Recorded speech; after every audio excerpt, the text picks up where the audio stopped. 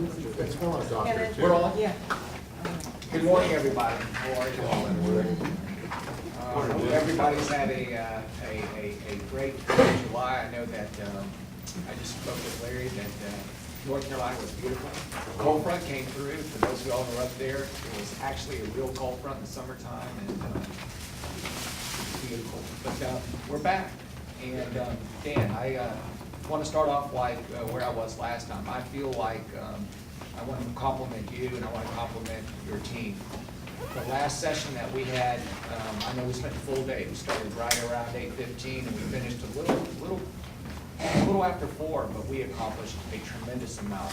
And I felt like, I really felt, and I haven't felt this in a very long time with this team, that we really were understanding one another, working very hard to make sure that we were respectful of one another and accomplishing a great deal.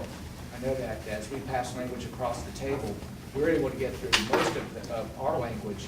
There are a few things that I know you all need to discuss, we need to discuss, but I just want to say thank you. It's been a real pleasure. And I couldn't have scripted it any better if I were going to be the new guy on the block having to go through this process. I just want to say thank you. It's good to be back. It really is. So I'm ready to go. All right, welcome back. Yeah. Get right to it. Oh, we have some language. I'm realizing now, I was asking Vicki where was the copy of the language from last time. I never printed. We started last time with some grievance language. Right. We were tightening up. When we take a break today, we have to print. I think we firmed that up. Yeah. we firmed that up in agreement. It was on a projector though. So at some point I have to get that printed. So maybe there'll be a break and we'll do some technology stuff and get all that printed. I printed something else and thought I was done. Right. Yeah, I think Right. you're right. We have TD'd the new grievance language, and I don't know. Y'all made a nice chart. Some of y'all were not here. We made a nice chart, and we were going to insert that into the contract because some people are more visual than others, and I think the visual, I want to say thank you to Rick. I think Rick put that together. It makes it a lot easier, I think, for both sides to understand how that whole process works. Dan, we've got to talk about, we had talked a little bit about the 40-day work week and 40 hours. 40 hours, what did I say? It feels like 40 days. 40 days and 40 nights. Right. Just 1 week. I just came off vacation, I was supposed to be this fresh. But yeah, we had talked a little bit about that, and do you want to share anything with me on that? Yeah, we came up with some. Here's the picture Yeah. to prove it. And but we came up with some. I want to say tentative agreement because that's a specific term for us. But we came up, I guess, agreement in right. verbal discussion, and then our challenge was to go put it into writing. So we agreed on that. I put some stuff in writing, which I'll give you in just a moment. Okay. And then we also talked about steering. We hit you with a whole list of topics. Right. School-based topics, discipline plans, school budgets, how we pull kids for remediation, or how we pull kids from classes now teachers worried about, and of course exams and instructional And we time. talked about a steering committee. Right. So I guess you gave us the challenge of taking what we agreed to on the 40 hours and the 8-hour day and all that, and steering committee. So, well, let me just get this out. Does everyone on my team have a packet of 3? All right. Before we go into steering committee, are we, even though we haven't got language going back and forth yet, have we TA'd the grievance process? Is that something that we're still? We agreed in principle, and Right. it was my challenge to print it, which I will do on a break, and then we'll take one final look at it. Well, yeah, we TA'd what was up on the screen. We TA'd what was up on the screen. So We did initial. We haven't done the formal initialing. We should get it printed out, which we'll do, and then So that's off the table. we'll look at it again. I think we're done talking about it. Now it's just a matter of printing it, looking at it. Perfect. I've got a flash drive. If there's a time we take a break, you send me up to your office. I'll Okay. get copies for it. So now let's talk about, as you said, the steering committee. Let's move into that. All right, I've got some copies. I think my team all has this. These are 3-page packets. So I'll take what you're looking at and everybody gets around.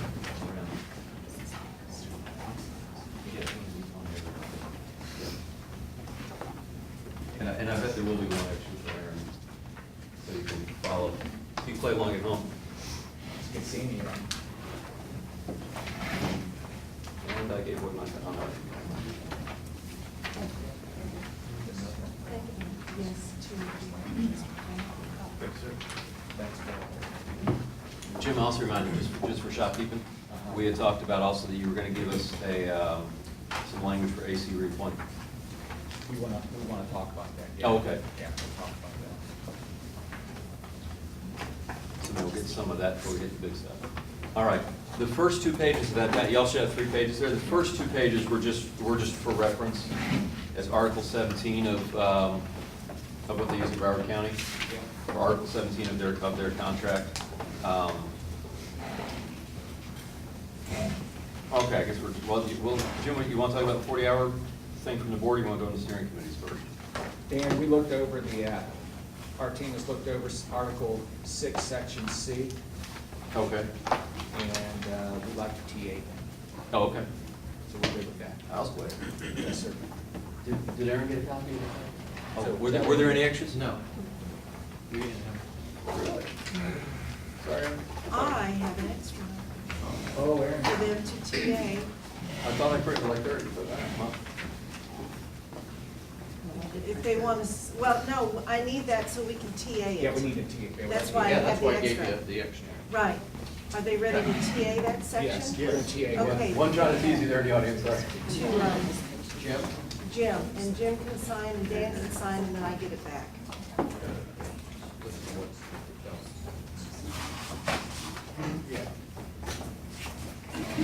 Very messenger Yes. guy today? It's okay. Let's give you that.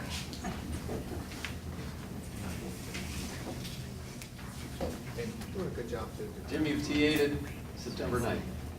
No. 7, it should be 7, not, did I? You wrote 9/9. Change it, put your I initials. thought I put 7. We're on the 8th today? No, we're on the 9th. We're on the line. All right, well, I TA'd it for, 7/9. I TA'd it for yesterday. So I'll make that 7/9. And we'll make yours 7. Okay, we good? And gang, the reason, We'll the reason we were, Run this for you. yeah, We'll the get reason to- we were quick on FTAs, we agreed to that at the last session. I mean, that was Okay. just, that's why I said I complimented you all. We really knew where we were with that, so we're good with it. You all were good with it, so.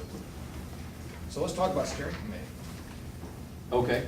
Okay, that little packet of 3 I gave you, that thing that says Article 17 faculty councils, that's from Brevard County, and they have a working Broward. model. Broward. Who are we? We're Brevard, they're Broward, okay. From Fort Lauderdale, like I said. And they have a pretty good functioning model. What they do is their faculty, they call it faculty council, we'll call it a steering committee. Jim, actually, I like that phrase more that you came up with. Their meetings are open to the entire bargaining unit, so it's not only members, it's the bargaining unit, would be all teachers covered under the contract. So they have within their language a size of the leadership of the council. I didn't see a need to cap the size. In our language, we're suggesting up to 5 leaders. If you get 5 people want to run to be leadership, then those are the 5 that get to do it.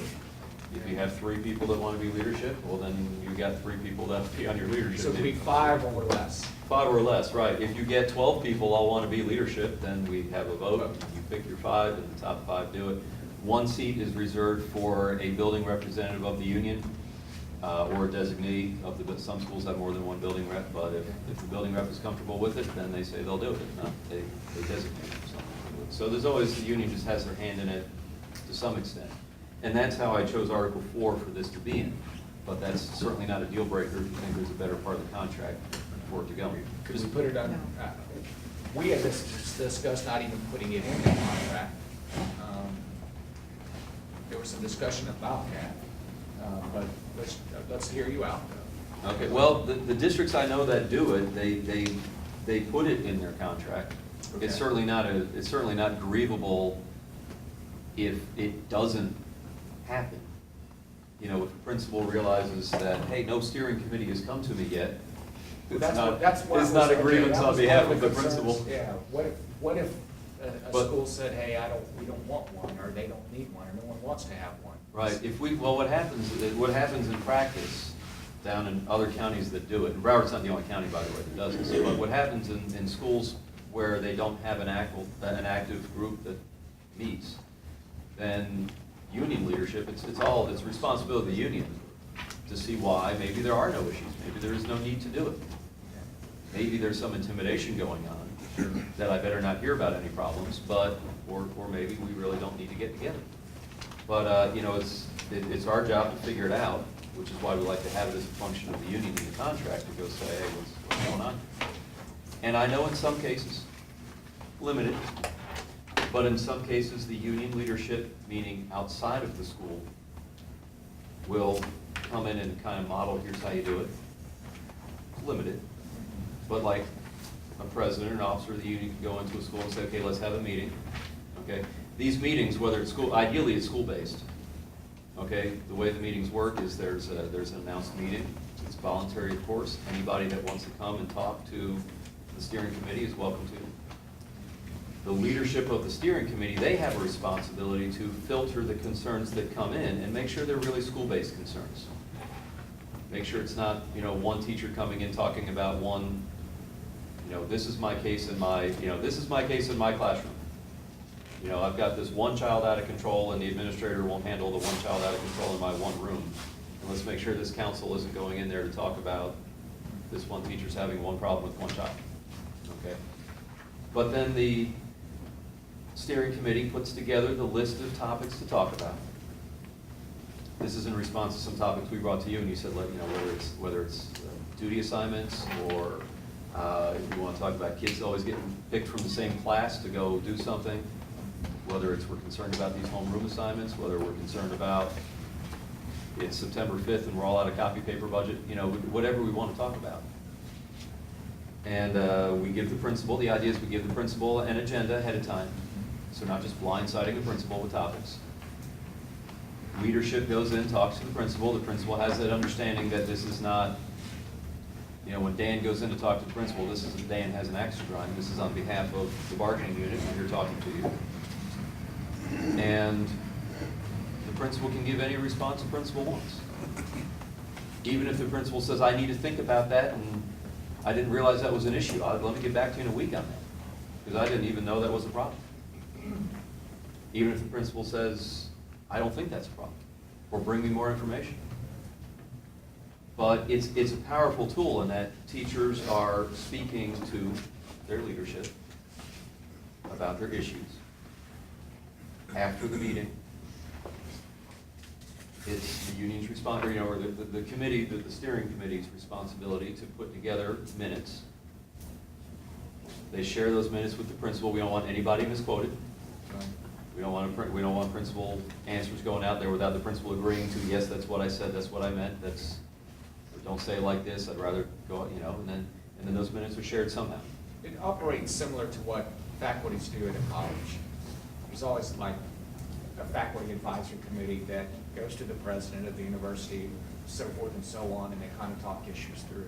I understand the concept. Let me ask you this.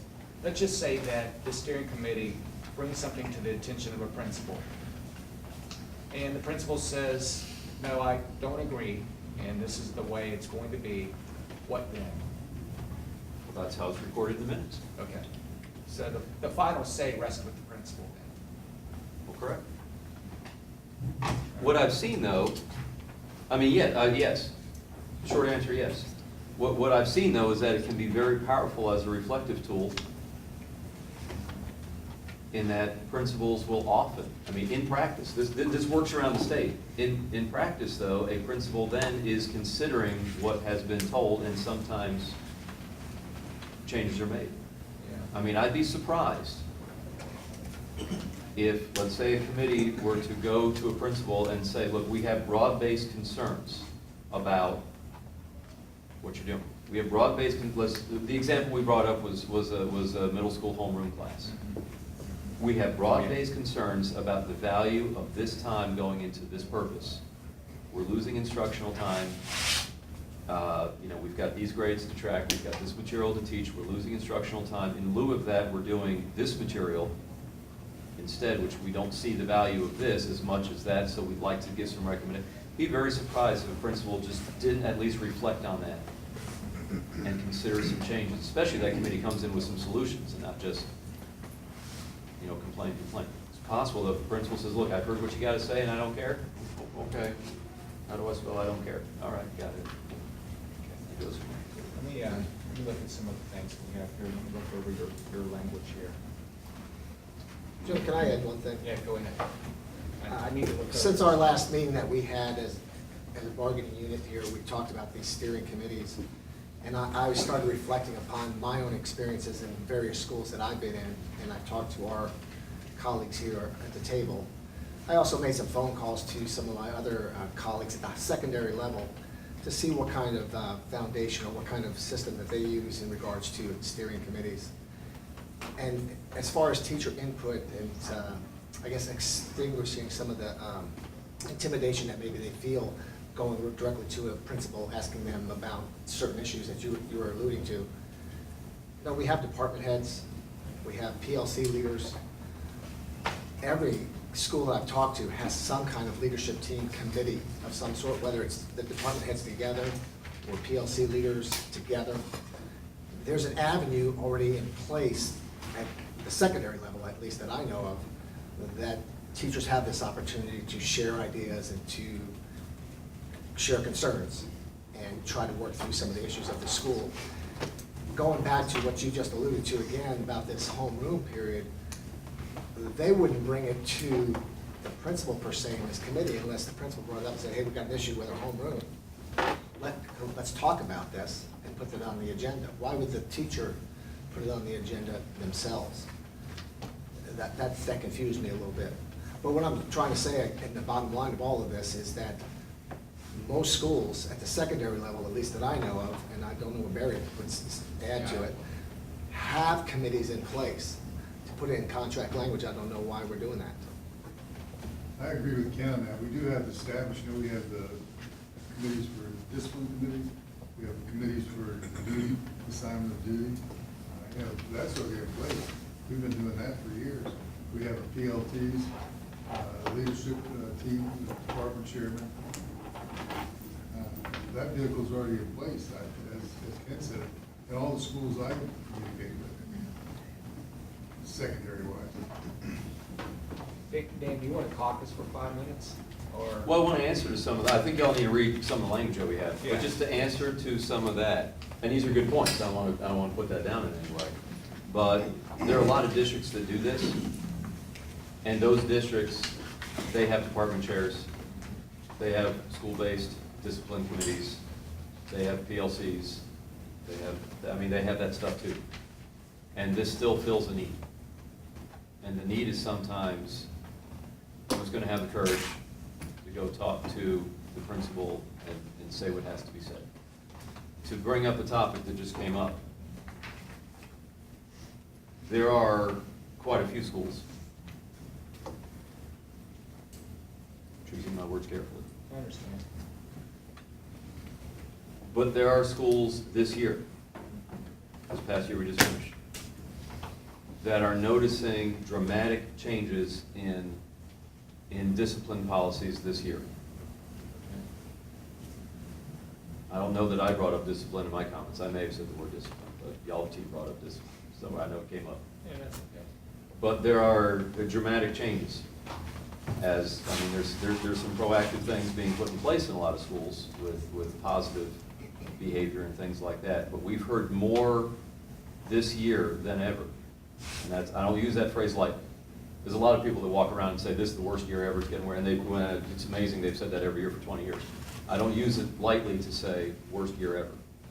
But this is the most I've ever heard this past school year of teachers telling our office that referrals are just coming back. And that's at the secondary level? That's everywhere. Okay. That's K-12. That the referral is coming back, and I'm being told it was something in my practice. That's across the board. Okay. That's Title I, that's not Title I. Okay. That's North, that's South, that's Central, that's everywhere.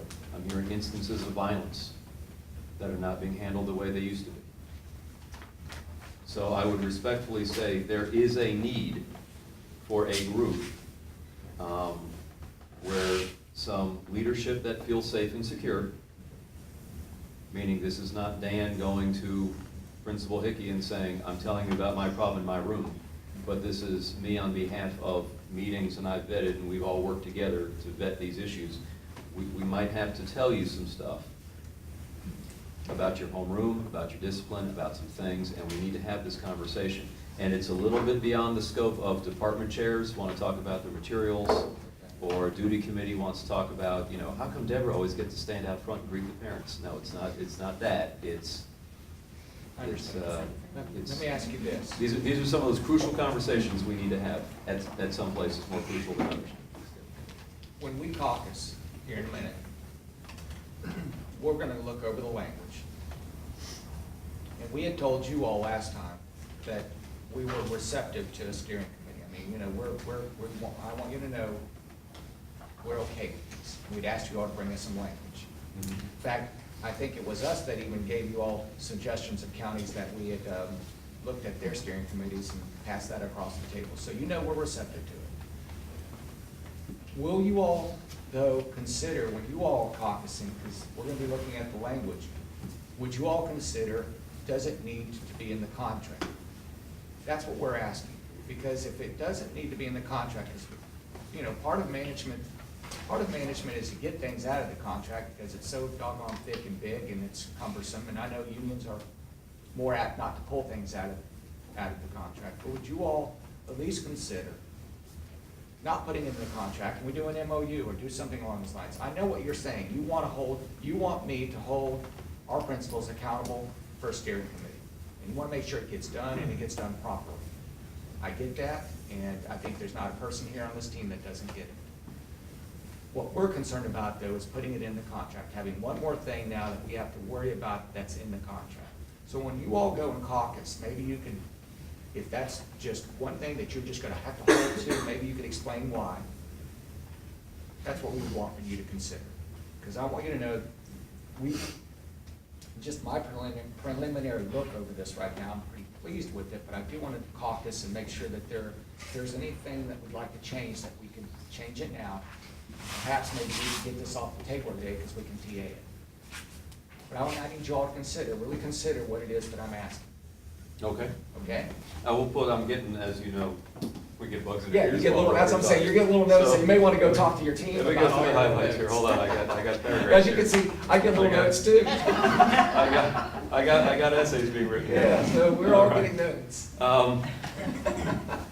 You I'll got more just- notes than I did, man. I'll just give you some highlights here. Before we came in here, we talked about, and a few more times apparently, we're still talking about the idea of we may want some times in there, meaning at least quarterly, at least semesterly. We want these groups to meet. Again, I'll talk to my team about, is there some way we could do an MOU, test pilot something, some way. And then another point came in these schools where you have your department chairs and your team leads and, you know, other parts of the leadership committee, typically, someone's gonna give me an example where I'm wrong, but so I'm just gonna say typically, that's administration chooses their team leaders. Maybe some schools you got a vote of the Yeah. faculty of the department, but. You're absolutely true, most part, because it is a supplemental pay. If you pay a department chair, usually you interview for it. And Just you're right. sometimes there's You're a right. culture, there's a feeling. Right. That, not accusing anyone on a leadership Yeah, we team or get that. accusing administration, but you know where I'm going with this, right? Right, let me ask you this then. Look at my 5 people that don't Since complain, you're they're gonna bringing be that my up, department chairs. If, let's say that we were to, because it looks like we're in agreement with 80% of what you have here on paper. You bring up a good point, though. If other folks are department chairs, what would prevent them from being and serving on the steering committee? Would they be allowed to, or are you all opposed to that? Well, what we have in place is that there'd be some kind of vote. That's what I'm getting at. Some So kind it'd be of faculty democratic vote. in nature. In other words, it might be that a person could serve multiple roles out of school. They could be a department chair, sit on the steering committee, and be a part of SACS. One is not exclusive of the other. All right. It could be the culture of some That's schools. right. And as I say this, I really don't have a school in mind here. I'm not really trying to pick on a particular campus, but there could be a school where, you know, some teachers on the faculty sit and they go, look at those department chairs, or look at the team leads for the grades. That's, you know, principal picks their favorites. And now those are the ones going into voice soccer. We've got some, I get it. I mean, some teachers know, well, if I'm having a problem in my room, the last one I talk to is my department chair. Because they'll go fly back to the principal. Because I can't control my room, go tell the principal. I mean, that's the last thing you do. Okay. All right, so yeah, we're gonna take under Let's say advisement 5 your idea of where it should go. Yeah, but maybe we can get this all. Just be out there, come get us. Okay.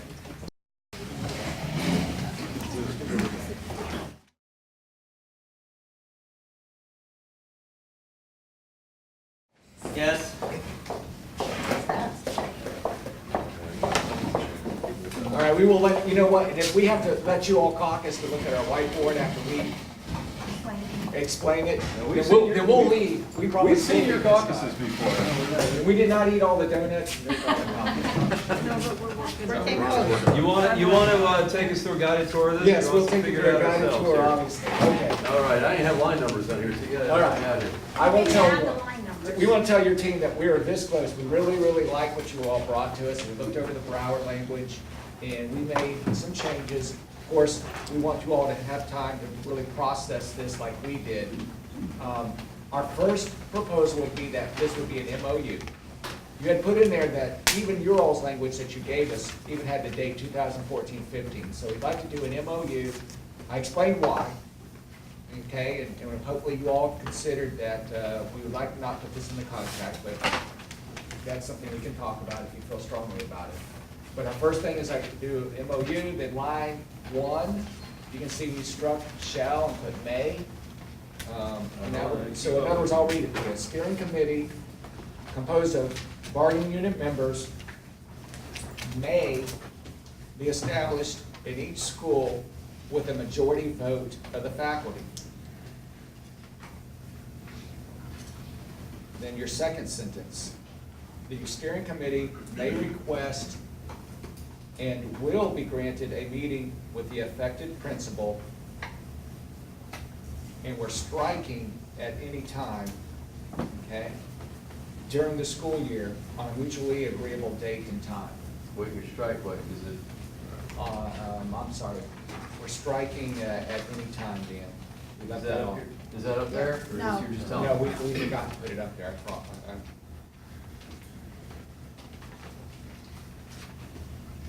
Now, if you're all following along in your all's language, I'm in the middle of line 3, your third sentence. Let me, and Yeah. I don't wanna do this, but I'll do it anyway. I mean, I don't wanna interrupt you as you take us on a tour. Right. But we may have some more discussion back and forth. Sure.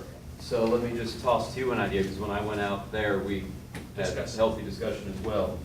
And we also discussed times and Okay. things like that, and felt that, I know my team, based on what we talked about, would want to say at least, at any time, strike that and say at least quarterly. And that would mean that, that would at least take a principal off the hook for meeting weekly, right? I mean, Right, and that's I think what- that's that's what what your we were concern talking was. about. Oh, yeah. You don't want, didn't I just talk to y'all like 3 hours ago? Yes. Yeah, you don't want to do that. That's right. But then we wouldn't want to have a situation where, because we do have mutual agreeable date and time. Right. We don't want a principal in September to say, sure, yeah, I can pitch in, the day after Christmas. So you're saying that the minimum that this committee would meet would be 4 times a year? Yes, A minimum. minimum. Right. Now, It now could be remember. more, Right. but- Could be more, yeah. Now, right. Now, remember. Should we add that? Can we go ahead and put that up there? That way. Well, yeah, okay, and I'll put it, Can we put it in a different color? Why Yeah. don't we put it in a different color? you have that? All So right. we were gonna strike, well, that one's not a good one. Try another Well, one. that's, you got 2 markers in this. I'm sorry. Okay, it's gonna have to. Somebody stole all my markers. Right in the. You're really trying to do it. You're really trying to do it. I was being silly.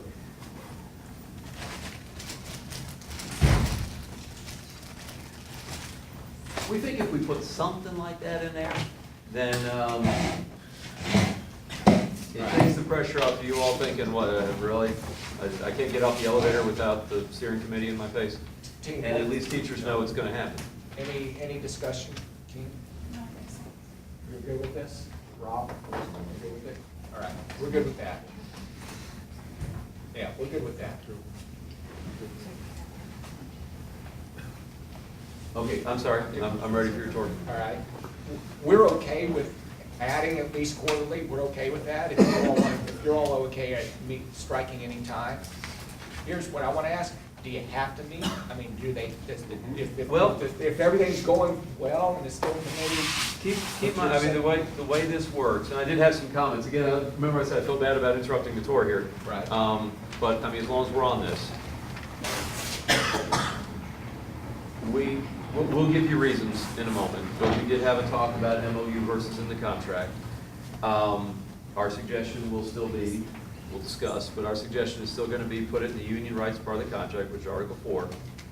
It's one of those things that's in the contract that is entirely on the burden of the union and/or the bargaining unit members at the school to put together.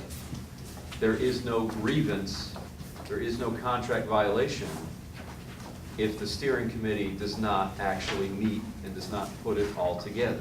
And that was my Okay. question, because it's totally driven by the teachers. Correct. Right. If This they is don't not. do anything to set up a meeting one quarter, there is no meeting. Correct, just as our contract calls for a duty committee at the school. Yeah. If that committee does not convene, does not meet, there's no such thing as the principal grieving the faculty at large for not putting that committee together. Okay? The only way a grievance could happen is if teachers exercise their right to put together a steering committee, teachers exercise their right to, do what they're supposed to do. Prepare an agenda, want to meet with the principal says, I don't have to acknowledge this, I don't want to meet. Right. There's no burden. Let me stress this, let me look at a camera, let me look at your principals, those that look back at me, let me stress. There is no burden on a principal to take action to put together a steering committee. Or to make sure the meetings are held. Only to participate when they are, Correct. A steering, teachers put together this committee, bargaining unit member. Every time I say bargaining unit members or teachers, I mean, we're not checking union membership. Teachers put this together. Teachers, when they feel appropriate, approach administration. And then administration just has to entertain the meeting and participate. But there is no way in this language, at least this language was written with the intention that there's no way that the union then grieves the principal and says, you didn't put together the steering committee, you didn't hold quarterly meetings. That's not at all what's going to happen here. That's not how it happens in practice anyway. That's not what Orange County does. The principal doesn't have a grievance. He goes, wait a second, I had to put this together? Okay. That doesn't happen. All right. Excuse me, Dan, I think you mean for this to go under Article 5, union rights, not Oh. Article 4, grievance. Hold on. I think it was just a typo. You may be Because you've right. got section Q, I want the one that goes through PO, you are correct. yeah, it Nice should be catch, Article Ron. 5. All right. Okay, so going back now. It's not the grievance procedure, you're right. Yeah, okay. So I think we're now understanding where you guys are going with this, and we're okay with this. So at least quarterly, it's up to the steering committee to decide if they want to meet or not meet. There's nothing on the principle that says you have to meet. Correct. That in other words, if the steering committee says, hey, look, we don't need to meet in December, this In is the fact- second quarter, then we don't meet. We can't go home for winter break until y'all have come to me with your issues. No, that's not gonna happen. I do want to offer this as well, and this is a sore point with some folks, but let me just put this out. During that back-to-school week, that pre-planning week, you've got your principal hours, you've got your teacher hours. Yes. Okay, this actual conducting of a vote, this actual, here's what the steering committee is, who wants to be a part of it, who wants to be leadership, let's have a vote, let's have a ballot, let's get the, building rep or whoever's gonna put this all together. I'm not even suggesting that happen during the 20 principal hour time. Okay. That this is organic of the faculty putting it together, Okay. okay? Let's run through this then. We're still now at the third line, middle of that line. The purpose of the steering committee is to offer input from the faculty to the principal concerning any matters pertaining to the operation of the educational program of the school. You know what? There's a typo there. That should be operation or. Okay. Instead of that should be or. Sorry, I hope that didn't change your whole caucus intentions. Nope. I'm glad you read that out loud. Does everybody on my team see where we're looking at? The end of that line? Jim, I hope that didn't change the meaning so much that, I don't think so. the operation or the educational program of the school. Well, that was gonna be my question, because the way it was written with the typo, it limited It almost the made sense, steering but not committee quite. to the Right. educational program, Right. which I don't think was the intent. Correct. All right. Moving to the, now we're on the 5th line, starting with however. However, pending grievances, this is where we added something, and other individual matters may not be discussed. Okay? So in other words, there are a lot of times where some teachers just want to bring something that's just individual about themselves, even though it's not a grievance. They just want to come in and just, we're wanting to get that out of there. In other words, it has to be a school concern, not just, hey, look, I want to come in and talk about what, X, Y, Z and air their differences. And that can be handled separately. So do you see where we put that in there and insert it? Yeah, I see where you put it in there. I mean, I think in my discussion of this from earlier, I think I shared that. You did. I stopped short of actually writing into language. My concern, you actually write it into the language. It could be, now we have to argue about, is that an individual concern or is that a? Well, that's up to the committee to decide. The committee comes and says, hey, look, we have Right. 5, 6 faculty members that want to talk about discipline, fine. If Ms. Smith, I don't know anything on here. Little Jimmy Hickey wants to talk about, discipline in his class, that's an individual matter, right? That's not a committee's. Well, that was our intention. It wasn't our intention to write that, but that's Well, all it the did training say- and guidance we'll Right. give will be. Right. Because limited, grievance is a technical term, or a Correct. technical process, so all it does is just say any person, Mhm. whether it's a formal grievance or not. Line 6, the last sentence, recommendations of the steering committee will be given full consideration by the principal. We struck the word shall and took will. All right. Someday someone will explain the grand difference between those words. Shall, but, it's a plural subject, it means will. Means will, all right. Singular subject. Shall, will. Shall. Okay, the last 3 lines that you've given us, we just want to strike. Bye. Because, Dan, here's our. Did this go, now, hold on, now let's went to the back piece, you mean on the No. first page? First Front page. page. First page, all Last right, see, paragraph. last line. Bottom paragraph, it's lines, we call them lines now, we're down to line 7, 8 to 9, strike it. And here's our reasoning. You put in there for the 2014-15 school year, well, if we're doing an MOU, that might be fine, leave the 2014-15 school year. Here's really what it says. The steering committee will discuss matters of fair distribution of duties and fair policies for pulling students from instruction. Steering committees in secondary schools will also discuss best use and need for homeroom classes.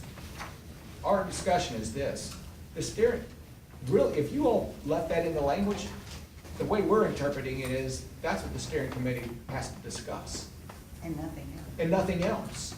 And we're saying, why would we want to limit the steering committee to being able to talk about, look, your steering committee can bring those matters to us if that's what those things to us. That's what you're all setting up your committee for. You get what I'm saying? In other words, we're almost advocating for you guys. We're allowing the barn door to be left wide open for you to discuss anything you want to discuss with us. So you can discuss fair duties, you can discuss policies, you can discuss instruction, you can discuss homeroom needs, you can discuss et cetera, et cetera, et cetera, et cetera, et cetera. But by putting it in there like that, to me, some of our principals are going to interpret that as the steering committee can only discuss these things, and that's all I'm going to discuss with you. Now, I don't think any principals here would interpret it that way, but I know that you all bring to us all the time that, hey, there's other principals out there that would interpret this and then interpret it in the way in which it was written, and that's all that's going to be discussed. Guys, if you want to leave it in there, fine, you can leave it in there, but we're just saying that we think it'll cause problems, and it's not going to be the intent of what you all want to set your steering committee up for. And not all secondary schools even have homerooms. Right. I mean, it's not a universal issue, so I don't but. I can say we put it in there because this was your idea in response to these issues that we brought up. And you said, well, go make a steering committee to go work on this. And so we said, okay, well. And your BFT reps, I'm sure will bring it to the steering committees, I'm sure you're gonna in-service your folks on what to bring. So what I'm getting at is we probably don't need to limit people of what they can discuss on the steering committee. It's, the first paragraph is wide open. Any concerns, anything that is coming forth, the principal will, well, we put in, will listen or may listen. What do we say? Will, shall? They better listen. They better listen. I don't hear they listen. Yeah. They may have their iPod. But yeah, so basically, we'll talk about. Yeah, I want whether you all to we talk want- about that. I Yeah. just wanted you all to hear our reasoning why we're taking it out. It's not that Okay. we're not wanting to listen to those things. We just went, wow, some of our colleagues could handcuff you guys. Okay. All right, turning the page over. Line 10, that would be the first line. Each school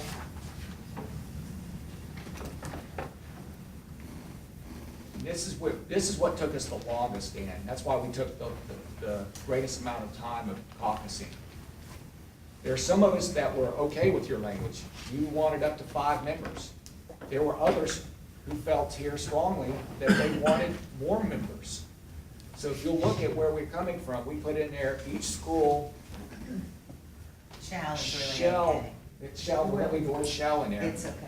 Yeah, we're gonna leave the word shall. Each school shall have up to 3 to 12 members on the steering committee. We think that you guys would probably be okay with that. Right, understand the idea, and I'm not saying yes or no, I'm not even trying to Right. argue, but I maybe didn't quite capture the idea of this here. The steering committee represents the entire faculty. Yes, they do.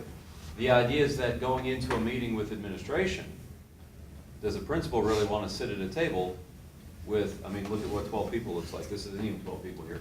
Do your principal really want to sit at a meeting and there's 12 people come in and sit down across from the principal? And that's the debate we had in here, because some of us in here feel very strongly that, no, I don't want to sit across the table with 12 people, and others felt strongly that they did. That you've encapsulated, that's why we were in here for Okay. the longest time debating that. Where we were coming from and why we finally have put what we put up there is that it might be that a principal is okay with 12 members, and the faculty may be okay with 12 members. Now, one thing that I brought up is some faculties are only made up of 40 people. I know that at David, You got one that's made up of so, like 21. so you're talking 12 members out of 40, that's a huge amount of what I consider. You but if guys you still look got at what- 21 teachers out But there. if you look at the model you gave us, and that's where we were going with, elementary schools had, 5, middle schools had 7, and high schools, technical centers had 11. We looked at percentages, we were playing around with that, but we ended up finally, just to make it simple, because we thought we were overthinking it, and we were. That's where we are with it. 3 to 12. Y'all can debate it, you can counter if you want, but anyway, there you go. All right. I just want to make sure anyone watching, you all, I want to make sure everyone realizes here that when we say these are the members of the steering committee, their job is to get input from the faculty. And I see on your next line there, you're saying bargaining unit, you're saying, and that probably is more the culture of this county, that we talk about school faculty as Yes, opposed to yeah. bargaining unit members. But, so I'm probably gonna be okay with that next line. But, you know, if what comes out of this today is that we'll have 5 members of the steering committee, that doesn't mean 5 people get together to decide. That means 5 people sit in front of as many people want to come to the room and talk about it. But we're talking about it among ourselves before we go bother the principal. And if we have 3 members of the steering committee, we can still have all 40 teachers there in the room. And it's the job of those 3 people to articulate the topics, sort them out. Okay, so- Make sure they're school-wide topics and not just. Say that again, so I'll make sure it's that. So in other words, if I'm a principal and. Your 3 members- principal, you're not thinking about this is not your concern until one day you get one person comes to you and says, on behalf of the steering committee, we'd like to schedule a meeting. What's good for you? When can we meet? And then we set up a time to meet. Okay. And if I'm the one that came to you, I'm the PSC that gets along with, okay, I'm the one that came to you and said, we need to schedule a meeting. We're gonna go and look at our calendars and set up a time. And 3 days ahead of time, I'm gonna give you an agenda and say, just so you know, here's what we're gonna be talking about. Right. So that way I'm not sucker punching you or anything, or Yep. surprising you. I'm gonna stick to that agenda, is what I have to, all right? And then we're gonna meet. And now, behind the scenes, without you having to worry about this, you being the principal, okay? The idea is up to 5 people in a leadership role, steering committee leadership role. They're telling faculty members, okay, Monday before school, or Wednesday after school at Burger King, or whatever, on campus, off campus, through home email, whatever. Let us know what issues you have, and let's talk about it. And it's our job to hold these meetings wherever. Administration is not part of this. Administration is not sitting up at the front desk of the thing on the, what are they talking about in there? Whose voice is that? Is she complaining again? No, that's, I mean, You're right. facetious, but, Yeah, you're all mean. but that's gonna happen outside of a principal having to worry about it. Okay? It's not just 5 people, it's anyone on faculty that wants to talk about something. Yes, sir. And if a teacher comes in and they say, man, I got this bill for a prescription, and what happened to my copay?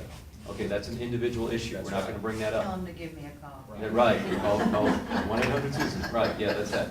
If it's, you know, that's an individual issue. If it's, you know, my kid is sick and I need to come in half an hour late every day, okay, that's an individual issue, that's not for the steering committee. If it's a boy, we notice this, but you know, we hear a rumor on campus that a couple kids brought knives to school and they were suspended for the afternoon and now they're back, and I thought we had a weapons policy. And if they want to talk to administration about, on behalf of the campus, this is a school-wide concern. Is this really school-wide concern? Do we all hear that same story? We'll spread rumors, I mean, that wasn't a particular issue there. I'm pointing to the random air, I'm pointing to a camera. Okay, not me. Okay, that's, you know, we're gonna bring that up to the principal. Because that's a faculty concern. All right, so we've all talked about it, but my idea of saying 5 is that it's our job of this 5 to vet these issues and make sure that they're real and make sure we state them well. And I get that. I totally get that. I didn't mean a committee of 12, just And I sometimes too many cooks in the kitchen. I mean, we might never get out of our own way to go host a meeting. Well, you know what, the nice thing about caucusing is you can change maybe that, and if you feel like that committee's too big, give us a number that you feel, or maybe you do like it. I mean, I'm not opposed to it. Yeah. I just want you to know where we're coming from. Well, I want you to know, half of us in this room wanted to keep it at 3 to 5, and the other half wanted it a little bit, didn't feel like we should cap it at all. That should be something that the staff should be able to work on, so we compromise. That's what we came up with, and that's why I'm saying we have some wiggle room there, or if maybe it doesn't bother you all as much as where we were with it, maybe we leave it as is.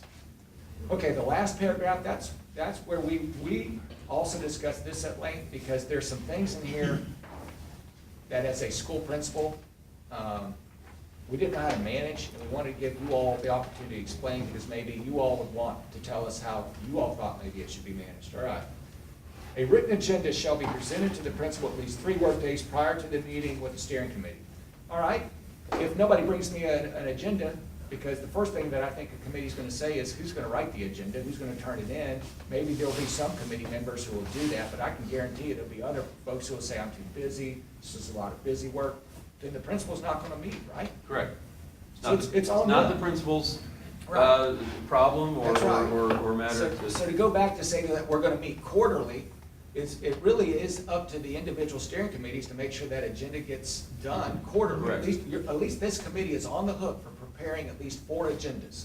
Somebody on that steering This committee. is how this happens, correct. Right. This, I mean, it's already working other places. That's Yeah, right. Correct. And if no agenda gets brought to the principal, then you know what?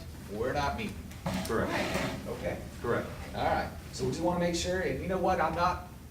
No one's up for discipline or nothing like that. And I could Just agree with move. principal because the principal didn't That's write right. their own agenda to argue with themselves. Okay, minutes, there you go, that's all we want to know, Just want to make sure. making sure, thinking all this through. Now, minutes of the meeting between the principal and the steering committee shall be made available to members of this, what did we say, members of the committee?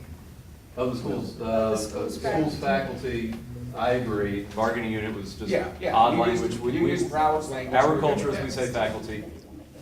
Yes, that's clear who's responsible, yeah. I'm sorry, go ahead. That was line 15.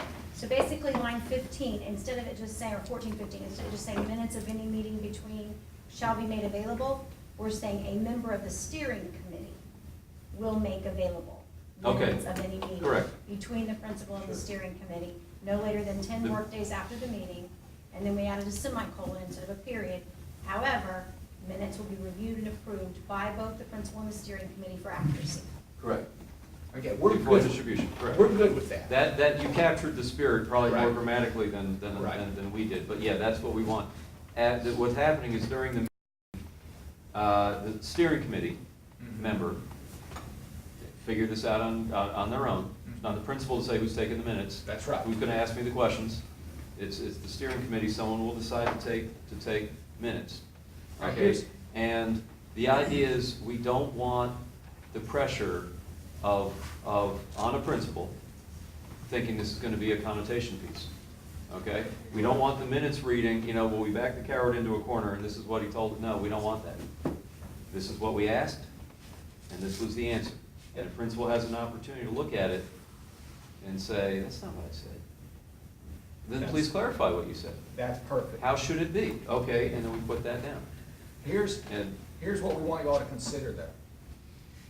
Because this was another 5-minute discussion. All right.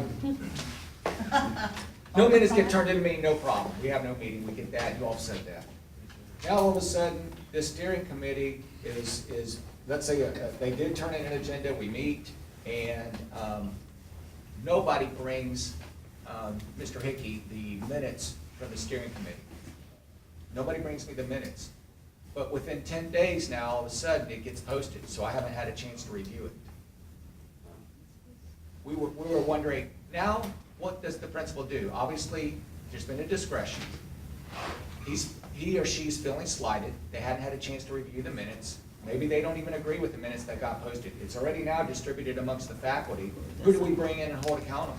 Do we bring in all 5 members, all 12 members? Do we bring in, who do we hold accountable for those minutes to say, shame on you, you posted those minutes without it being brought to me for a review? Have you all Well, thought about that? it's under union rights, and you would handle it the same way that you handle any other discretion of the union. And I mean, you brought up a good. Right, this is what we want you all to talk about. You don't have to give me an answer right now, but when you all caucus, you all need to say, okay, is the BFT rep, because that BFT rep serves on that committee, you all put that in language, do we hold them accountable for the minutes? Maybe on that committee, there's gonna be a secretary who they voted who will now be held accountable. I don't know. This is what we want you all to consider, because what we're saying to you is if you all agree to this, and you all can kind of give us some direction on who's held accountable for what that last paragraph is stating, I think we can agree to all of this, and we can solve this problem in another 30 minutes or so of discussion. Well, I'm going to tell you now, and we're going to go caucus and talk. Yeah. Actually, we're going to have some discussion first. And we'll leave, because I know you all probably want to look at Well, that. don't leave, because we got to tell you some stuff. We won't. But I mean, my first reaction to that, this is something we've wanted for a while. Y'all brought to the table, we've gone this far with this. I'm going to tell you right now. Notice this, I'm going to tell you right now. I'm not going to write it into this language, but I'm going to tell you right now in front of cameras and everything. If that happens on a campus, that we get inaccurate minutes are sent out, when BFT leadership, we train our building reps, here's how you put this together. And then our building reps go out to a campus and talk to members and non-members to say, here's how we're going to put this together. And we come that far and we put all that together, all right? And then all of a sudden, your principals are cooperative. We go through this process and all of a sudden, all of Edgewood gets these minutes without Dr. Wynn seeing them first. Right. Okay, and I'm just picking on you because you're down there, but at any campus, any school, okay? There's going to be an apology to that principal. There's going to be revised minutes sent out, approved by the principal with the explanation from BFT that wasn't the right process. We apologize. We'll get that right next time. And that's what's going to happen. Okay. It's not going to be, well, you can't grieve me, sue me. Right. Oh, well, no, we'll make that right. Like anything in that Article 5, that, if we goof that up, you're going to get your due apology, and we're going to go make it right. We have a bulletin board. We put stuff on the bulletin board. If our stuff gets taped to the wrong wall, you get an apology, you get a correction, we retrain, and we go from there. We don't just ignore that. That's We your take that- team. We take that seriously. Okay, now, before we go out and caucus and talk about what you said, we've all seen like a piece of candy get dropped in an ant pile. I did my impression of a piece of candy when we went out. Right, with my team. So they have some stuff that they want to talk to you about. Okay. But first, I just want to give you those two assurances. The first is,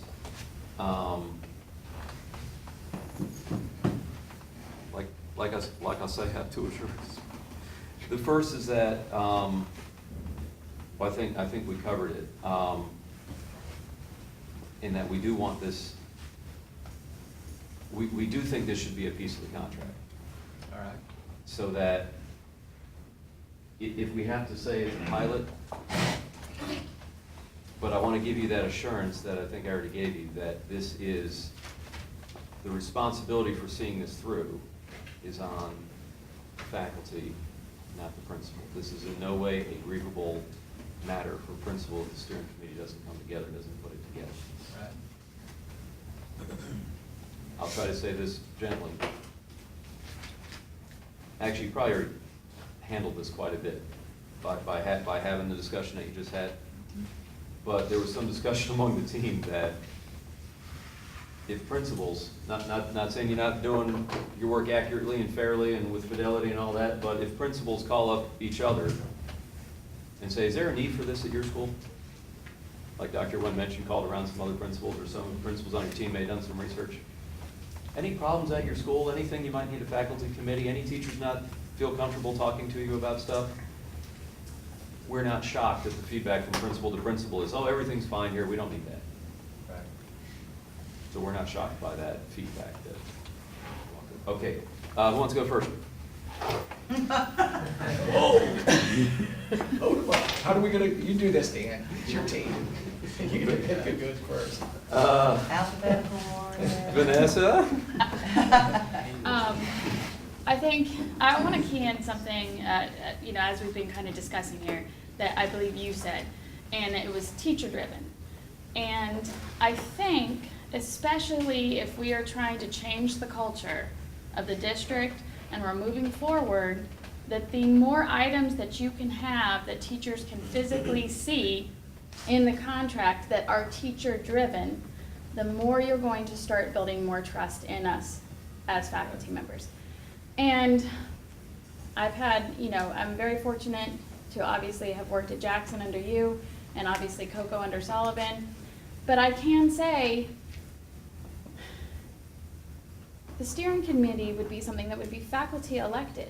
So the peers, I would look at the other 107 members on my faculty now, and we would choose who was going to represent this particular group. The choice when it's being made for department chair, when it's being made for all of these others, that's not faculty chosen, and it probably shouldn't be. It's Right. principal chosen. Right. So the principal has built a team.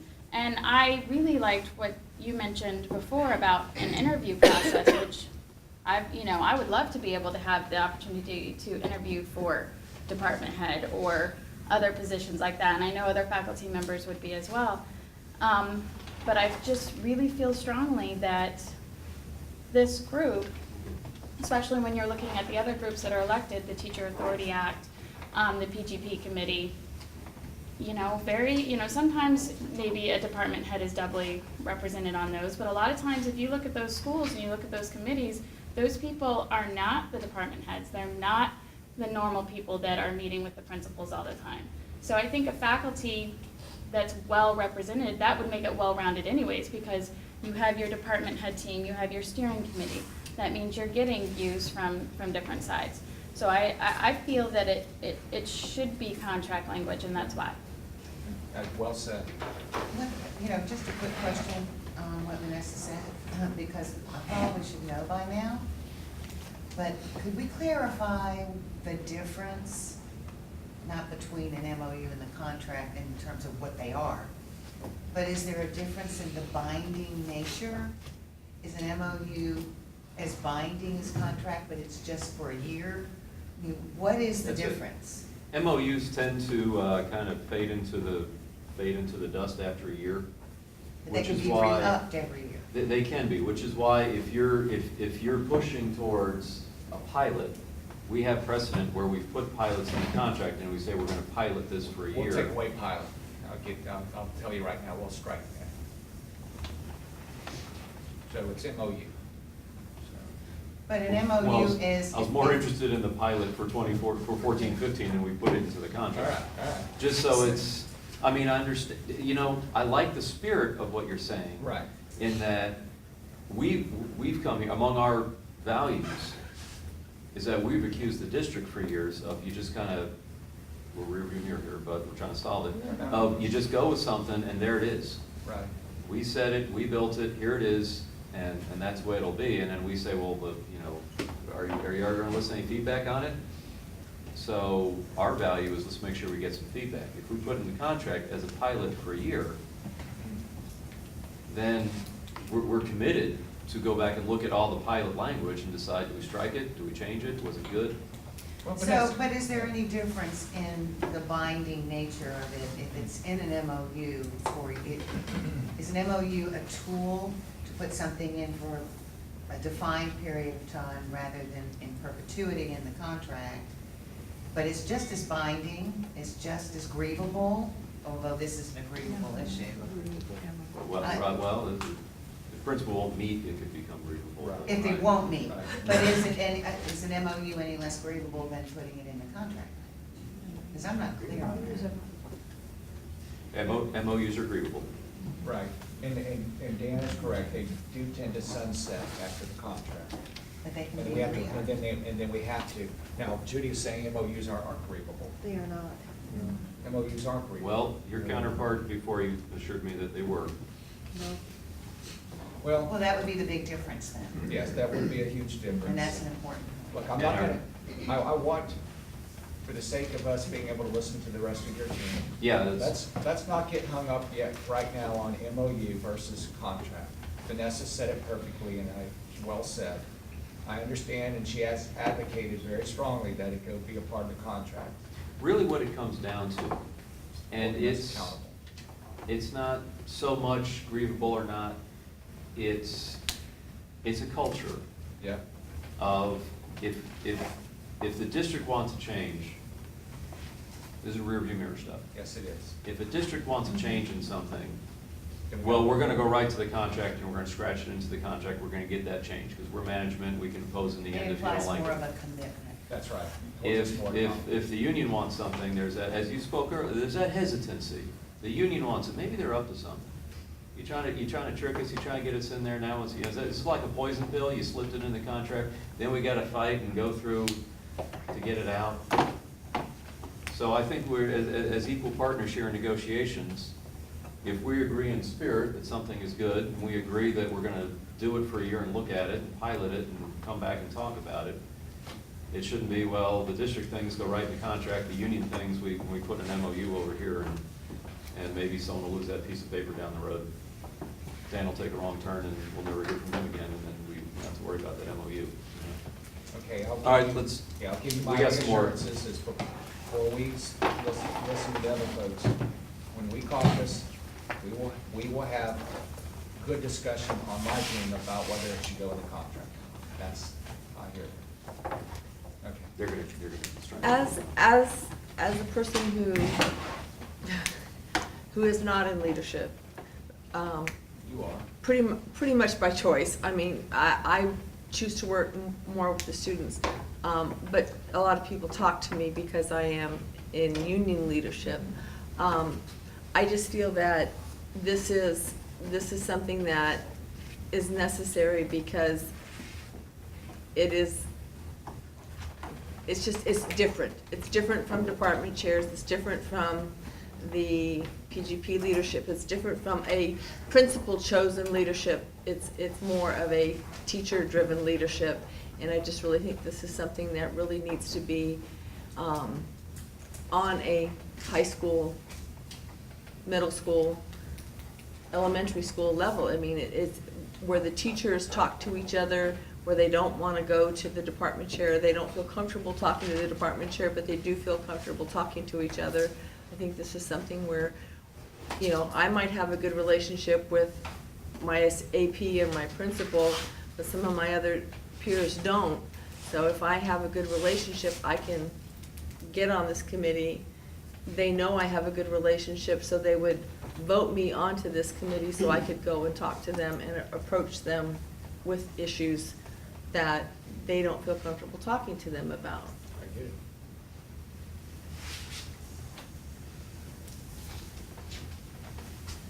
Michelle? Michelle? I'd like to put a little bit of a positive twist on this for the principals. There are many times when people at my school come to me in regards to something, and the principal is actually doing something in a way that the faculty doesn't understand the reasoning behind it. And I think because of the limited time that we have as a faculty to actually meet, that it can be kind of pushed under the rug, or a lot of resentment or negativity can come about within the faculty, and some rumors or things like that. And I think that if this sort of committee was made and something was brought up to the committee and the principal could explain the reasoning behind it, I think that that would alleviate a lot of negativity and increase morale and things like that, and increase the understanding within the school setting. Yeah, that's a great point, because there were many times as a principal with, obviously here at Beer High, over 100 staff members, I couldn't call a faculty meeting every time I just needed something explained. Right. And you're right, I could use the committee in a positive direction to help get the message out through the underground, you know, because we understand Right. there's formal rules and then there's informal rules. Right. We understand how that all works. That might be a great avenue for a principal to use to be able to get the word out of why I had to make the decision I had to make. You know, I had to make a very unpopular decision this year with whether or not I expel a student or not.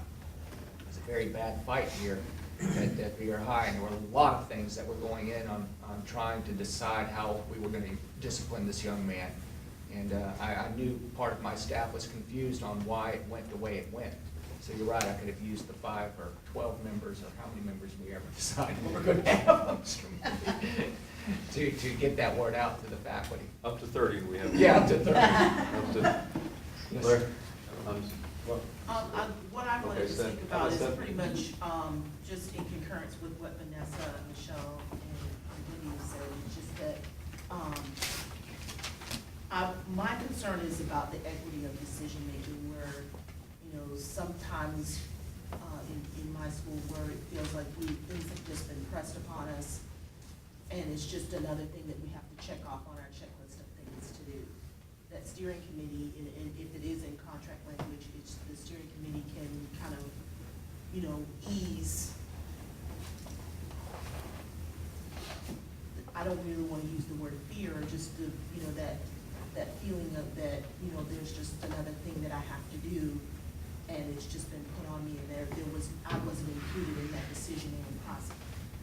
And for it being teacher-driven, I can name maybe one person where the principal has chosen on a leadership committee at our school, and I would say that's 1 out of 7, where I feel where I can go to that person and say, you know, could you, because I have this as a concern, could you bring this up to the principal? And I can say that I'm friends with that person, and I feel that she has the integrity to say or express my feelings, but that's just 1 out of 7. So the importance of it being teacher-driven to me is, and then the equity in the decision. And being contract language and not an MOU. Everyone else? Larry, you're not Larry Jason. No. Go. Well, honestly, at our school, I don't know how to say this, but anything that is wanted to be brought up in team leader meetings is virtually ignored or dismissed. The teachers have no input at our school, which was a very high-performing school and also a faculty that had a great environment working together and helping each other. And now they have no say in anything. Even specifically school improvement program, people were told what they were going to write for that period. And it's very disheartening. And frankly, I could give you a specific example of why we are a B school now, not an A. And it did take apart something that had been done previously that kept us at an A level. So the teachers really are discouraged and disheartened and feel put down. And if they have a committee like this, that they can actually meet together and then present to a principal who says, okay, I can meet with that and actually get input in there, that would, I think, be a big improvement. Sorry, I don't mean to be too specific here, but That's fair. I've heard that from other schools though, just in fairness to Larry and his school and what's going on, is that, I mean, just, there's a lot of information that has to be given out. And quite often those team leader meetings or faculty, you know, the leader, Ken was talking about, we have department chairs already, or grade level chairs already. We can meet with those people already. Sometimes we have 7:30 to 8 o'clock to meet. And just the way the world works is I've got half an hour of information I have to give these people so they can distribute. And so there's not that two-way feedback, and I've got lots of time to get lots of input. It just works out that way. And so there's that. Was there any, oh, yeah, Steph? I wanted to make the point also that you talked about the fact that we're trying to make the contract language shorter instead of longer. In some regards. But I think for the first year, it needs to be in the contract. Maybe 5 years from now, once this is established, everybody knows that schools have, you know, steering committees, it becomes a moot point, it becomes a non-issue at that point. But for the first year, again, as Vanessa said, to set that precedent to say, we consider this important enough that we're putting language in to say that we believe that this needs to happen. I think that's critical. I just do. We're going to talk about, well, you know, everything you've given us to talk about. Let me just point out just a couple things here. First up, going back to line 1 of the thing, is that the steering committee composed of Bart, would we agree that should be faculty members? Sure. Just the culture that we have is Steering committee composed of faculty members. The Brevard model went so far as to talk about what we do if we've got like itinerant teachers passing in and out. I don't think we need to address that. We'll of course accept if there's a reading coach split between 2 schools that wants to be here, and we'll accept that, right? We're not going to argue about that. Or school psychologist comes in for a meeting, we'll understand that they can participate. And I'd ask you also to consider, before we hurry out of your own room, we'd ask you also just to consider that if we were to change shall to may, if we were to change shall to may, I understand your whole initial concern was, what's the responsibility on a principal to pull this up? Well, there is none, which means it may not happen. Teachers among themselves don't put it together. Well, who do you grieve if you have shall language and it just doesn't happen? Well, so I understand why you want to say may, but consider that if that shall is turned to may, then we might not need we don't need the rest of the sentence. We don't need to go have a vote. This may happen. If there's the swelling for it to happen, you know, there's the support for this to happen, it happens. That's why we say may. I don't think we need to take the time to have a formal vote for it to happen. It's just BFT leadership comes in, talks about it, it's going to happen, it happens. I don't see a need for another vote. So I'd ask you just to think about that. If we do the shall to a may, then maybe we don't, you know, I think we captured the spirit of what you're worried about. Principal certainly doesn't want to be grieved if the faculty didn't even want to do it to begin with, right? So got to capture what you're... Dan, do you all need to stay in here? I think so, because you've got that up there that we need to reference. And we'll step out. There's any donuts left. Our team is tasked with making this part of the contract. Your team is tasked with looking at our language and accepting it or changing it as need be. And considering that quarterly instead of... Yeah. And then if you find somewhere else where it says, anywhere else where you see bargaining unit, maybe you might catch a few more, we'll change it to faculty, school faculty if you want. And I'll tell you, we're gonna talk about that 3 to 12, now that we've had conversation, discussed. I mean, I don't see that as a you know, deal breakers, but just discuss, if you're all happy with 3 to 12, we'll discuss if we're happy. We'll Yeah, see where- that's what I need you on, yeah, because that's the part that we were torn on, so we just compromised, so you made it. Be happy with it. All right.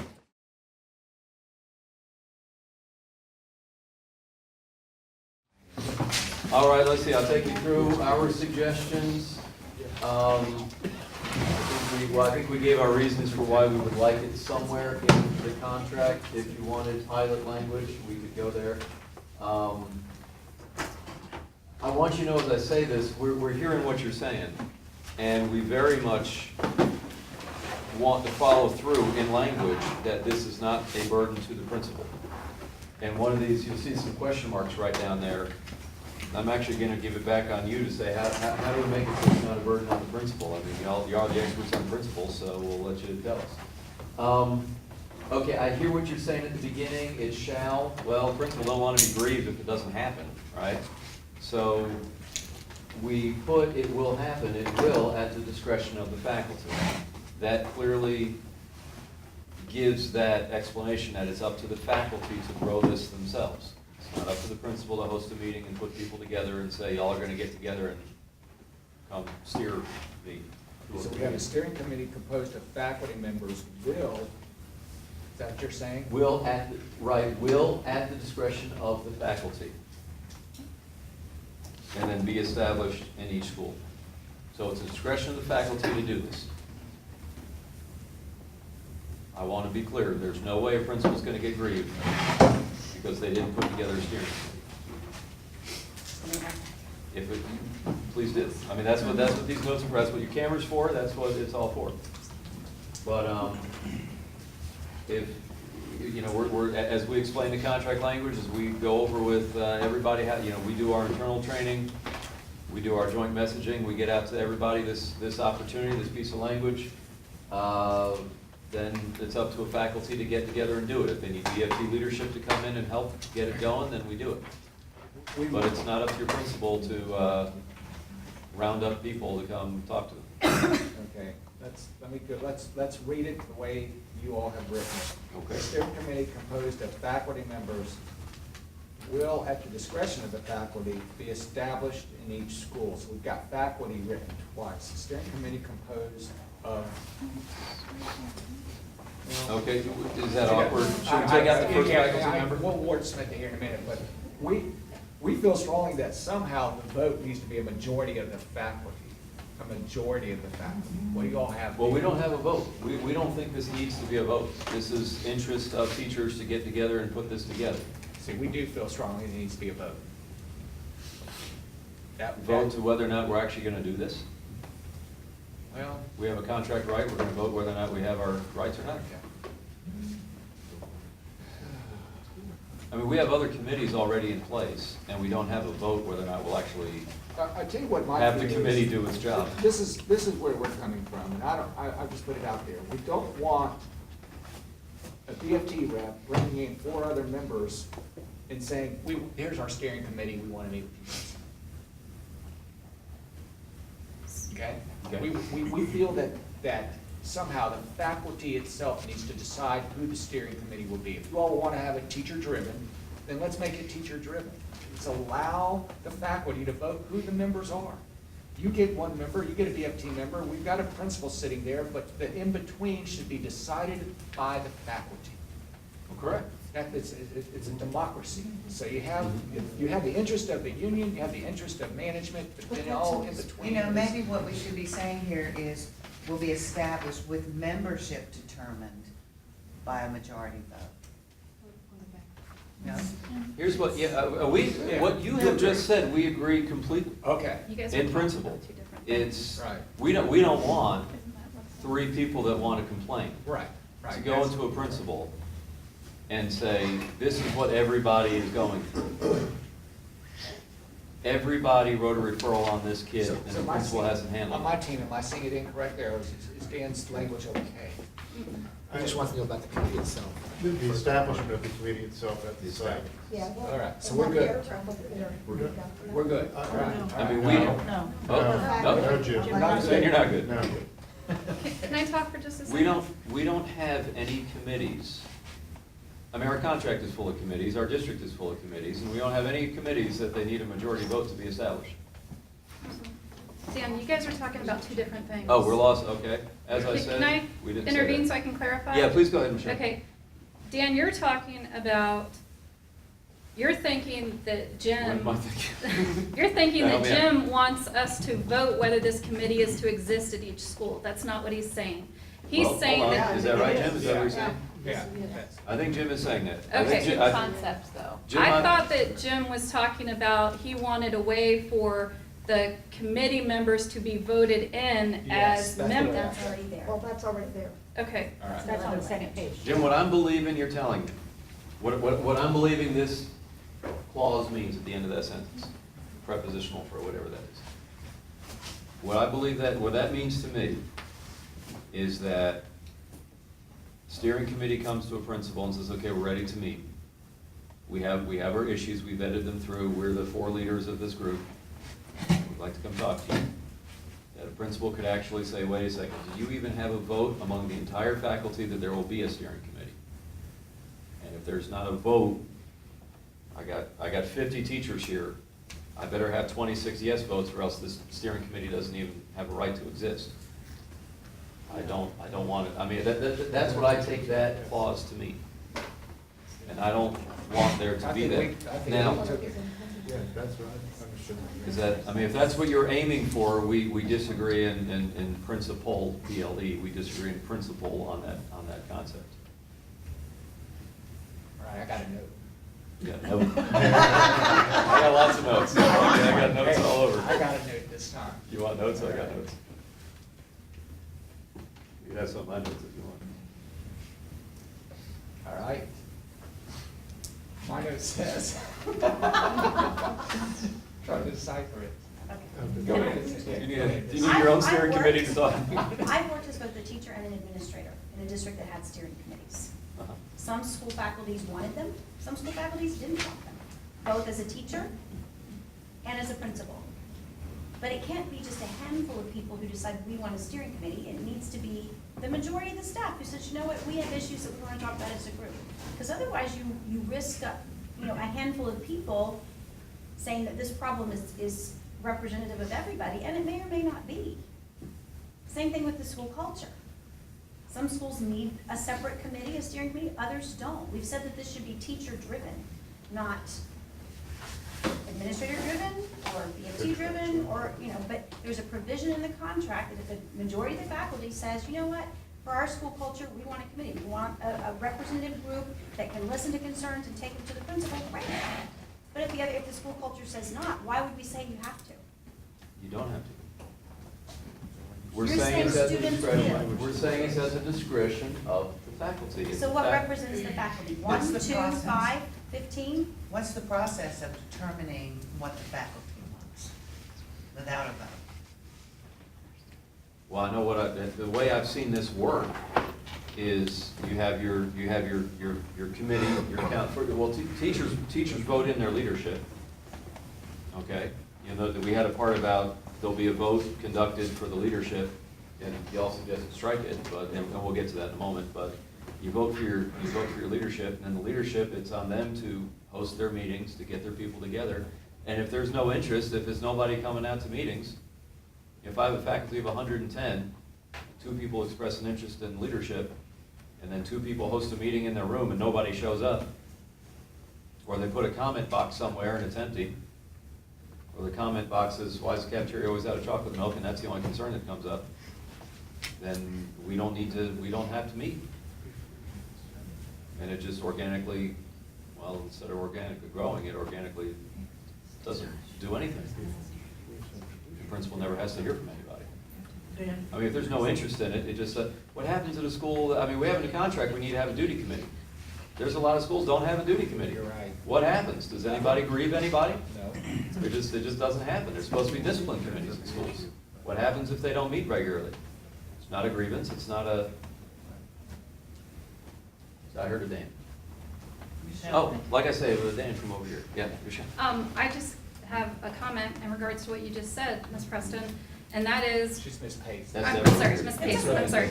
I actually even brought my name. It's okay. I see what you're saying as far as, having the faculty decide if they need a committee, but what happens in August if we decide as a faculty that we don't need a committee, but something happens in January that we think that we need to be able to approach the principal as a team? So, Ask again. Can I, this is the way I envision it, and just tell me if I'm wrong, Dan. If I were a principal of a school, I would stand up with the BFT rep and I'd say, guys, it's your turn now to decide on a steering committee. And I'm gonna step out of the library, because that's where I hold my faculty meetings, and the BFT rep's gonna have you all select, and I'm gonna throw out 6 members to be a part of the steering committee. And the BFT rep can explain what the steering committee is all about. And I'll leave and the administration will leave the media center. But at the end of that meeting, the BFT rep's gonna hand me, we just voted, Mr. Hickey, and here are the 6 members on the steering committee. I'm one of them, and here are the other 5 members. And now I know who my steering committee members are for the whole year, whether there's an issue brought to me or not. And then I understand that quarterly, these folks should be meeting with me. And if they don't bring me an agenda, that's what I'm saying, if they don't bring me an agenda, then we don't meet. But when they do, then I listen to whatever it is, and they may want to meet more than just quarterly, whatever. I now know who those members are, and at least the whole entire faculty had an opportunity to vote, and people had at least a say in being able to say, hey, vote for me, because this is why I think I'm a good representative for the faculty. That's the way I envision it. Is that how you envision it, or how do you see it play out? What you said is very similar to what happens in other places where they have this vote early to figure out who leadership is going to be, and the principal's notified early in the year. We hadn't written that into language, that a principal should be advised or should know who that's going to be early in the year. But I'm certainly not opposed to that if you want to make that part of the process. Well, I think that, yeah, because I would hate to think that the steering committee changes every time that the wind blows and it's something different than No, now all of a sudden. it should be a yearly thing, Yeah. and we agree that it should be yearly. I want to comment on this too, that I hear you, and I know Vicki and Deborah want to say something. I hear your concern that what if there really is no interest in the faculty or need among the faculty, but 3 people just want to hear themselves talk to the principal, and so they're going to do that. Well, sometimes there's some training on your end. Not my job to tell you I train your principals, but sometimes there's some guidance towards principals that says, well, if somebody comes to you with an issue, you all know this, you don't need me to tell you this, but someone comes to you with an issue, principals have ways of telling, is this a universal issue? If some teachers come to you and say, nobody in that front office is handling discipline, but what do principals do if one person walks in, or if one person wearing a hat that says leader on it walks in and says nobody here is handling referrals anymore? You all have ways to deal with that. You can survey a staff. You have ways of getting feedback. And if part of your answer to the question is, well, I'm gonna survey some folks, or we're gonna have a discussion about this, or we're gonna hear from this, well, there's ways you get that feedback out there. And if you just have 2 people on the steering committee just marching to their own drum, bringing in issues, and they're the only ones that feel certain ways, there'll be ways that they will find out that they are in the minority. I'm sorry, Vicki. There's a fine line between you will have a committee and you may have a committee, especially in a smaller faculty. That principal is sitting there and they say, we want a committee to talk to you. That principal could very well take offense at that. Why do you think you need a committee? So by changing that, you're throwing the burden back on the teachers to say, we need a committee because by having it will be established, okay, we've got a committee. And like Dan says, if they have nothing to bring, they have nothing to bring. But at least they won't be. Yes, I get it. Just going back to Michelle's question, I mean, in my world, I mean, we've talked about the fact that you would determine in pre-planning if there was a committee or not a committee, but I've seen faculties who've been on faculties as a teacher when that changed, where a steering committee was formed in December, or January because of different things or different cultural elements, those types of things. There's nothing that says if you don't have a committee in August, you can't have a committee in December or January or whenever there's a need or whatever. But it did take, in my prior experience, a majority vote of the faculty to have one or not have one. But it wasn't driven by the principal. The principal didn't have the vote, monitor the vote. It was still a teacher-driven environment. I just want to answer that, and I want to get to Jen. I'm not going to name schools. There are a lot of schools could use this. And if I list schools that could use this, that's not insulting the principals at the schools that could use this.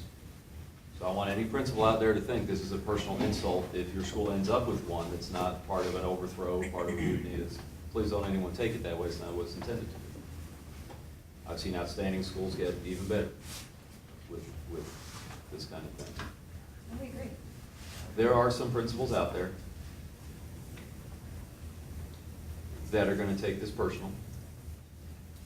There are some principals out there that through intimidation, through you don't need that. There are principals out there that regularly talk to their faculties about you don't need to be in that union, or you can trust me, or don't talk to that one, union or not. Don't talk to that one, you can't trust that one, you have to watch what you say, I need you loyal to me. I just gave you some phrases. That's regular vocabulary on some of your campuses.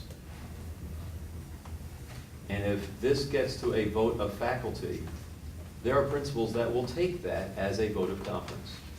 There are principals that will want to know, how did people vote, what did people say?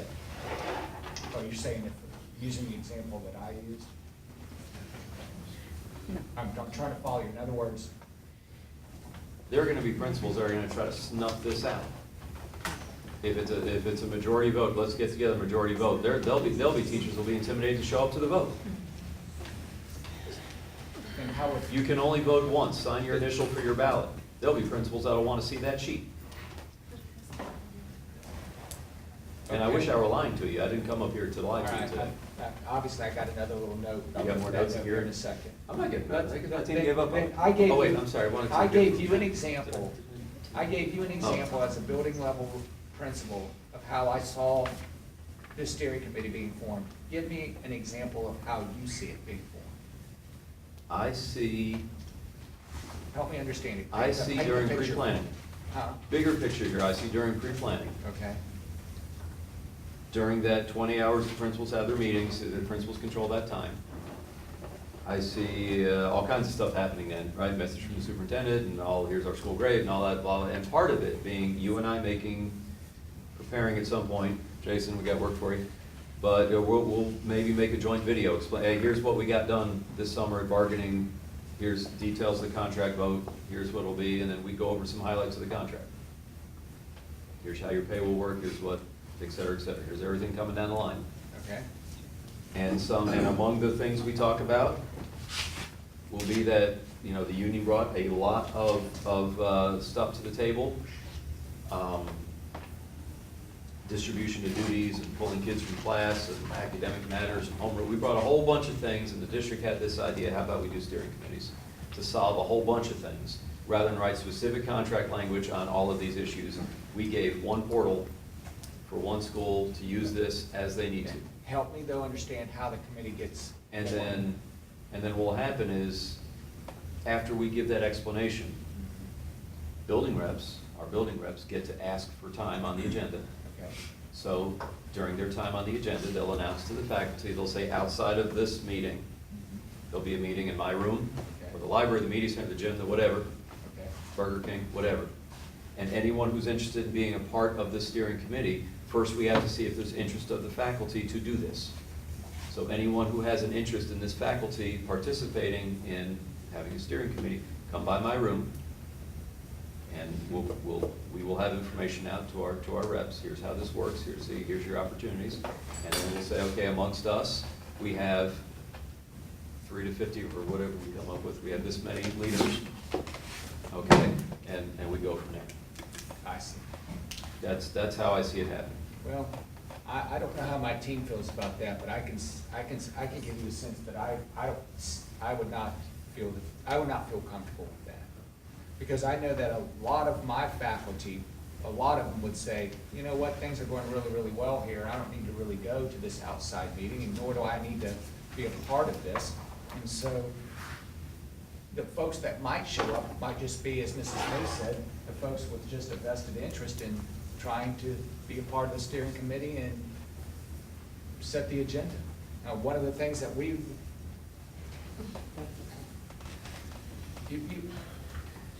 maybe I'm not explaining myself as best as I should. I gotta get to Jen, I gotta get to Seth. I'm sorry. Jim, if you don't mind, I got some people want to comment while we're all digesting. Go ahead.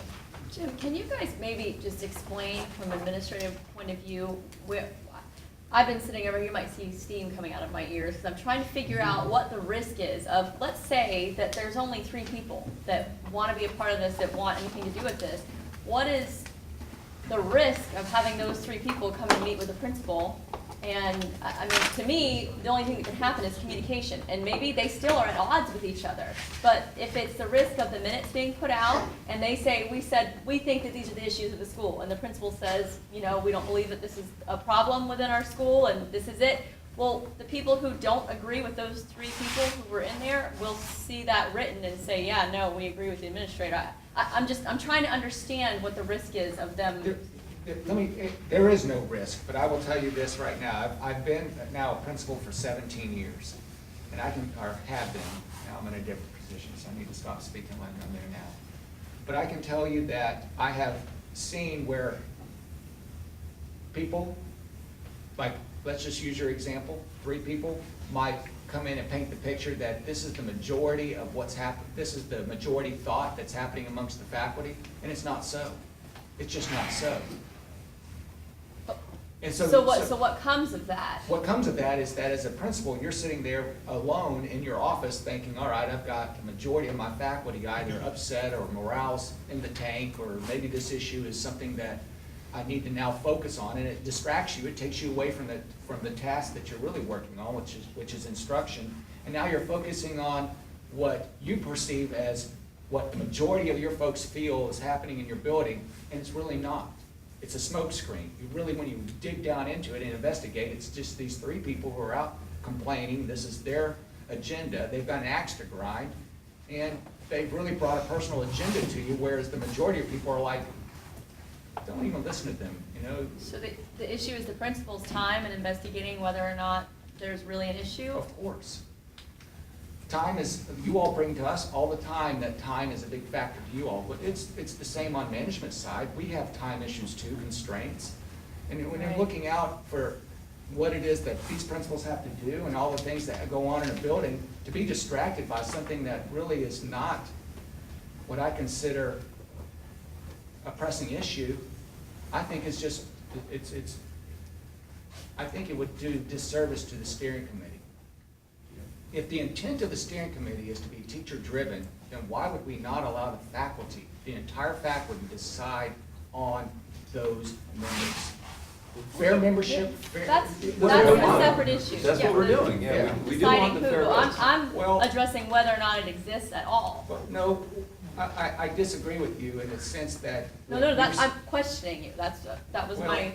I want to go back, because what I heard you all saying is you're saying that, no, we agree that it should be decided by the faculty, but to have a meeting at a Burger King in which you solicit the faculty, in which maybe 75 to 80% of the faculty members don't even show up, that's not a good representation of what I consider of deciding whether or not we even have a steering committee or whatever the agenda should be for the steering committee. That's not fair, because a lot of people aren't going to show up at the Burger King to voice their opinion.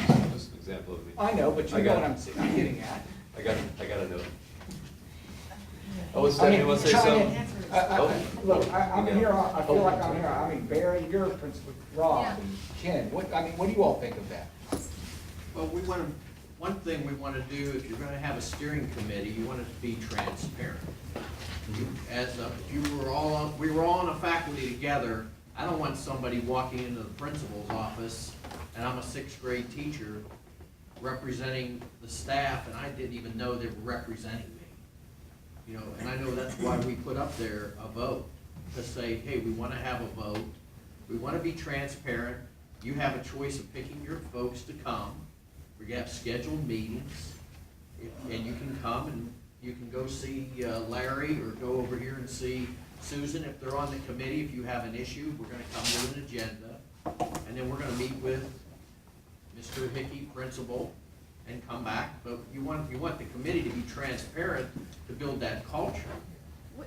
Going back to these two issues, we are not saying in any way that there shouldn't be weigh-in on who the committee is. I mean, we're all in agreement on that. The issue I'm bringing up is if we're saying that less than half of the faculty decides that they want to do this, and that means they don't get to do it at all. No, I don't, I agree with you. Well, that's what this language says. Yes, that's what that language says. That's what we think this language, that's how we're taking that language. I don't know if that's how you meant it.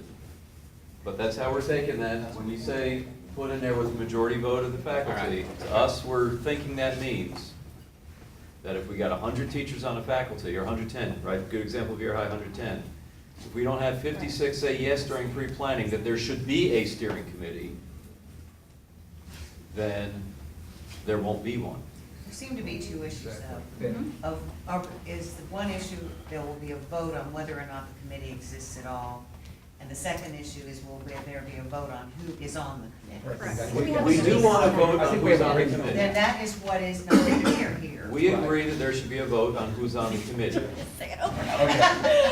That's what Michelle was going to at the very beginning. Okay, I got. So I see what you're saying now. If the way Susan said it, I see it clearly. So in other words, we're deciding whether there should be a committee at all. Right. Right? Issue number one. How is that gonna? Is that it? You're, from what I understood you say, and by what Deborah was saying from the examples from other counties, that you would have to have a majority of the schools saying they want it in order for it to exist at all. And I'm arguing to say, but why? If there are 10 people out of 40 that want to do this, then why would we stop them from doing it? And you were saying, well, we don't want just the 3 to come forward, but, okay. Okay, I got it now. Sometimes, I'm sorry. No, that's okay, that's what we do, that's what we do. All right, we're just getting warmed up for the big issues coming up. All right, we got, yes, Stephanie? I have what may be a potential solution. What if we put language in that said that time will be provided at the end of a faculty meeting for the faculty to discuss and vote on faculty representation on the steering committee? That way you know that you've got that captured group and you're providing a time frame for that to happen at some point. That was basically your example. And that way you're guaranteeing that you've captured that entire group, that it's not going to be a handful, that they're not self-selecting, they're already there captured for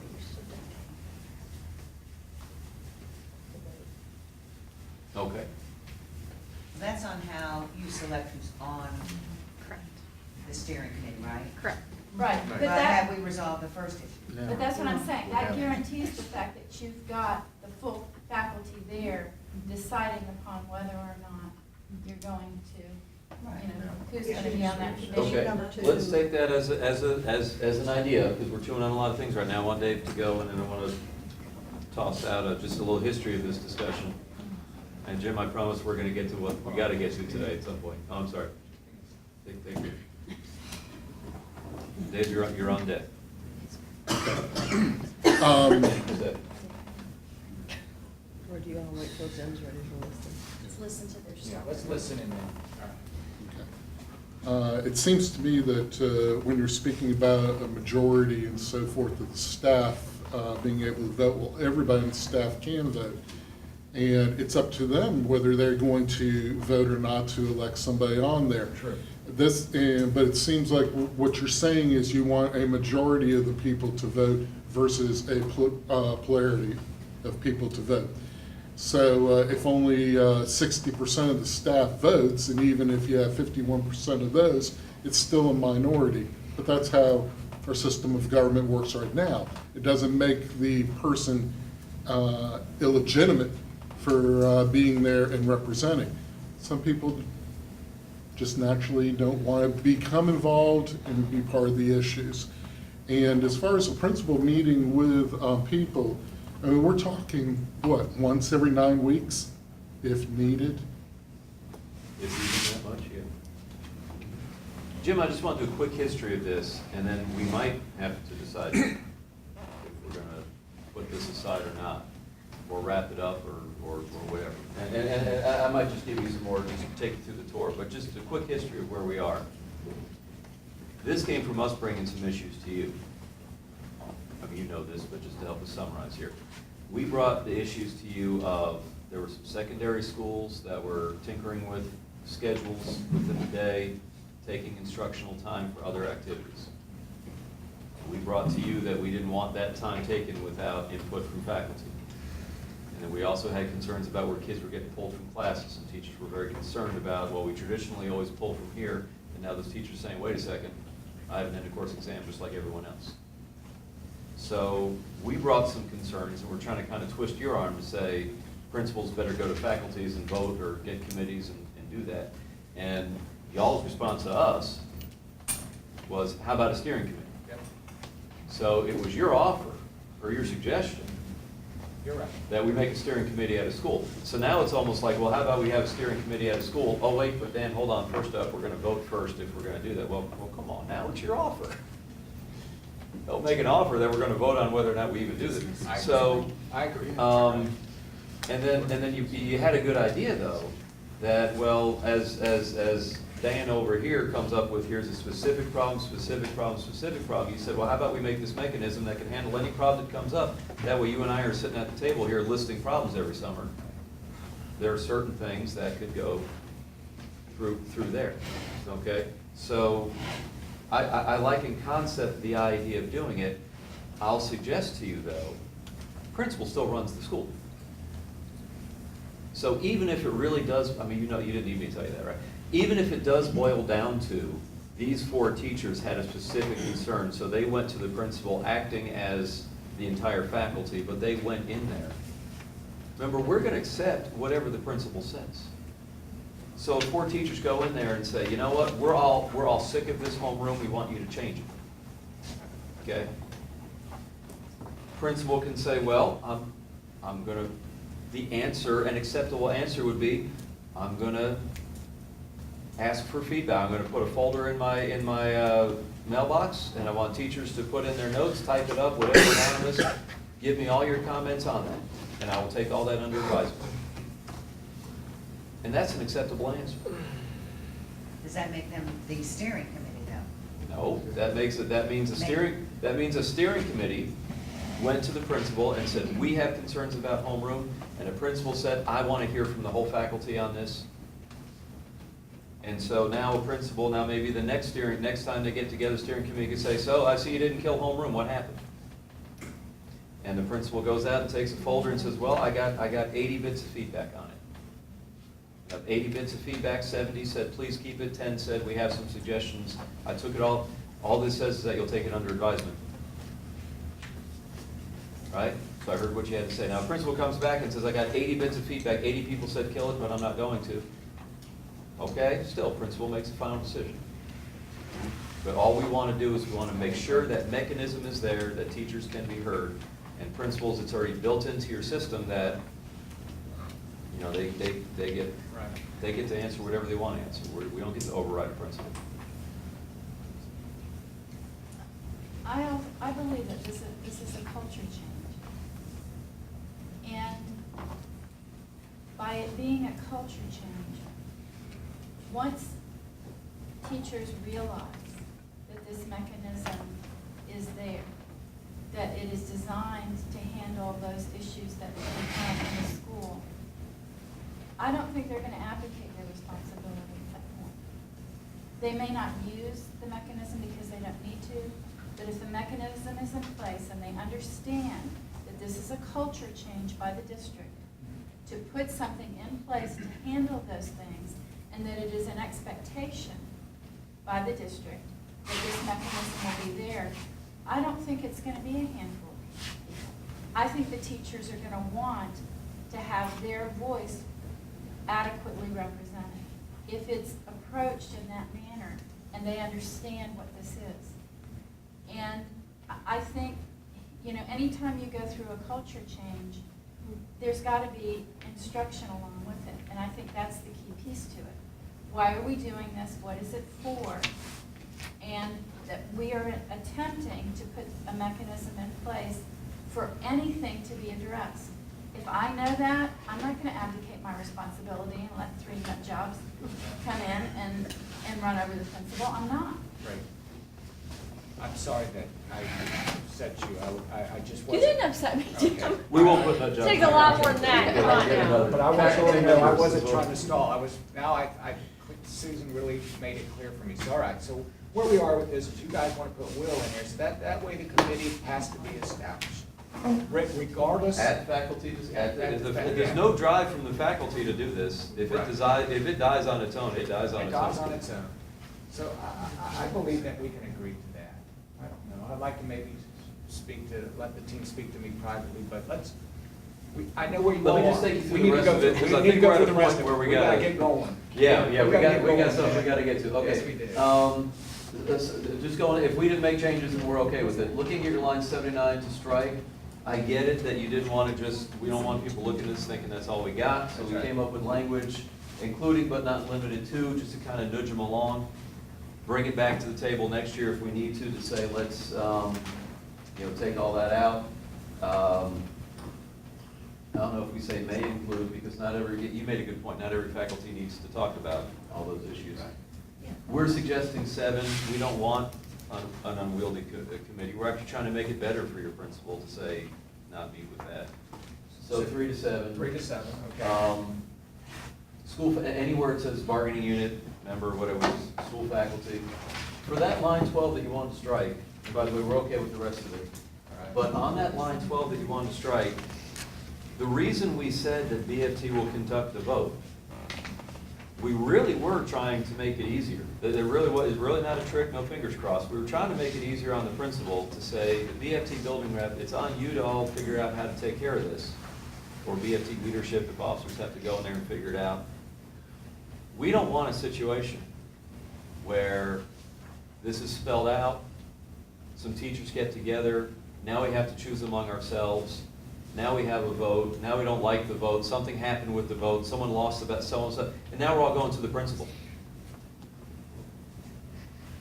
Mr. Hickey, 6 of us had a vote and 3 ballots got root beer spilled on them, and we don't want the principal to have to deal with all that. So that's why we thought the BFT would conduct the vote, because, because. And we have schools, so I think, all right. Yeah, and we're fine with the rest. You had some suggestions for how the minutes should work, and we're fine with that. We want to go back to line 7 and 9. I think Judy had a. Yeah, I don't understand how you're wording, is it to take the place of of that last paragraph on Yeah, page 1? well, the steering committee may discuss matter, right, in place of all that.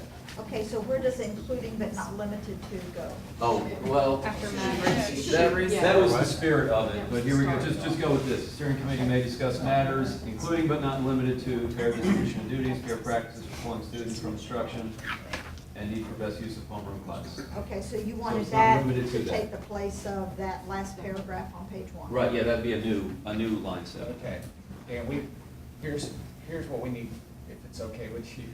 It's not what we need to do, it's. We got other stuff we gotta do today. Yeah, we got other stuff, that's what I'm trying to get at. Here's what I like to throw out to you all. We're willing to put it in the contract. Say Okay. that to everybody. We'll put this in the contract. We'd like for you to consider that if you'll go to Article 6, Section D, 12, I'm gonna use this because I'm just gonna call it the little potty committee. Our potty break The language? potty committee, let's take that language out and insert this language there. You all consider that, give me 4 minutes, just 4 minutes with my team to look over this, and let's come back, I think we can nail this. Okay. And then we gotta get on to other things. We do have other things. So we need to put this behind, either we're gonna solve this today, or we're moving on, and we're gonna come back to it, how's that? Right.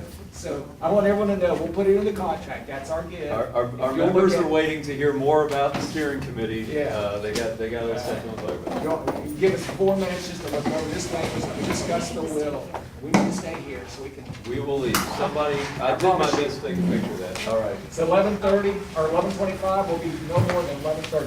It's gonna be, we got it settled, or we're putting it aside. That's right. That's right. It's not gonna be. That's right, we're settling it with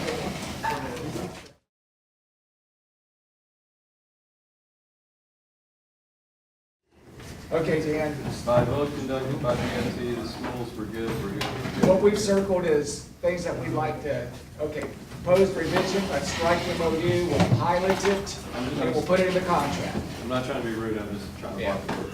So we'll replace, we'll put this in the contract, and we'll take out what we call the potty committee, and we'll replace this, and it's, you get it, section, Article 6, Section D, 12. All right, we are good with line 1, with your language, I'm all right? trying to take a picture. We can live with that. Line 2, we're good with. Line 4, we added, you struck up, and we put in or, so we're good. Actually, I'd like to put the title back in there. Yeah. All right, line 5, we're good with. Line 6, we're good with. Line 7, we just want to, we still just feel like just establish the committee, and you guys will do your in-servicing of your building reps, and you can bring all that stuff that you have listed there, but we don't want to put it in the contract. If y'all want to talk about all that other stuff, just tell your steering committee that's what you want to talk about. Line 10, we're good with. You guys wanted to go with us 3 to 7, we're good with. Line 11, we're good with. We're okay with 15.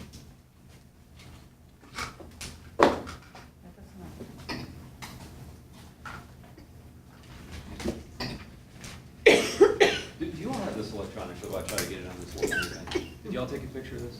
I will. Okay. Yeah. Can you get it from, because I'm trying to get this thing. Oh, Vicky's gonna die, but. I ran out of megapixel. And I can send it. Thank you.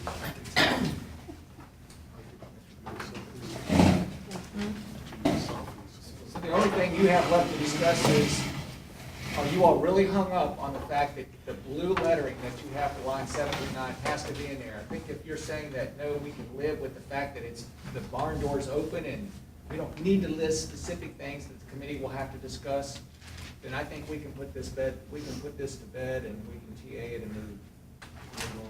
Well, before we TA, we'll just type it up, make it official, make it formal. Sure, Larry. yeah, I get what you're saying. You know what I'm saying, we agree to. I'm gonna have to talk to the team about All right. how to take this out.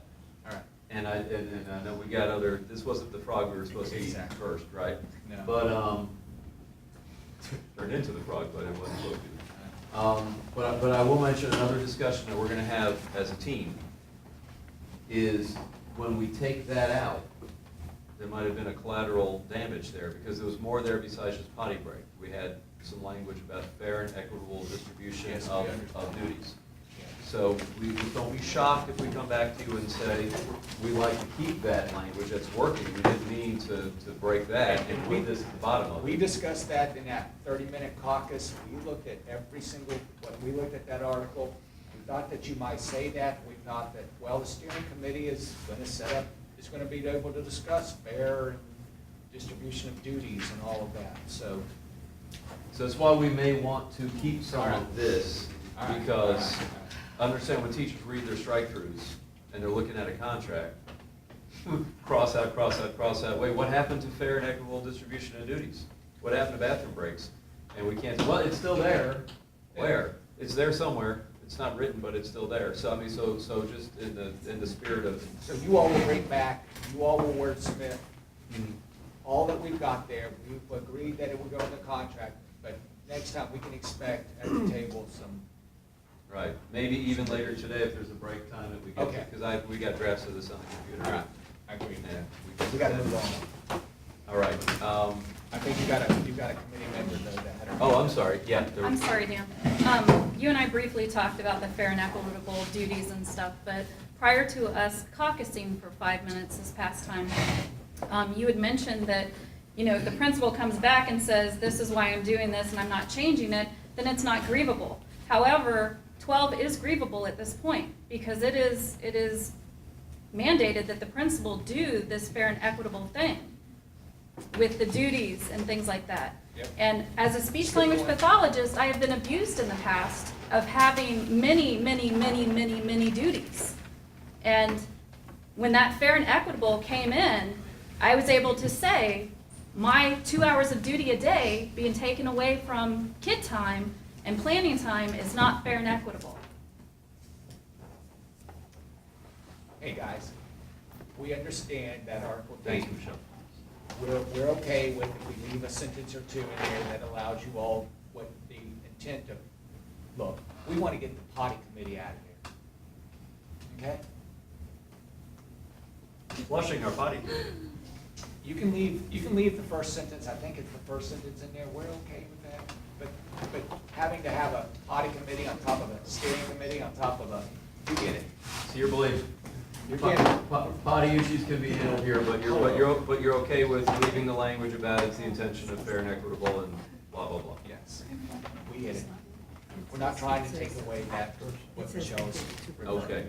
Does everybody who needs to capture this electronically have it? So if I were to erase that, I've already emailed it to say you. we need a potty break. Okay, Yeah. we already- okay. So we need a break? Yeah, so you wordsmith that a little bit, maybe over lunch or whatever, and we'll discuss it. We gotta move on now. Probably. All right. Dan, we need to talk 6 or 7. We're not lying. We do that right yourself at the board many That's gonna be a times. long talk. All right, Dan, we won't talk 6 or 7 after lunch. How about, can we talk? Ready? Huh? Let's start the discussion, so we can have a hearty lunch discussion. What do you wanna do, Dan? Didn't say we're gonna solve it before lunch, did you? What do you wanna do, Dan? Can we wait till talk 6 or 7 after lunch? Are you suggesting we break for lunch now? Or do you Yeah. have another topic that you want to bring up? I'm suggesting we break for lunch now and try to maybe come back instead of at 1 o'clock, maybe come back at, 12:45? yeah, Yeah, we won't have time for lunch. we won't have time, Nope, I don't think you guys will have time for it going. 1 o'clock.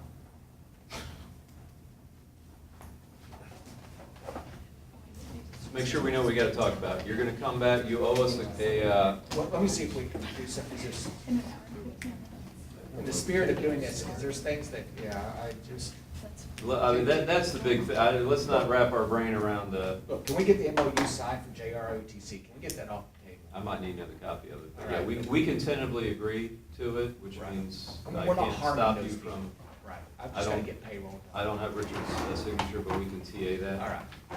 That's We good. know that we have supplements. What about, just let me let I you. just want to put this out there. We understand that still being discussed, not contingent on that MOU, Of course. is Supplements. supplements, because they wanted to discuss supplements. We promise So, we'll get that. we have that. All right. I just need to be able to tell payroll folks that they have got to go to 11 months, and they can set them up this month, right now, so they can get paid properly. If you have a copy of that, Got it. wait, hold on, I got it. Is this the most recent copies that I got Anne Marie Brush on? Don't think so. Wait, Isn't that go way back. Listen, We go way back. Did you give me something last time? You said give that back to me? Yeah, this is what Okay. we looked at. Now, this one I think is a quick one. We've got to talk about, Hold on, you want me to sign this? yeah, just sign it. You want my attention? I'm trying to, in the spirit of things, trying to get it done in 15 minutes. Sign it right there. Not trying to rush you. Signed in 1982.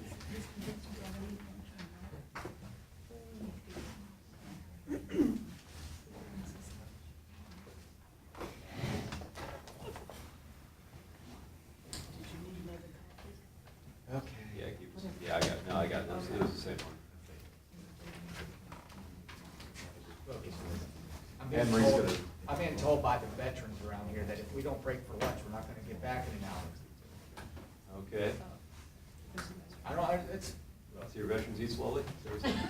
No, it gets crowded. All right. it gets crowded. It's crowded. All right, so we're gonna aim for 1 o'clock. After, just as a programming note, for those paying attention at home, we owe us a discussion of salary. We're gonna talk, look, we can talk 6 and 7, we gotta talk salary, Dave. We're ready to Talk salary. And a little bit of health plan, and a little bit of AC reappointment. Yes, sir. 4 big ones. Yes, sir. All right, 6 and 7, AC, health plan, and Guys, rest. we're gonna, Next I mean, and they're big ones. So we're gonna have to come in here, let's get started right at 1. We're gonna get started as quick as we can. Yeah. And, We gotta stay past 4. My team's willing to stay past 4. we gotta stay till I have to we're, drive to Tallahassee tonight, so. Yeah, we're gonna let her go first in money. Yeah, let's do it. Whatever. I won't Okay. dictate it, but you get what I'm saying, we gotta get moving. All right, let's go. okay, let's go have lunch.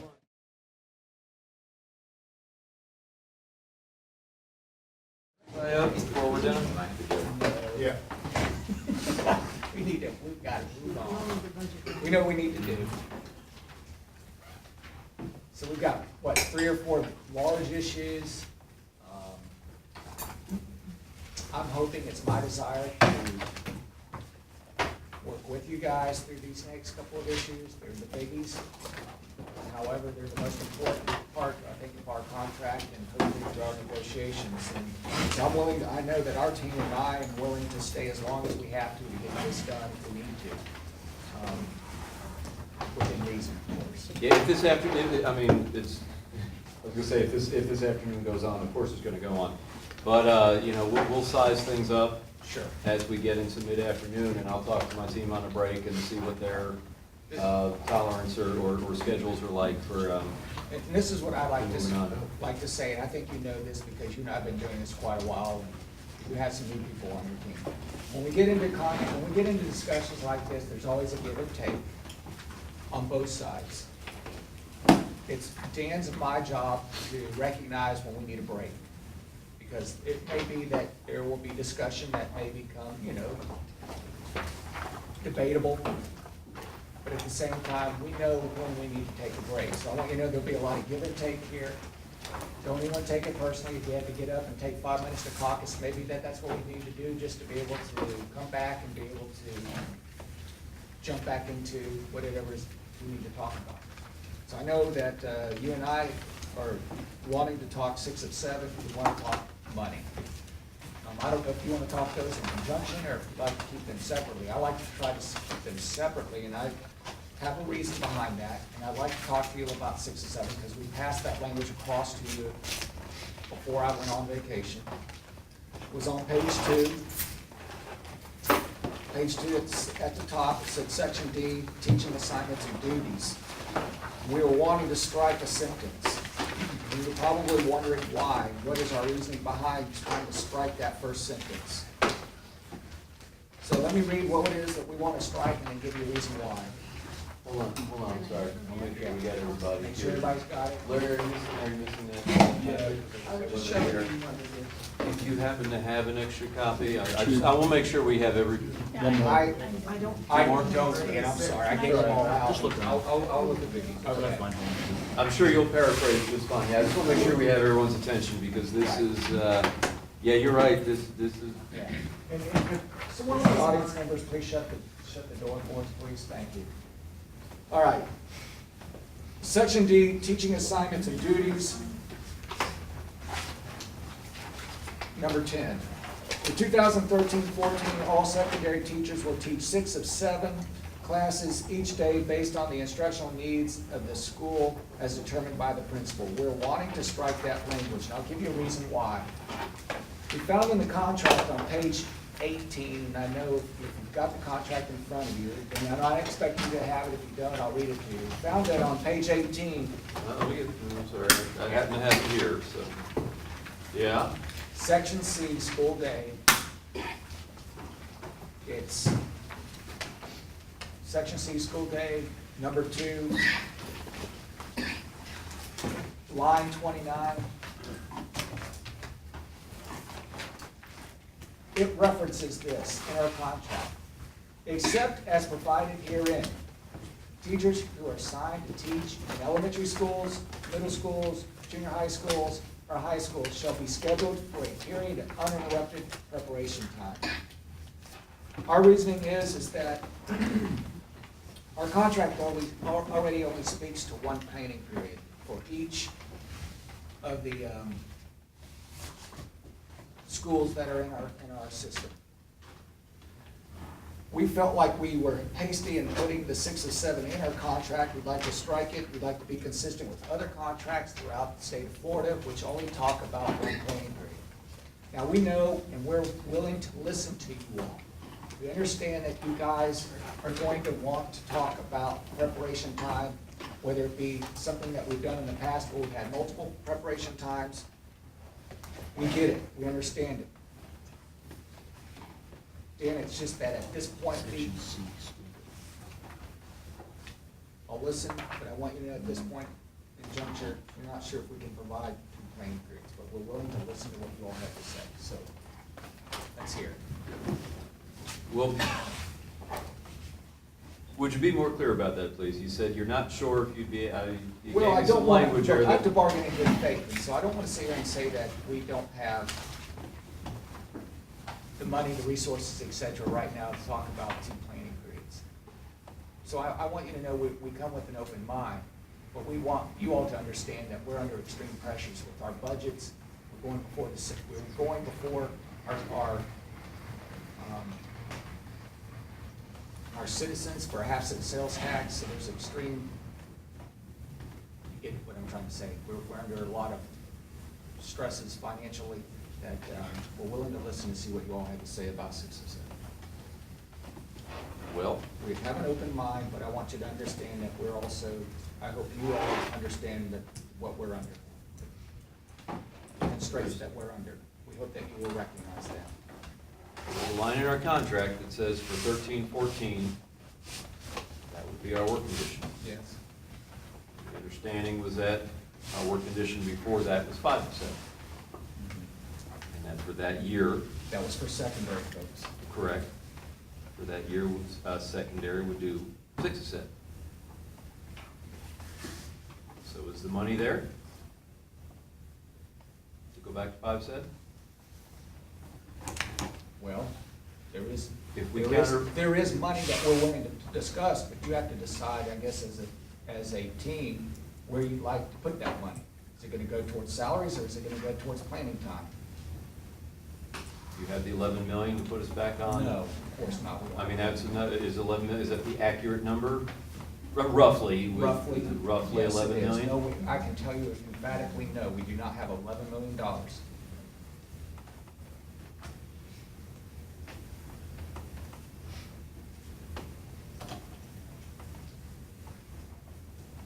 Well, then I appreciate you giving me a chance to talk about it. Well, I don't say this much, but this is a little grandstanding here, but I kind of want to look everybody in the eye if I could. And I love people writing. I'd like to, it's the best thing Bob Spinner, I think, ever taught me, principal space, because I don't mind mentioning a principal name if it's something good. And the best thing he taught is sometimes he'd call a faculty meeting, and I appreciate those that are looking up at me. Sometimes he'd call a faculty meeting, and he'd say, yeah, I could have put this in an email.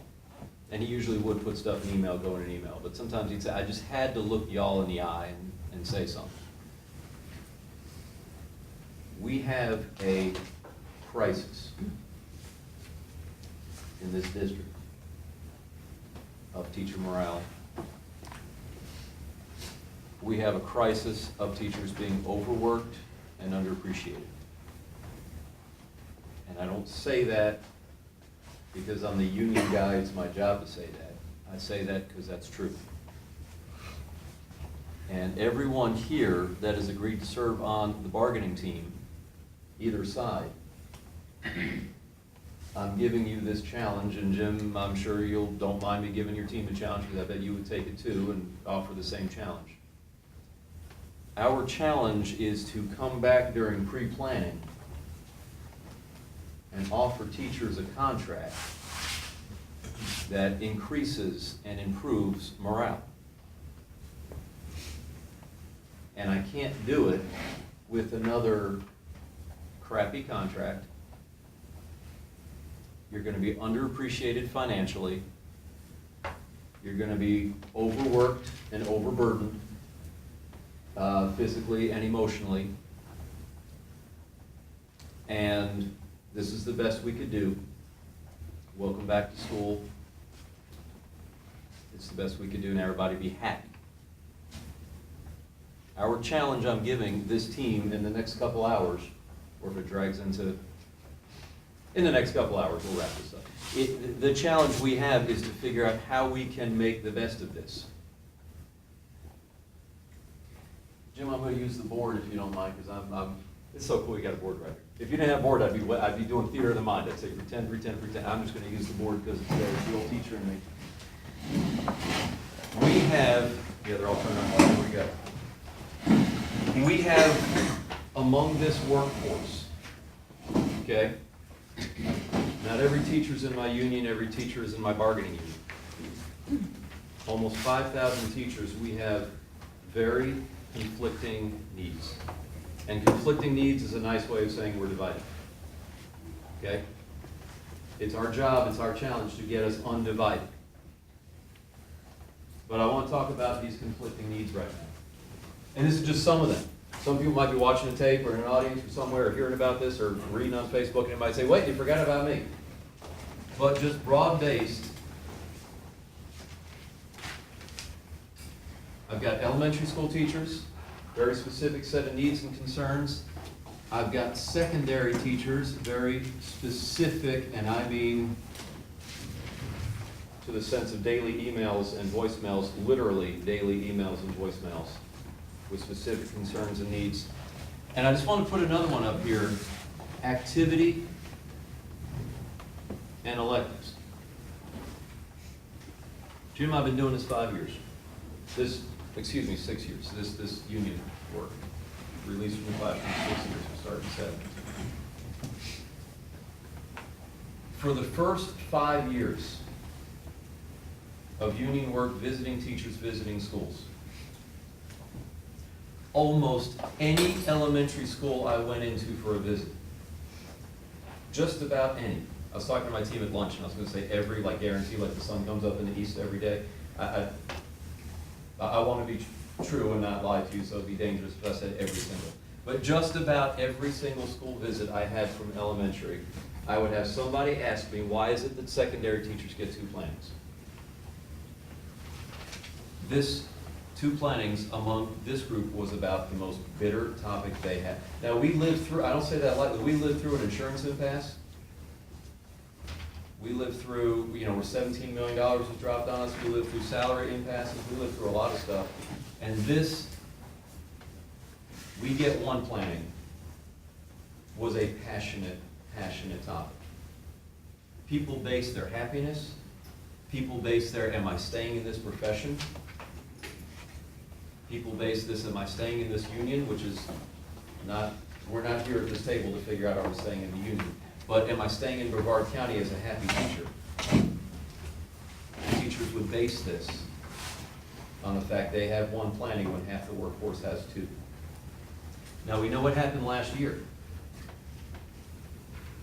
And we had these guys.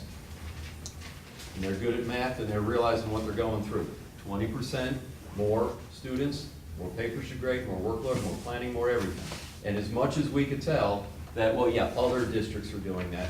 That doesn't make it better when you've lost half your planning and you got 20% more of everything. Especially when you used to get more pay for that additional class. So these folks really aren't in a mood to hear. I mean, I've got teachers that'll itemize it for. I've got English teachers who will tell me how long each paper takes to grade, and they've got it worked out, and it's hours. It's hours that add up to weeks more work that we dropped on them for no more money. Okay? These guys, in general, broad brush, don't want to hear that we're taking every dime into buying this back, and you just said every dime wouldn't even buy back for 2 plannings. These guys don't want to hear that there's any topic more important to us than getting back to 5 to 7. And as much as I said over here, they're basing their happiness in their profession, their decision to stay in Brevard County, their morale, their satisfaction as a teacher. And by the way, some of these issues aren't just I'm basing my happiness. Some of these issues show up in the health plan. Nice paper in the weekend, or nice story in the weekend paper about someone that gives it all and they end up with a heart attack. I mean, we've got, Susan's not here, but if you ask her about the antidepressants on our health plan, the stress-related elements on our health plan, the cholesterol, the blood pressure, all that. So you've got people making decisions about teaching as a profession based on what we do over here. All right? And then over here, just as passionate, not as many of them, but I get the voicemails, the emails, the Facebook posts letters in the mail. I get literally letters these guys are saying, whatever you do, don't go back to 6th period day. Because there's a lot of jobs tied up in there. And that's an easy solution for over here, 5 to 6, and these guys are screaming, don't do it. Do you understand we're kind of divided? Okay. Now, somehow we have a challenge. Say that I'm again, sorry? your elective teachers are saying that they don't want to go back to a 6th period a day? A 5 of 6. A 6th period student day. Because that's been floated all year as a solution. People give me very clear direction. People are not shy about giving me very clear direction. People give me very clear direction. These folks will say, if you've got a raise, don't hold everything up. If there's money on the table, don't hold everything up to solve this problem. These folks will say, that some of them will say, the simple solution is return to a 6th period day, student day, with your language about one planning period. And these folks will say, don't you dare do that. Doesn't anyone value the arts, the music? Why are we always on the chopping block anytime the superintendent makes a list? You know, I certainly don't want my union waving the flag that go to 6th period, wipe out the electives. So we have to find some way to make everybody happy. And I just heard your report that you don't have $11 million sitting. I know I've given a large proposal. And I'm expecting $8.8 million out of you for salary. I didn't even ask for $11 million. After we get $8.8 million, I have not even dug into your book to find the other 11. And you just told me it's not there. So I need this team to realize that when we talk about this issue, this challenge we have as a bargaining team, this is really big. Because we have to go back to school and tell people that we somehow, without being divisive, okay, without, Dan, we might, I want you all to know, we understood this. Everyone on this team understands those three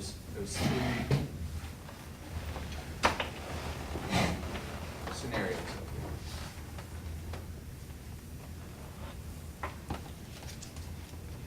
If our half-cent sales tax passes in November, we're willing to come back to the table and talk to you guys. Okay? Whatever our scenario is, we're willing to come back. We've been given direction to do that. We're happy to do that. Right now, the reality is, though, we need to talk about money. I understand that we want to talk about 6 and 7. We've got to understand that when we talk about 6 and 7 and we talk about money, we can't come back and talk about 2 planning grades at this point.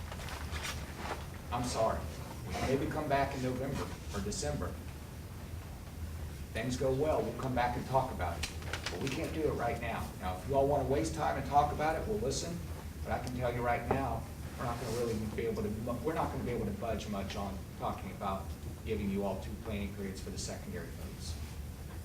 Now, if I were looking at it as a way in which I was going to look at how I would look at this, your elementary folks probably don't want secondary people to get 2 planning periods, and your activities and elected people certainly don't want to be discussing their jobs being eliminated to make the secondary folks happy. So could we understand that? I understand the pressures you're under, but we understand them. Could we just acknowledge the fact that secondary people, yes, we will talk about it maybe later on, but we need to move on because we've got to talk about money, and we've got to maybe look at where maybe elementary and secondary and elective and activity folks might be happy with the salary that we're proposing. I don't know. well, I appreciate that step. What I'm getting because at is this: we could spend a lot of time on 6 or 7. Where would we go with it? I don't know. I'll sit here and listen, and we'll caucus, and we'll do a lot, but I want you to know straight up, every one of you all needs to know and understand that we have not got $11 million to bring back 6 of 7, and at the same time provide teachers with raises. We do not have it. We're not gonna have it.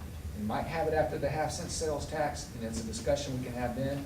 If that's what we wanna do and we wanna spend our time doing today, that's fine. But I think that we need to spend our time in a more productive manner. We need to acknowledge the fact that we can't do it right now at this point, but we can certainly come back and talk about it in November. It's up to you.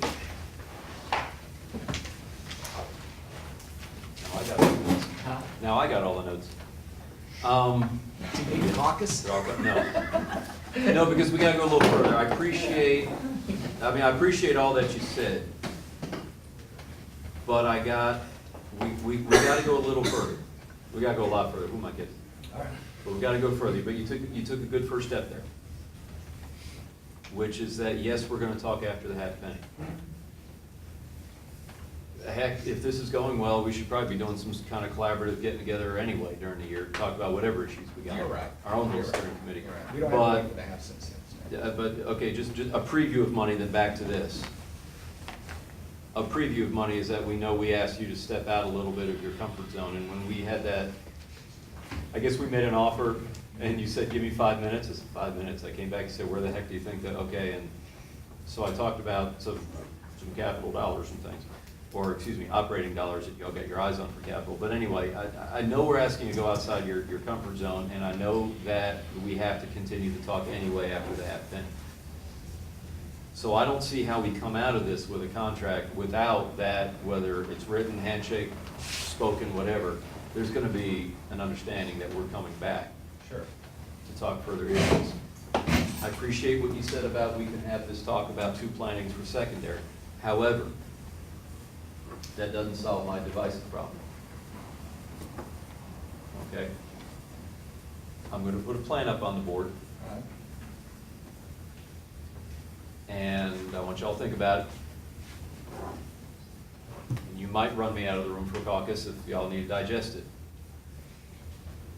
But first I'm gonna kick over Jen's train. Then I'm gonna put a plan up on the board. I think I exaggerated when I said, what is this we got? I think I exaggerated when I said 11 million, about 10.5 million. Should we use closer to 10.5 million for the, for secondary? Perhaps because of our decline in enrollment, it might be closer to 10.5. I haven't done a new number for this year. Worst case, we'll call 11 then, okay? And it's just, You know, until okay. 6-day count, we really know what the enrollment is, so. All right, for 11 million. 5 of 7.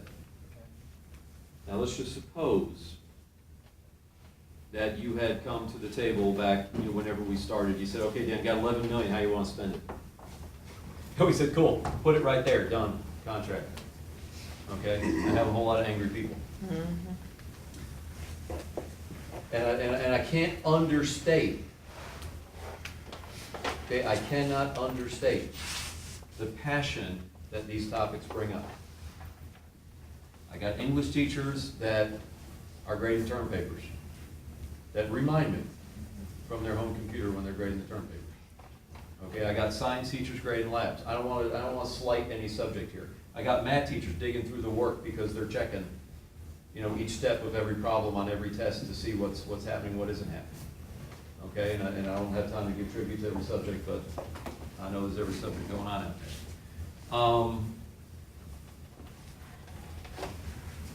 So it's very passionate to these guys. I also know it's a passionate subject to Dr. Bingley. And I base that based on a particular past impasse that we had, where he testified to a special master, and then the school board, what a strategic advantage it was that we have 5 of 7. He was bragging, rightfully bragging on what great scores we have. Graduation rates, AP success, ex-ed goals, graduation rates, just across the board, all these kids. A lot of pride he displayed with secondary results and how great a thing it is that we have 2 plannings in secondary. We attribute a lot of our success to that.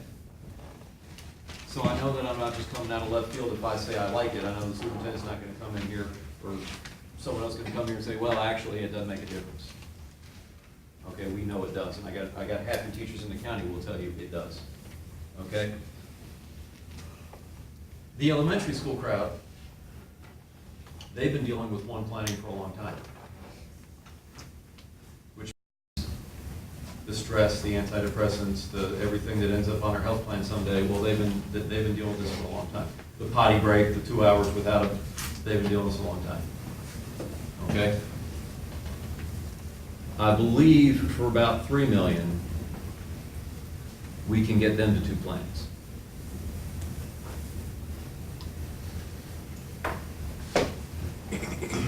And that 3 million is based on the fact that in their day, by law, they've been doing this now for about 6, 7 years, they have to have PE standards as part of recess. I've actually talked in past years to one of our current board members, not in the context of bargaining, but one of our board members has talked about the silliness of PE standards in recess. But a lot of silly things come out of Tallahassee. In fact, Judy probably bring home some from her trip that she go on. But a lot of silly things come out of Tallahassee. Anyway, you've got elementary school teachers dressed to be teachers that have to go out on the recess field and on the playground and administer PE standards for about 3 million. That and I believe it's a little bit less than that. If a million buys 19 teachers, you could get just under 60 PE teachers. So every elementary school would have an average of 1 more. Now your meadow lanes, you might need 3 between the 2 schools. Some of the smaller schools might be able to share. Park faculty is saying don't pick on us in Holland, right? But some of the smaller schools, you might be able to double up on PE teachers. But at any rate, for about 3 million, you buy yourself enough PE teachers that elementary gets 2 plannings, secondary gets 2 plannings, and that costs about 14 million total.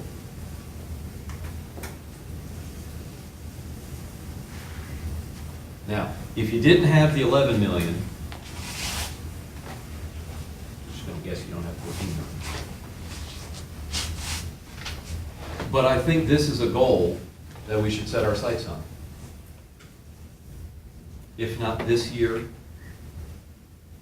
if not before the half penny. I know the school board writes a strategic plan.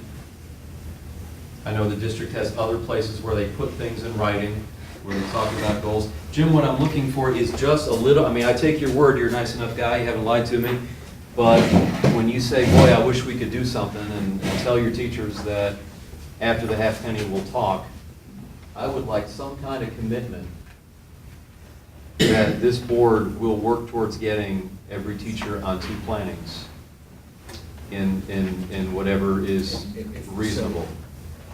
Can I just ask a clarifying question? Sure. So what are you doing for your activity teachers? Well, what we're doing is we're protecting a 7-period day, and they will be part of the 2 plannings, and at least at the middle school, high school, they'll have their 2 plannings. That'll get them to 5 to 7.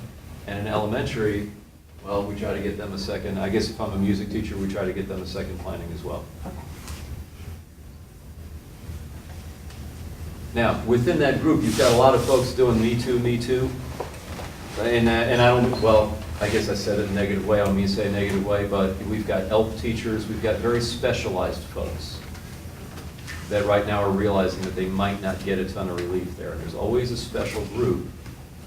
I don't mean that in a negative way. It's a special kind of love that these teachers work with a certain kind of student that I don't know if this covers them. And maybe we'll have talks when we get down to money coming in. Maybe we'll have some talks and see if we can't get relief for some folks. I know we have some exit teachers that have to eat lunch with the kids, and a couple little exceptions in our contract where we have some special needs. But for starters, if this board would commit to a strategy to getting us all to 2 plannings, knowing that it's a strategic advantage, and we could help morale,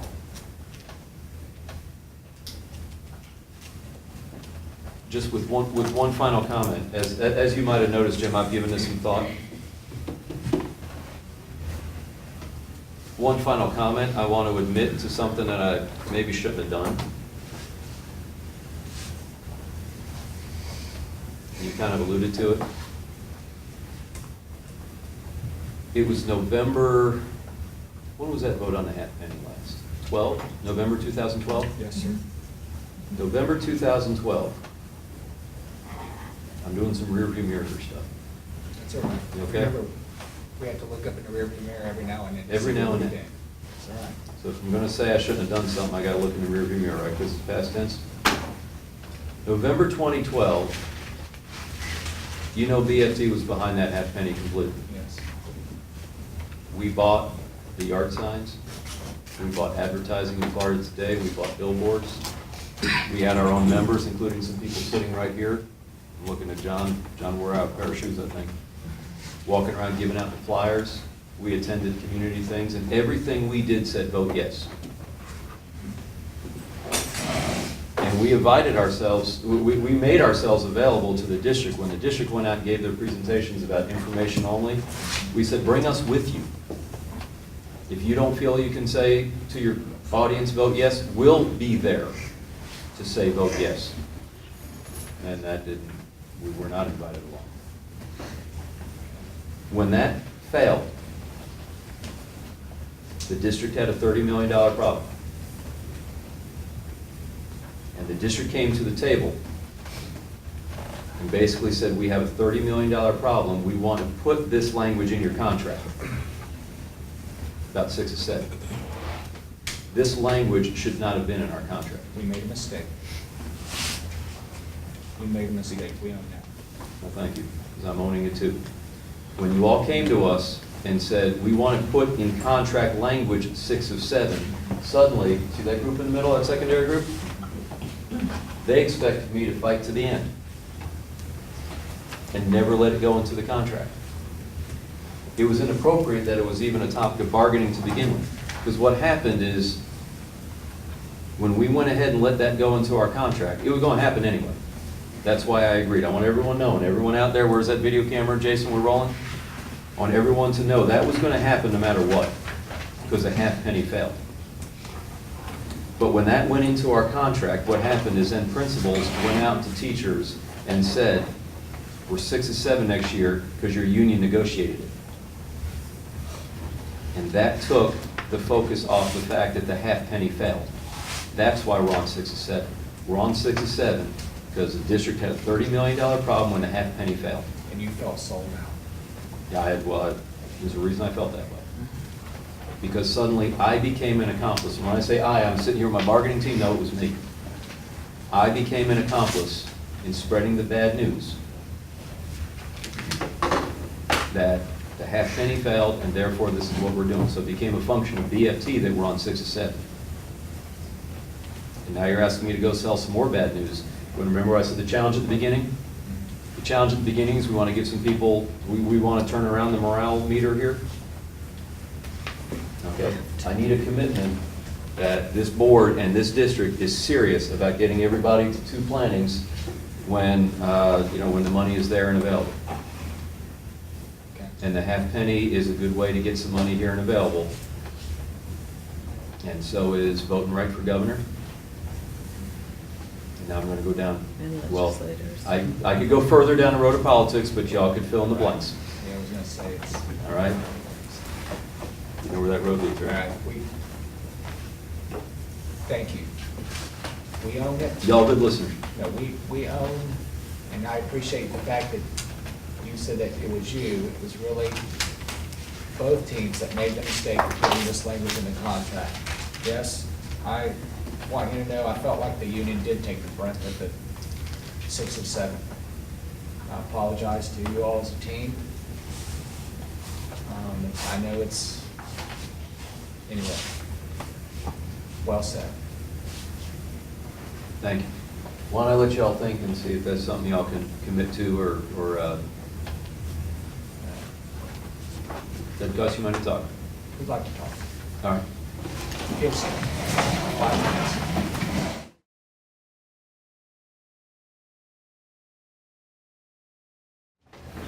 Okay, Dan. Except we still lost it. Sir.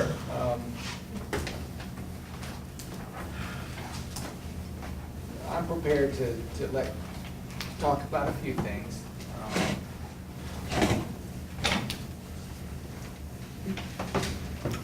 like to start, I know that I've been trained to start with positive and end with, I want to start with the thing that we don't quite understand, but it's not a thing that it's not going to be something that would keep us from committing to what you'd asked us to think about. Your $3 million that you planned for the elementary folks to purchase, you thought about maybe 60 PE teachers. That scheduling might not work.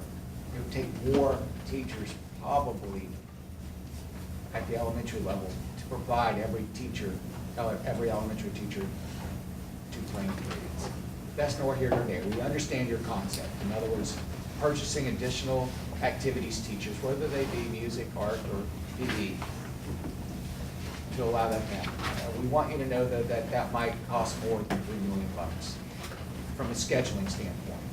I mean, if you have 1 PE teacher and you figure that a teacher has got a playing period of about 40, 45 minutes, you can do the math. There would only be 6 teachers in the building that could get planning time during the day. Get what I'm saying? So it's, Well, I was thinking about that 30-minute PE, or the 30-minute recess time that they have, where they're packing those PE standards. And you're right, yeah, you'd have to figure out the best way to do it. Exactly. I was thinking sometimes at recess, sometimes classes are doubled up anyway. Not trying to write a job description. See, that's where we get into what we don't do at the table. But sometimes recess classes are doubled up. Sometimes you have an assistant with a teacher with a, so I was roughly guessing that could be. That's what I'm getting at. I'm not gonna hold you to $3 million. You know, that's the number you threw out. But I understand the concept. Here's where we were though as a group, and then I do want to talk about your strategy, what you all wanted us to really think about. Does everyone on your team understand that if we were to really come back, let's just say everything worked so well with the half-penny sales tax. Do you all really understand that if we were able to commit $14 million to doing that up there or something similar to that, not one of you all would receive 1 penny in raises? I mean, is that really, because what you're asking for us to do is commit $14 million, and then on top of that, you might negotiate salaries with us. You all got to really understand what it is that you're asking us, and what it is that you all are committing to or asking us to commit to. Be really fair with us. $14 million. Everything that you have up on that board right there goes to planning. Doesn't even begin to even scratch the surface or even begin to talk about insurance or even begin to talk about raises. Be realistic. We want you all to understand that. I mean, we're being realistic with what it is that you're asking us to look into. If we were really, if things went so well that we actually had $14 million to talk to you all about in December, and you all wanted us to consider doing that right there, not 1 penny would go towards raises. And if that's what you all are asking us to do, then that's fine. But we want you to understand that we want to hear you all say that you're fine with it. Because I'm almost certain that there'll be a lot of teachers out there that'd say, they spent $14 million and I didn't get 1 cent, not 1 penny towards a raise.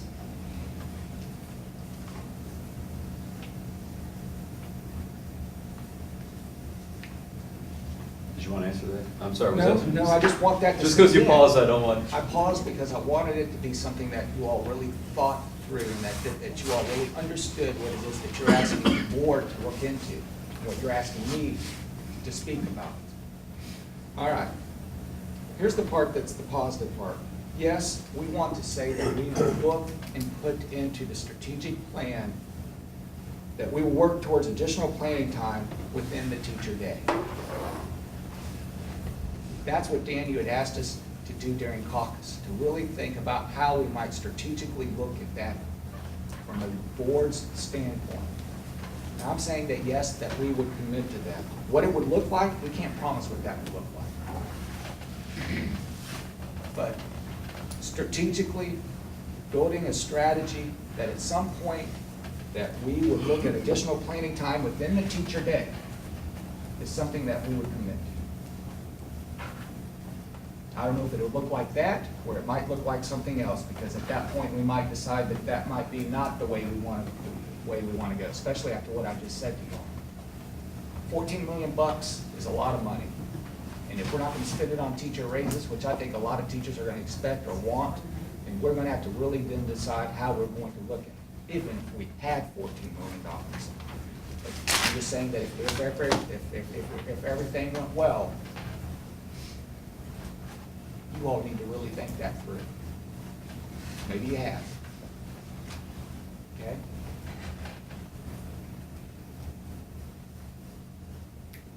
I'm done.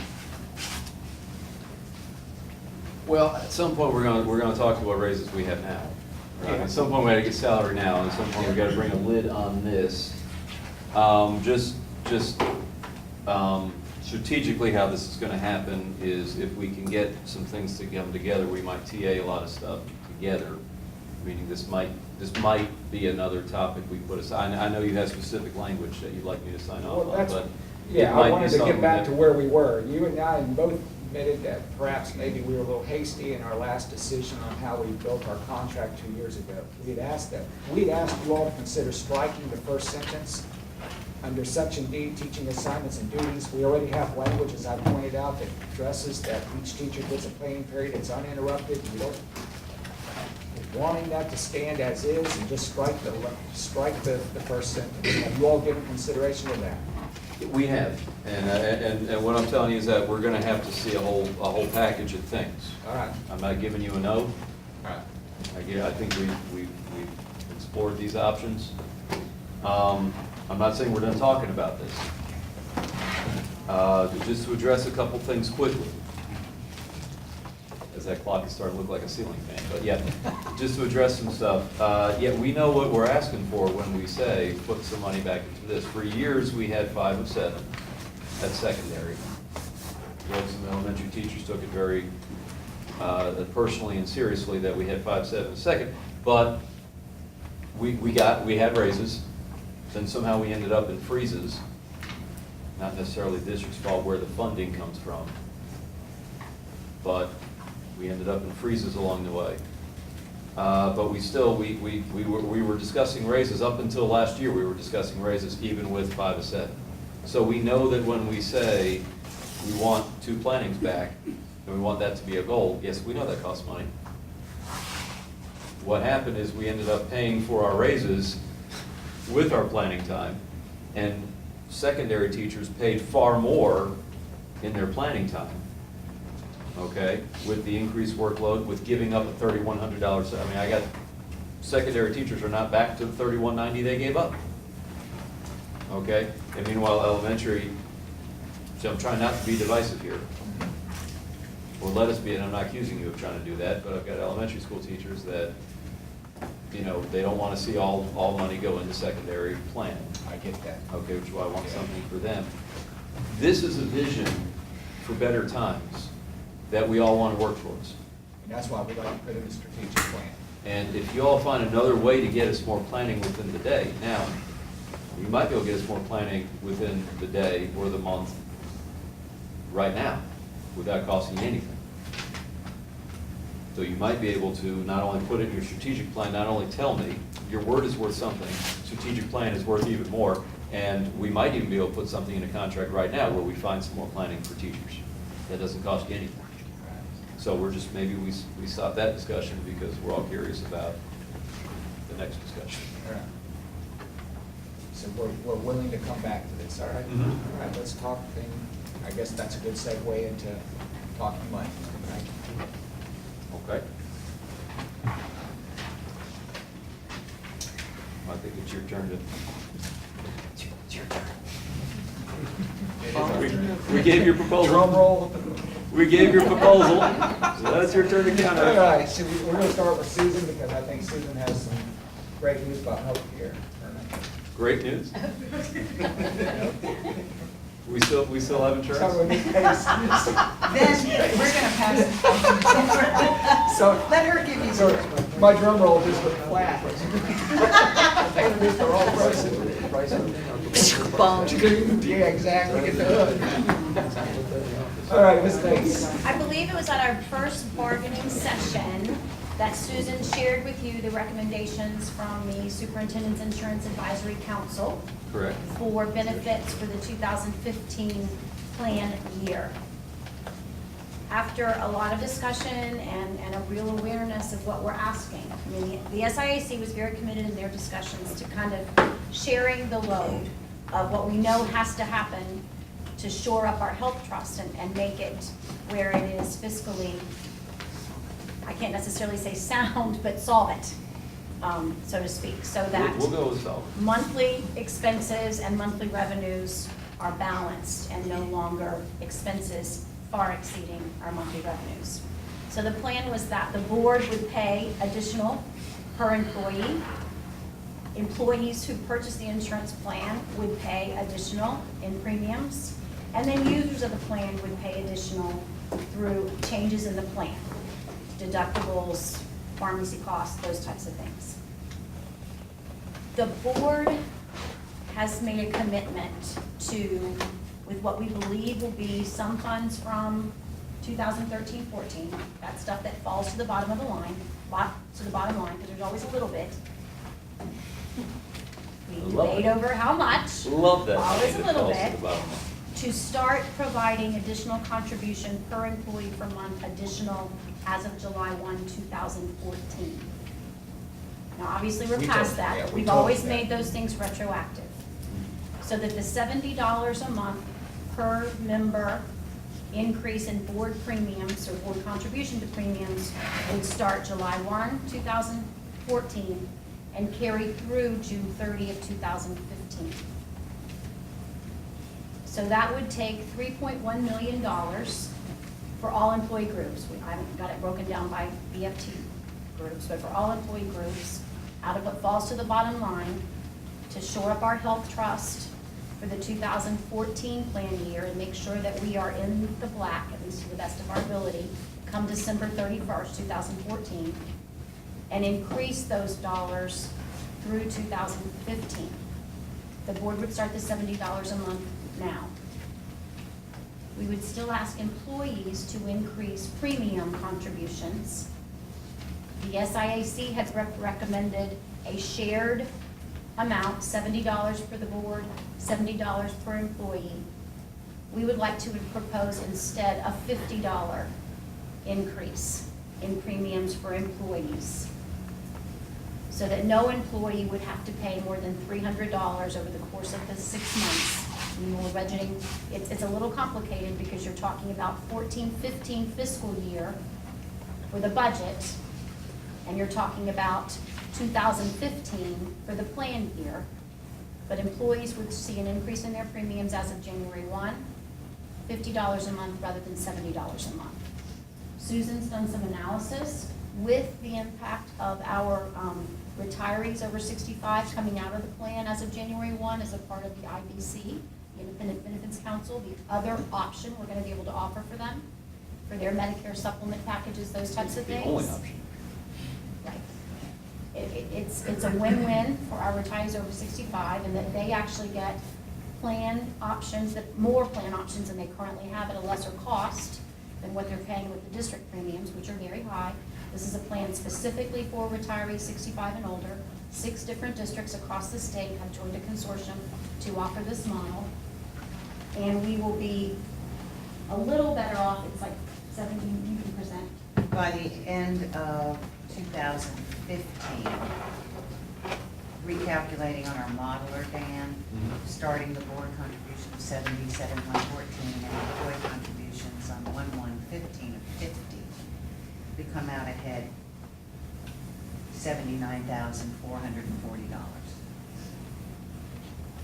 Because remember, you've got Shift. employee, you've got the retiree premiums coming out, so that's revenue going in that's not gonna be there. We factored in what we believe will be their impact of their expenses coming out, but that's still a little speculative. But that is the board's initial offer for the benefits part of our salary and benefits package. So essentially what Susan presented already, however, for employees, the change would be 50 a month instead of 70. And board starting its Starts in contribution. July. And then these are just to remind everyone, and we'll do some quick math here. These employee premiums on a health plan are pre-tax. Yes, I'm looking at Susan for the expert yes. word on that. So it's actually a hit to our paycheck of about 15% less than that. So it's Whatever tax about $42.50 after tax. Basically, reduction in pay of about $42.50 a month. So. approximately. Right, yeah, right, depending on your own taxes and how you withhold and where your final income is and all that. All right, so just so we know, as we get now a salary proposal, that I think is, remember we talked before, or I talked before, and y'all did a nice job listening about, we want employees happy and feeling good, and not another, you're going backwards but not as bad as you would have sort of thing. Okay, well, already we have a proposal of going backwards for about $42.50 a month starting January. So then I got secondary based on a lot of their feelings on what we do today. So now it's your challenge to impress us. And we I had, can't wait. Judy's getting ready to talk, or Mrs. Pace is gonna speak a little bit about the salary. I want you to know that the board and I took what your formula was. Remember the formula that you had proposed, of how we look at Structure. the structure? Okay. Took that very seriously, and that's the model we're going to use today. Not exactly. Within range. All right, well, Within. thank you. Like I said, 95% of what. I'm sitting back watching the show, and I'm going to be impressed. Your formula is basically what is going to be shown here. So we're going to throw some figures up, and we'll go from there, okay? Teamwork. You wanna pass it? Well, let me make a few comments before we pass out the handout. First of all, just to clarify back to the issue when we were talking about capital, for the 14-15 budget, the dollar amount from the operating and capital mix that you're talking about is $4 million. Okay. So, just to clarify what that number is for everybody. When we were together the first time, as Deborah spoke about, I also gave you a little money 101. If you remember, there was a handout that looked like this that you should have, in your notes in your notebook. At that point in time, one of the things I talked about was the fact that when the legislature was all said and done, we basically had $13.1 million in new money. By the time you took off the categoricals, and you took off the required increase in state retirement, it got us down to 8.4 million. Now, I don't know if the team members actually were tuning in, but 2 weeks ago tomorrow is when we had our budget workshop with the board. And on that day, we made one slight revision to this. I know that on that day, Dan was sitting at the table with the board members, so he probably remembers that very well. But again, for the other team members, basically what boiled down to is, remember the day that we talked about that and I said there's a number of unknowns? One of the unknowns was we weren't sure how this dual enrollment change was going to impact us. We felt pretty sure about, in terms of trying to curtail what we were going to have to pay to Eastern Florida State College for the dual enrollment. We were going to try to pull more of that back to us. And by pulling more of that back to us, that meant we would no doubt have to add a few additional teachers. So at the budget workshop, when the superintendent talked to the board about that, he said, we're estimating at this point, being that, we're starting to get the schedules and everything in from the high schools, we're guesstimating that that'll cost $400,000. That would have to come out of this. We also, though, looked at another slight addition. So the issue of the 8.4 went down to just slightly under 8.1 million. So the number is the net of those categoricals, the retirement increase, and this issue of dealing with the dual enrollment and so forth. What we have is, though, a proposal. I would ask you that what we would do is, do this. I'm going to walk you through kind of the first part of it, and I think then Deborah probably wants to walk you through the second part of it. But would ask that you kind of follow along with this and let us just take a few minutes and very slowly walk you through what this page actually says, so as to make sure that there's questions that you might have. As Jim and Deborah both said, basically what we tried to do was to take some of what the BFT team presented as their way of trying to acknowledge all the different areas, whether it is pay for performance or whether it is the PSC teachers that perhaps want to stay where they are. So I'm going to wait till everybody gets theirs to hand out. And then, like I said, I'm going to kind of walk through it a little slowly. The very top part, you'll notice 8.1 million, just rounded it up. It's almost that exactly. But that was the amount to be available, again, after all those subtractions I just talked about. If you recognize the conversation that Deborah and Susan just had, the extra 3.1 million, when she talked about it just a minute ago, if you remember the way she said it, we were talking about making our proposal retroactive to July 1 of 14. So for the 6 months, till you get to December 31st, it costs 3.1 million. Well, likewise, from January 1 of 15 to December 30 of 15, it costs 3.1 million. Now that's for all employee groups, all right, be able to do that. So that's the first thing that we felt like had to be addressed, is that increase and the commitment to the Health Insurance Trust Fund. Subtracting that off, now you have 5 million. Off of the 5 million, whatever we would do for the salary concept, we would have to address the fringes. That total there is roughly about 15.6, 15.7%, but it's the Social Security, the retirement, the life insurance, and the workers' comp. That's what those 4 percentages are for you to look at. And that's almost $800,000. So subtracting that off, now you're down to about 4.2 million. That would be available for salary adjustments, supplements, whatever we might want to call them. And of that, again, that's for all employee groups. Of that, doing a proportional share, as we do each and every year, for BFT, that ends up 2.9 million. Keep in mind, the health insurance has already been subtracted off, and the fringe has already been subtracted off. So we'd be looking at that dollar value of putting into a variety of different kinds of measures. Any questions to that point? Okay, I'm going to turn it over to Deborah. I think she wants to talk about the next section. Okay, it's important for everybody to recognize that with this kind of a model, the numbers on the bottom half are speculative at this point in time, okay? We have 2 things to agree to. One is that bottom line number. What is BFT's proportional share? With this first offer from the district, that's 2.9 million basically of money, exclusive of benefits and the fringe piece. The numbers below are our estimates based on some preliminary analysis we've done of numbers of teachers who fall into each bucket, so to speak, because you have several different buckets here.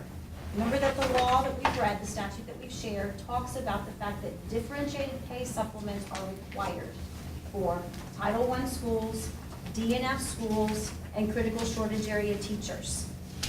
That's what you see in that first line, other statutory supplements. Title I, DF, critical shortage. Those are the ones that are required in the statute. We've guesstimated, based on, we know the number of Title I schools that have been allocated for teachers for the 2014-15 school year. We're hoping we don't have any DNF schools, but you never know.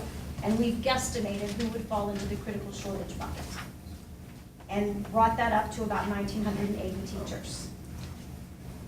We've proposed that that would be a $250 supplement. Remember that according to the statutory language and the work that Judy has done in conversation, she and her team, and Susan's group with the Office of Retirement just recently, supplements are not retirement eligible, okay? Certain ones. adjustments, right, some of them, not all of them, but some of them, sorry. You have to be, it's very kind of strange. This is our best guess. The teacher leader career ladder concept, that's what the district proposed as a way to recognize teachers who are doing more at their schools that we have never, ever been able to recognize other than thank you very much for being a mentor teacher, for being a peer coach, for offering site-based professional development, those kinds of things that were in the original proposal that we gave you. We've again roughly said about 5 per school, 5 or 6, depending on if you're secondary, elementary, peer coaches, those types of things. We've again proposed a $250 supplement for those folks, for that recognition. The next piece is what we've talked about in terms of salary adjustments. Remember that AC teachers on that grandfathered salary schedule paid for performance. What we're saying is highly effective teachers get that one factor. Effective teachers would get that 0.75 factor. Remember the law says that it can be 0.50 to 0.75. We've gone with the higher ratio, 0.75. The number of teachers, 1,005 and 335, is an estimate. That you have to have that to plug into your formula to get an idea what that might be. We know how many AC teachers we have. We've guesstimated 75% of them in the end might be highly effective, 25% might be effective, and plug them into the formula. PSC and CC teachers who choose to retain their PSC status. We know that that was very important to all of you as a union, that we take that into consideration, that we don't put our PSC or CC teachers in a position where they are pressured to give up their professional services contract protection for salary. The most, however, that you can give them according to the statute is a cost of living adjustment that's added to base pay that has to be half of what the effective AC teacher gets for performance. So that's the 0.375. We use our total number of PSC teachers based on the last count that I had from the May numbers, times that 0.375. The next piece is something that we know that was important to you as a union as well. And it was important to our board that our PSC teachers and our AC teachers are not discriminated against in terms of what they get at the end for performance. So basically what they've said is if you're a highly effective PSC teacher or CC teacher, you would earn the same amount in the end, the number at the end of the equation, as an AC highly effective teacher. And the same for an effective PSC teacher. Would in the end get the same final dollar amount as an AC effective teacher. But it is important to remember that a salary adjustment becomes a part of base pay. A supplement does not. So at the end of the day, with these numbers, if you take the number that we start with, the 2.9 million basically, the teacher numbers that we've estimated, it would basically mean that if you weren't getting any other kind of a supplement because you're a Title I teacher or a teacher leader, then $500 for your AC highly effective teachers, $500 for your PSC teachers. The difference would be in supplement and adjustment. And the effective, it would be $375. Difference would be $375 complete base pay addition adjustment, or $375 part of it supplement, part of it adjustment. So that's where we've kind of started. Do you understand the concept? Yes. You understand it's equal? Yes. And there would not be additional pressure for PSC teachers to give up their PSC status.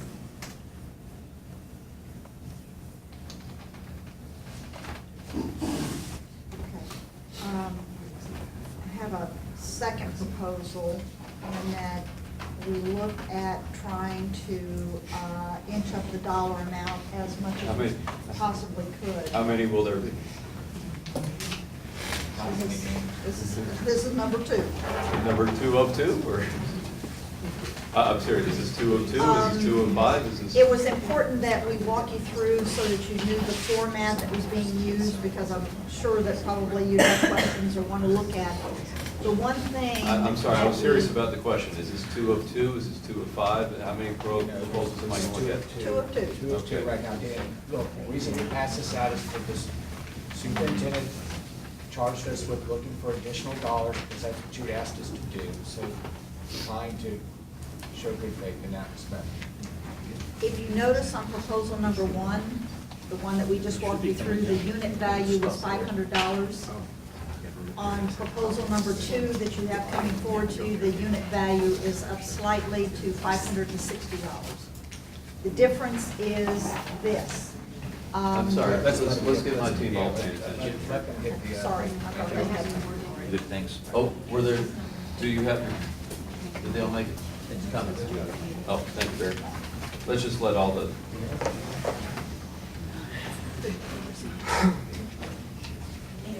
I'm not referring to the sheet as much as I'm making some comments related to the fact that one of the conversations that we have also had, not only at the table, but consistently with the school board, is the whole issue of the class size requirement that the state has set forward.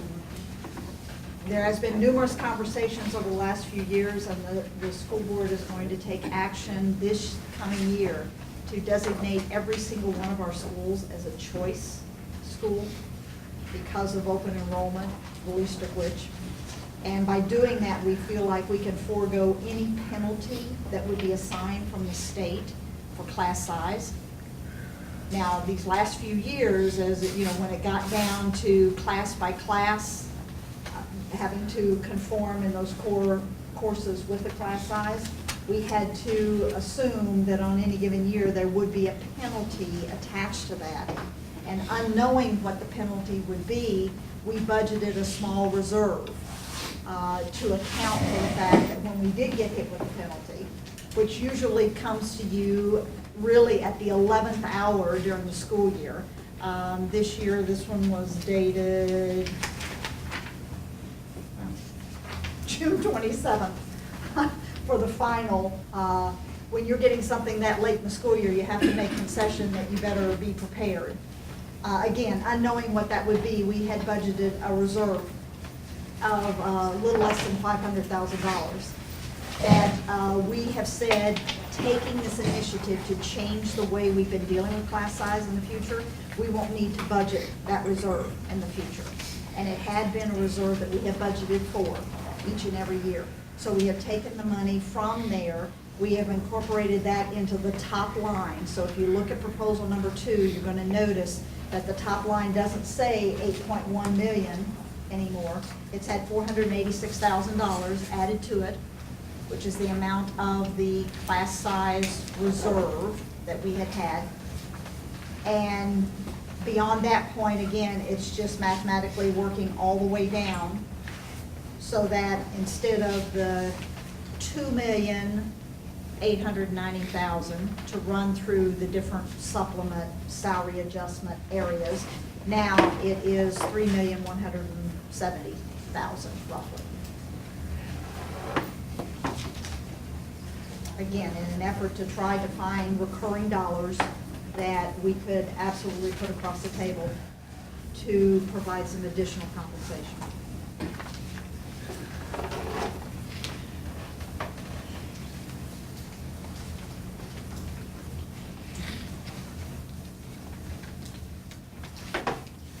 is that the presentation?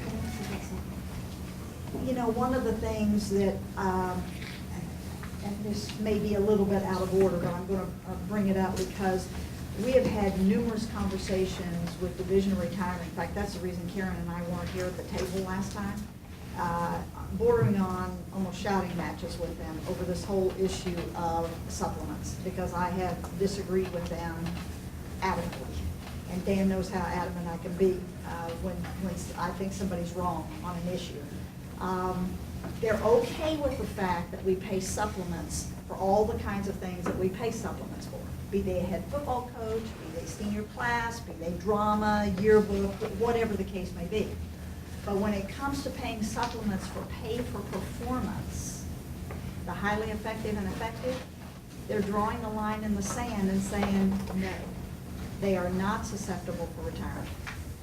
I can't tell you how many people I've talked with, people that do not work for Division of Retirement absolutely agree that they should be susceptible to retirement.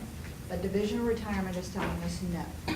I have told them that they're going to have to, they will absolutely be contacted by FEA and labor attorneys who agree that they should be susceptible to retirement. But that's an issue that we really will need your help and your state organization's help to try to convince them, because I haven't been very successful in trying to convince them of that fact. And I know that whenever, Dan, I know when you and your team came up with your, shell of a philosophy and a document that you put on the whiteboard, it was my understanding that you thought that those supplements would be susceptible to state retirement, and we're counting on that as being susceptible to state retirement. What I'm hearing from Division of Retirement is no. Now, at this point in time, under this scenario, Proposal 1 and 2 assumes that we can convince them that supplements are, these kinds of supplements, are susceptible to state retirement. They don't have a problem with the DNF. They don't have a problem with those others that have been highlighted in statute, but they are digging their heels in on this highly effective and effective and saying no. So I really would be very appreciative of your state organization kind of helping with this, because I've already warned them they're going to be contacted. Full well knowing that I was sure other districts would probably want to be doing something similar to what you had proposed. I asked the question, had they been approached about this, and no, they had not. So.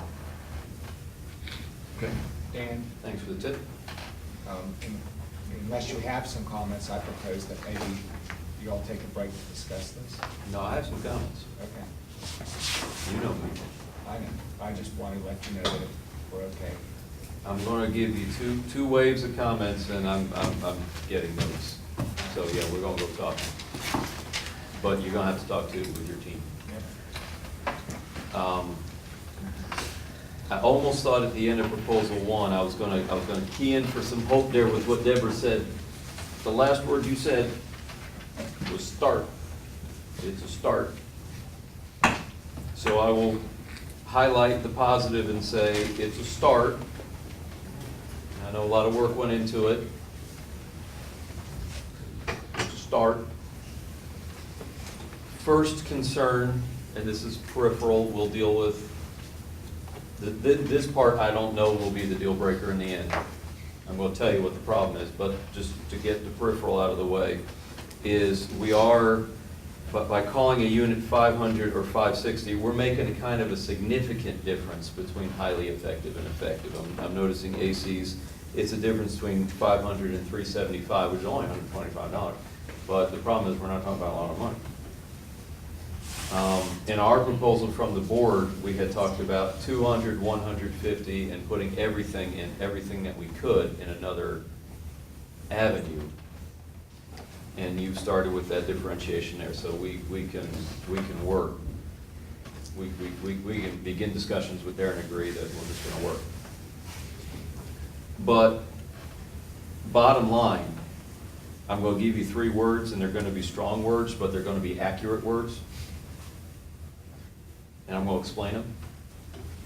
This is tragic, this is unacceptable, and this is dangerous. Now, I don't mean dangerous in a violent sense. I don't want anybody running to the hills thinking Dan's threatening danger or violence. I'd be the least able to pull that off anyway. But don't take that way. But I'm going to explain what I mean. The tragedy here is that we are back at the table with a new attitude, allegedly. Collaboration, working together, addressing the morale issue, not wanting to give something to teachers and say, well, we're sorry, this is the best we can do. We've been through impasses, we've been through fighting, we've been through marching in the streets, we've been through all kinds of stuff to try to change a culture which is yet again refusing to ignore that there's dollars that can be had. Now, in Deborah's introduction to this, she said, and here we anticipate dollars falling to the bottom line again. We talked about from those dollars falling to the bottom line, that's where we're going to grab the dollars to throw into the trust fund for health insurance. And yet here I see dollars going to the trust fund are coming from the 8 point whatever million new dollars. Yes, that is what you said, and yes, this is what's right here. Can I clarify that? I tried to clarify that. Was this when the I spring started. dollar? Was the spring dollars Okay, right here? let me clarify, okay, because I tried to clarify that from the beginning. The 3.1 that is on the page Mhm. is for the 6 months, January 1 Okay, so that's the spring through money. June 30. All right, The fair enough. The other 3.1 for this All right. next 6 months is from the fund balance. Okay. We talked at the last board meeting, and at the behest of someone, I won't call out the name, but someone said, go back and look at budget books and see if what I was saying was true. We actually sat and looked at some stuff together. But when we first discussed our proposal, and you came back and said, Dan, where's the section money coming from that you're suggesting? Well, we talked about the salary you paid this year versus the salary you budgeted this year. And there's your gap. And someone had me come in and said, well, let's look at it. Let's look at the most recent, the June budget book, or I guess from the workshop. Let's look at the most up-to-date number for what the salary cost last year. And so we did it. We went to 4 spots, we added up some numbers, and the most up-to-date number was off by $1 million from what I was given in an email of June 3rd. This number has changed by $1 million, even though I was told that's the final number for the year, but it changed by $1 million. It's still less than what was budgeted. We're playing the same game. There's going to be money left over in the budget. I'm going to be right yet again. Dollars will fall to the bottom line yet again. Recurring dollars in the budget will be reported in a non-recurring way. I will be told I'm wrong yet again. And I'm expected yet again to go back to my teachers and say, this is the best we can do. When I know it's not the best we can do. When I know I am told and even testified against things that are inaccurate. I'm going to look in the rearview mirror for a moment. I guess I've been looking there for a while, sorry. We had an impasse this year on salary. And I made the argument that of the governor's $12 million that were supposed to be spent on teacher salary allocation, I made the argument that only $7 million was going to be spent on teacher salary. The district testified that the full $12 million was going to be spent on teacher salary. That was presented to the board. Dan's lying. $12 million is going to teacher salary from the governor's teacher salary allocation.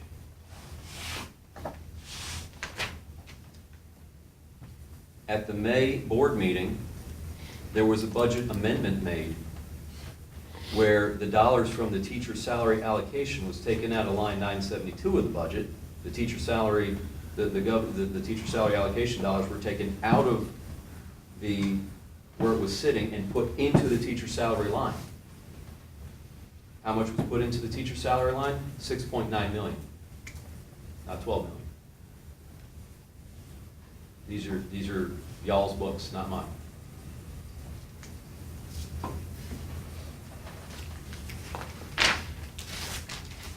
Tragic that there's not being any movement made on this, and I'm expected to go sell this to my teachers that $500 is the best we can do, or $560. We talked about a $4 million transfer. Judy and I, we discussed vocabulary. I'm going to use transfer as layman's terms, from operating to capital.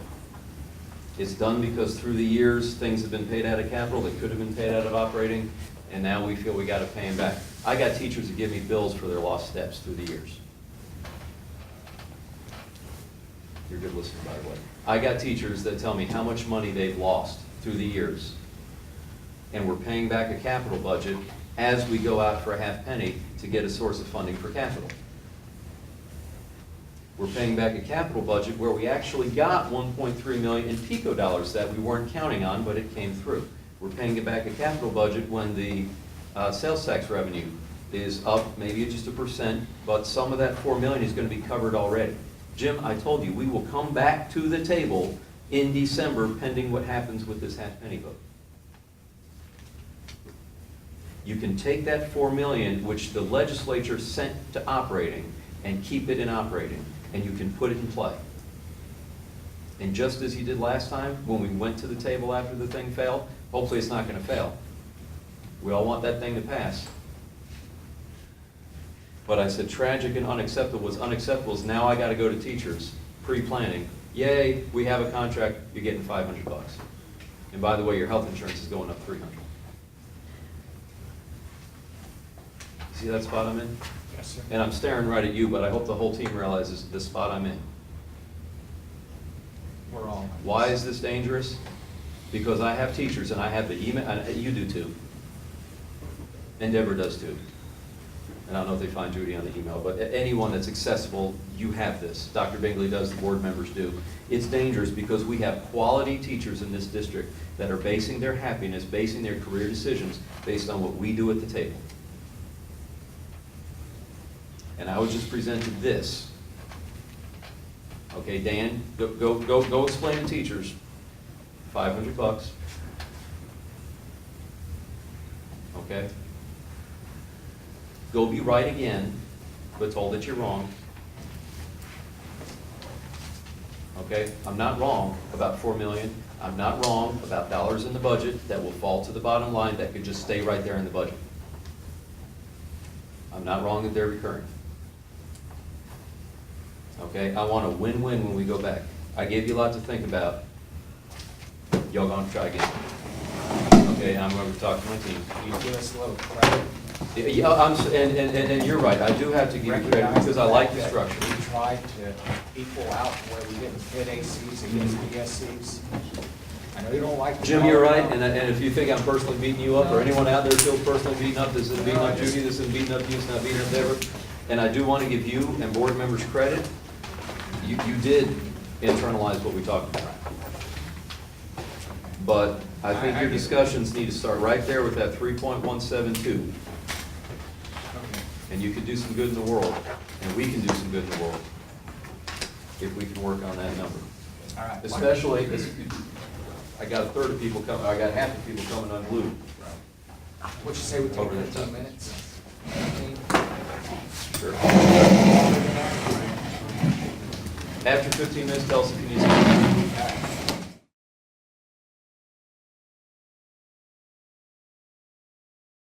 I'll let you all begin because you all wanted to caucus and talk about our office. I know you had a lot to say before caucus, but where are we? Well, it didn't change a whole lot. Okay. Well, you would ask, you said, come on, Dan, don't you even appreciate some of that? And yes, we do. We appreciate some of the structuring. We would want to talk about some more structuring. We will want to talk about some more structuring in that we're not there yet on the evaluation system. And y'all know that. I didn't just surprise you. We're not there yet on the evaluation system that we want that big a gap between highly effective and effective. We don't have teachers right now, their VAM scores come in and they go, oh, I get it. I see why that score worked out that way. We're not there yet. I don't know if we'll ever be there, but I'm being optimistic to say yet. We ain't there yet. All right. Which is why we want to structure a little bit more towards an across-the-board supplement for everybody. We notice that there's not discussion of teachers that land on N. On what, I'm sorry? On There's what? not a discussion anywhere of teachers that land on N. Now, if you're an annual contract, you land on N, you're a little bit on thin ice, but if you're a PSC and you land on N, you have every right to keep going and improve. That's the goal, is to improve, but there's not a discussion of what happens with your pay. We had some discussion about, not really sure what you were talking about there with class size. Was that $60? Was that an offer of $60 if we just kind of wink, wink, look the other way if class size gets abused a little bit? We're not sure if that was a suggestion of. Now, what we've said is that they become a choice, every school become a choice school. And that frees And up. that's not a wink, wink. Other school districts have Other done school, that yeah. this year. So we all become a choice, but is that somehow saying that class sizes change, or our adherence or commitment to the Well, class from size what I amendment understand- changes? From what I understand, this is what I understand. Other school districts found, I don't know if it's called a loophole. Okay. It was called OE? The statute provides for choice schools, there was some change in the language, choice schools, choice districts, to work as, just like charter schools, to be considered in compliance with the statute if you're at school-wide average. Okay. So we wouldn't be winking, we would be complying with the statute, which if you're a choice school, choice district, that compliance standard is the school-wide average. So we'd be back in legal compliance. Yes, we would. Maybe, so again, I guess now we're in a discussion of the spirit of the law versus the letter of the law, is what we've asked, but we're fine with letters or. If I can clarify one thing, Dan, we're not, we're still gonna implement the staffing just like we have been. We're not talking about physically implementing the staffing plan to revert back to school-wide average. We just want to keep the staffing the same levels as Right. we've been doing in all of our schools. It's just that now we can confirm that we won't have a penalty. Got it. And All that right. penalty then would be rolled into salary. Okay, that's a nice clarification. Really the big Hold on. one. Remember, you had tasked us to look for certain places where we could maybe find additional money. I was gonna say, that's the big thing. Well, a lot of what we did out there was we waited as we stewed. And, really, if we're gonna move forward, you know, we can figure out structure. We're smart enough folks, we can figure out where to put it, and you can list. Well, us, that's we what I can was list gonna ask you to do. is that- But where we are is this 3.17, that's where we are. Because we want to go back to school and have teachers happy, and we know that there is money in the sources I already talked about. And I've told you that I'm ready, prepared to come back to the table in December, good times or bad. I'm asking you to come out of your comfort zone a little bit. I mean, I know I'm asking you to come out of your comfort zone, it's not a stretch. I know PGP, all about stretch goals, I'm asking you to come out of your comfort zone a little bit. And finally, be willing to spend those recurring teacher salary dollars that weren't spent this year, put them back in here. Not make that transfer, and move towards our offer of 8 I don't see this as serious movement on your end. If you want me to move off 8.8 million, you gotta move off 3.1 million. Because this isn't getting us towards teachers being happy about coming back to work.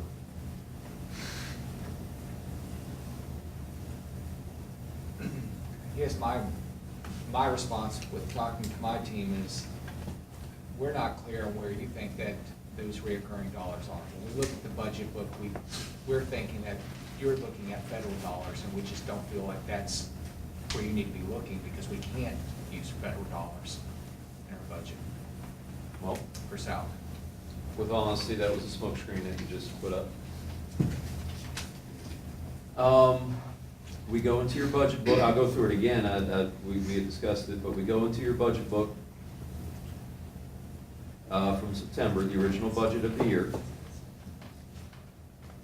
I've been doing this for years in different incarnations, and people say, you're doing it wrong, Dan. Well, yes, I've asked enough questions, I know what I'm doing. And I've even sat with, I said I won't name the person, but someone has shown me and told me what I'm doing, make sure I'm doing it right. Starting with September, if we add up this, including an email that came to you through you from some other sources, the teacher salary lines in that September budget book add up to this number of $222.6 million. I was told spring of last year, not this spring, but year back.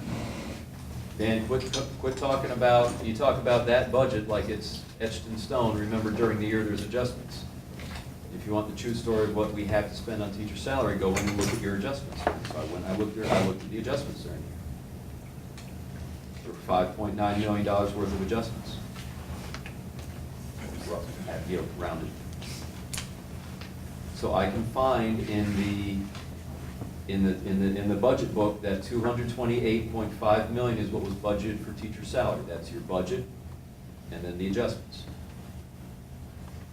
I started asking in March, and then April and May, and finally the day before we started bargaining last, I finally got an answer here. I got one line, I said, how much total salary did we actually spend? And I got a $219 million, when we had budgeted $228.5. Then there was, after that line, it said, oh, and don't forget, they got $5.6 million for differentials. I would have thought that would have been part of it, that's advanced degrees and things. But if I add those numbers together, I get that we spent $224.7 million out of $228.5 million. So you think there's a difference of $4 million? Well, $3.8 million. I've had this, well, yeah, $4 million rounded. I've had this discussion before. And usually what it comes down to is, but Dan, consider how close that is. You know, consider that close margin of error. You know, we can't overspend. You know, you got to give us a little bit of buffer. And sure, yeah, you get a margin of error. All right, but 3.8 million went unspent in the budget. But this is your numbers in your book. Your amendments through the year that I was told, if you want a true budget picture, look at the amendments. Now, a more recent book came out in June. There was the workshop, the budget hearing. Someone mentioned I got to sit at a table. I didn't get a book, I didn't get borrowed a book. And that book for total salary actually spent gave a different number. It didn't give the 224.7, added up a couple different sources. I did this in ESF with someone knew what they were doing. And we didn't find that 224 was a little higher, it's 225 point something. So where I had figured there was 3.8 million left over between budget and spent, this more recent calculation, I mean, no one ever told me, oh, Dan, there's a revision to the number we gave you, but from the book, from the most recent number, there was a slightly different number. It was up into the 225 range, which we ended up with a buffer of about $2.5 million. Those are dollars that were budgeted. If it's in the budget, it's recurring. It's not, I gotta go find a new source of money. I don't have to go beg the governor and say, could you please give us $2 million? I didn't do my laundry and find $2 million in the pocket. It was in the budget book unspent. So if you keep that $2.5 million in the teacher salary portion of the budget, roll it over. It's gonna fall to the bottom line. And I've had this talk. Why does it fall to the bottom line? Because when it's budgeted and not spent, then at the end of the year, we get to say, look at that, there's a little bit of surplus. Okay. There's always a little bit of surplus. that. Now, when I say that, to be fair to everybody, and to be fair to Judy and everybody, to be fair, you gotta have, it's better to have it fall to the bottom line than the superintendent can't go up there. If I'm looking at the way we looked at it during caucus, if 0.5% of a $200 million budget fell to the bottom line, that's pretty doggone good. Well, yeah. So I want you to know that we feel like we've done exactly what we've been tasked to do, and that is spend every dollar towards salaries. But So if we're 0.5% off, you guys are gonna hold us to that? I'm gonna say you can take that, here's what happens. The little percent, and that's a typical argument, and I can't disagree with that. Yeah, you don't wanna go up there in September and go, well, we overspent by 10 million. Yeah, you can't do that. Can't, I know. legally. Well, I get it. But here's what I'm suggesting. If it's budgeted, unspent, just keep it in the budget right where it was. Just keep it right, just admit that, because even though it's a little bit, we could call it 0.5%, 0.1%, whatever little bit percent, and the superintendent likes to say, well, this is like, suppose you had a household, and suppose you had this, it's the equivalent of, $80 left over. Okay, what is $2 million? It's $2.5 million. And when we're talking about 3.1 million that you just put on the table, just keep the 2.5 million in the budget that's there. Just keep it there. Don't budget it away. All right. Just keep it. I would like to clarify one. And on top of that, I'm getting there. And on top of that,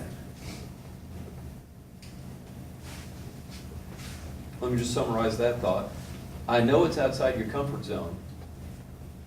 I mean, I know it is. I shouldn't speak for you, I know maybe that's rude, but I know it's outside your comfort zone to say, okay, we're just gonna keep that in there and rebudget it and use it, and we're gonna be able to put that towards salary. I get it. But step outside your comfort zone. Tell your employees aren't gonna get why it's outside your comfort zone to take teacher salary dollars and keep them in teacher salary. But I can sell that and say, look, we've been asking this for years. And they came through and they did it. And then I'm asking you, step outside your comfort zone and let's not do this transfer to capital. Again, that's recurring, it's in your budget, it's in your budget, it's not a grant. It's part of your budget, $4 million to pay expenses out of capital, but you're using the operating budget to do it. Take some or all of that. I did say some or all of that, that's movement. I told you to take all of it. Take some or all of it. Okay. And put that towards this package. Because when I went outside, people already doing it, we got people doing math faster than me. Okay? They looked at what was here. They called themselves highly effective. They looked at what's here. They subtracted out their insurance, and they say, I got a $75 raise. That's the offer on the table. And I've made a commitment to my teachers, and my teachers have made a commitment to their profession to say, we're going to make this a good place to work. We're going to be happy here. And keep in mind as I say that, Jim, just to summarize, I got to get to the point sometime. But just to summarize, as we get whatever we can in salary, you could put $10 million across the table for salary, okay? And I'm still going to have people saying, wait a second, y'all promised 6 or 7 for 1 year. All right, and I got a lot of people basing their happiness based on that. So somehow I got to talk to these people and say, look, they really did do all they could on salary. They really, really, really did all they could. And let me tell you, when we get into it, because it's going to happen, I'm not claiming to know the future, but it's going to happen. June, well, we're through June, it won't happen in June. August, September, October, something's going to come up at a board meeting. Something's going to be purchased, something's going to be bought. Happened a couple years ago with a piece of software. Something's going to be somewhere on an agenda that something got bought that someone didn't know about, and that's going to become the poster child for happiness or unhappiness. They gave us $500 in salary, and yet they found $2 million, $3 million somewhere to buy that, whatever that is. It's not, I'm not a magician that I know that's going to happen. All right, there you go, that's. All right, this is what You're a I good like. listener, Jim. This is what I would like, I don't know if you even did this, but we would like to at least offer the fact that, I suppose that you all liked proposal number 2 over number 1. We were very concerned about the class size part of it, but I think you clarified that. I'd have to talk to my team and see if they see that that's not a I think we sellout. have explained that But that that's is not, more money, we're not yes. jacking up, we're not gonna increase class size, and you all are not going to see outrageous numbers, because we're gonna now put 36 kids in your class and use the savings there to give you all a raise. I We want did you all to know recognize doing that was. So I would imagine that we're talking about proposal number 2. Because if I give you that promise, saying that to the audience and everybody, we're not changing the staffing plan. We appreciate that. We figured out a way in which we don't have to pay a penalty.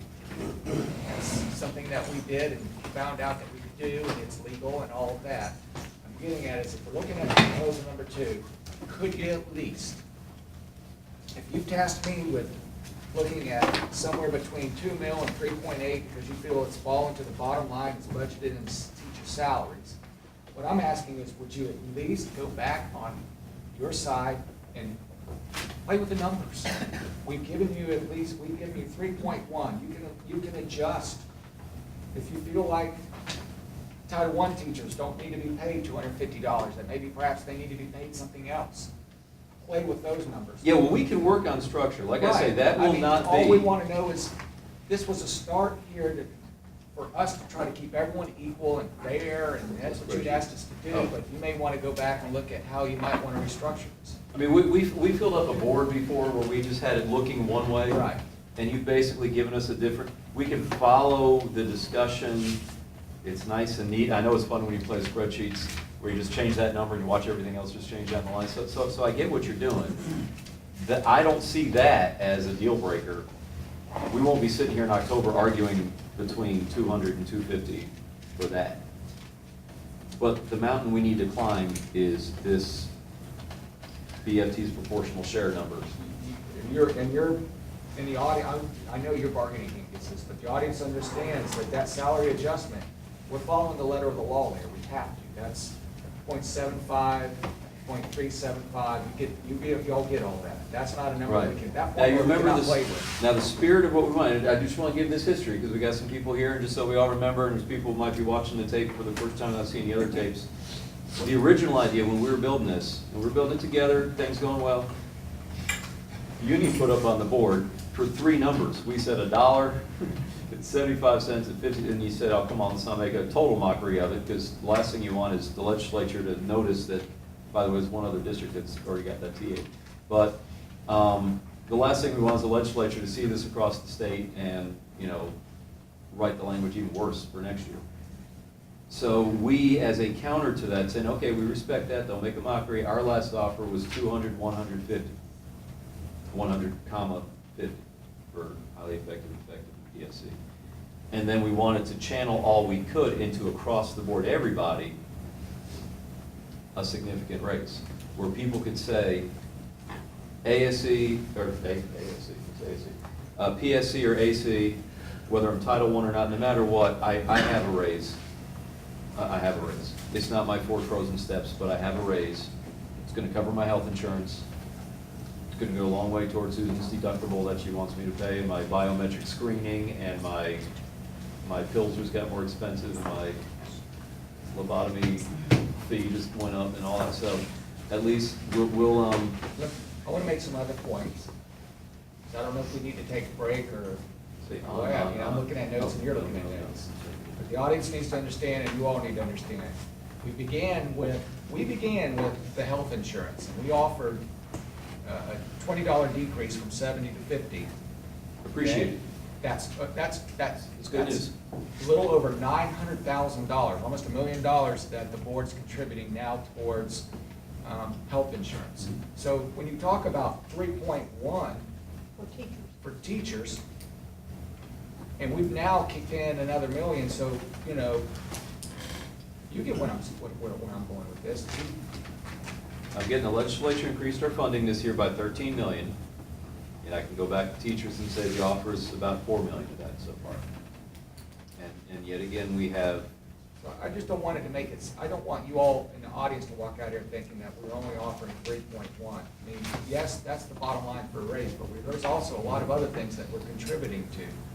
Contributing to insurance, we're contributing to retirement. We've come out and said clearly that we'll start contributing to insurance starting July 1st. You all don't even have to start making those payments till January 1st. We feel like we've come to you all as best we can, and you all know that we're going before the voters for a half-cent sales tax. Come on. Yeah, I want to talk. You put pressure on us, or on me to find a tremendous amount in our budget prior to going before a half-cent sales tax. We've even said, I've just said it 2 hours ago, we will come back to the table if we're successful in November, December to discuss whatever it is we need to discuss at that point.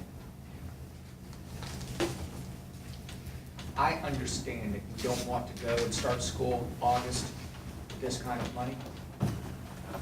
We get it.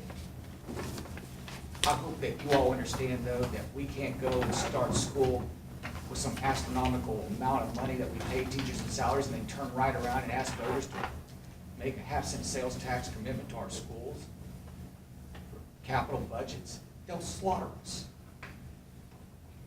And you talk about you being in a pickle, we're in a pickle. You talk about up there that you're in a jam, we're in a jam.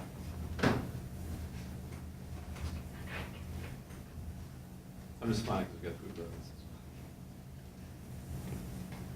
I don't want to go. There's going to have to be some give here, man. You can't expect me to go back and say, all right, we need to come up with $5 million because the teachers want an extra $2 million. I can do that, but I don't know if that's going to be realistic. I don't know if we're wasting time here or not. We want to get a contract, but at the same time, there's a lot of other factors here, Dan. I didn't want to talk too much, and I'm not going to talk too much. Well, maybe I will. I don't know. I don't know what to talk about. But about the half penny.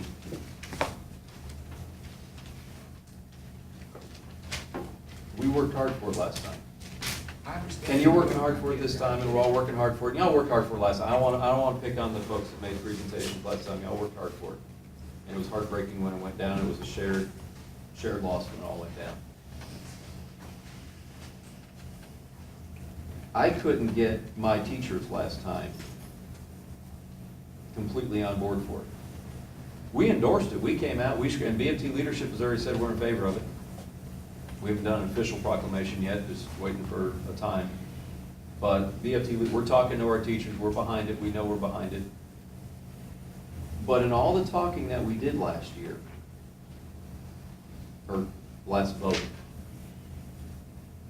we heard from a lot of people in the community and a lot of our own teachers that said they were going to vote no. Obviously, a lot voted yes. It wasn't all no. Hey, it almost split the, I mean, we almost got it, right? 48, 47%, whatever, we almost got it. But the people that were saying no, I don't think I got a single person that said no because they just couldn't afford it. And there's a good PR campaign going on this I know Michelle Irwin's made some good little videos and information pieces about, here's all it really is, a half penny, it's only this, and Taurus will help pay for it. We didn't get resistance from people saying, a half penny? I'm going to lose my house over that. No, we didn't, that wasn't the problem. What we heard and what we're still hearing from those that are saying no, it's a matter of trusting the district. And Dr. Bingley's tried to address that. He has addressed it at his speeches where he's gone out, his 4 forums and other talks. He says, come on, we hear about trust. We hear trust all the time. You need to trust us. And he talks about, look at the graduation rates, look at the AP scores, look at all the, all the great things going on in schools. Look at PLCs and art demonstration and music and all these great things going on in our schools. You can trust us. The concern isn't from the public, you can't trust the schools to do good things. The concern from the public is the district's management of money. Exactly, Dan. And if I came out right now and paid $5 or $6 or $7 or $8 million or tried to pay $14 million on that, you know what they'd say? You guys, man, are silly. Nope. Our employees right now know what I'm saying is true. That there's dollars that you can find in the current budget. Instead of letting it fall to the bottom, you can rebudget it for next year. I hear you. I want our employees behind this and trusting this district to do that. The community sees a half penny fell, schools closed, software purchase. That's what they see. They see a demonstration of, closing schools was about a bond rating. That's what the public sees. And the people right now that are thinking about, are we going to trust this district with our money, they see dollars getting shifted around. They see surpluses every year. That's what I hear in the community, and that's what I hear from our employees. It's a $500 million organization. All right? It's the 10th largest district in the state. All right? We're working very hard, and I would consider that we are really doing, I consider, a fine job. And I'm going to imagine you would agree with us. This is what I want you to consider. All right, I know where you are with this. I know what you tasked me to go back and do, find more money. I've tasked you, I hope that you'll listen to me with going back and playing with the figures. This is what I want your all's team to understand. By God, there's a lot of legislation that came down this year. This pay for performance thing is a headache. It ain't pretty. Correct. It's very hard. And we have stuck to what it is that you've asked us to do. Regardless of what kind of money we have done, I think, a very, very good job of coming back and trying to make sure that we don't pit PSC against ACs. Now, by God, I'd like to at least think that we're going to give a little credit for that because we really worked hard to make sure that we don't have a divided workforce. However, I don't know if I can come back, whether it be July 15th next Tuesday, or whether it be in an hour from now, or whenever, and say, Dan, I got a whole lot more money. By God, you're right. We were just joking around. It was a big hoax. God, you didn't take the hook, line, and sinker. Come on, man. I'm giving you what I got. I've given you what I've got, I've told you why I've done it, and we've got to go before the voters, and we've got to convince them that, look, you haven't got to convince me or you, I haven't got to convince you about trust. There are a lot of other people out there that you talk about with trust. That's the voters who are going to doggone vote this thing in. And then we come back into the table on November or December, and we decide whatever it is we need to decide then, at that point.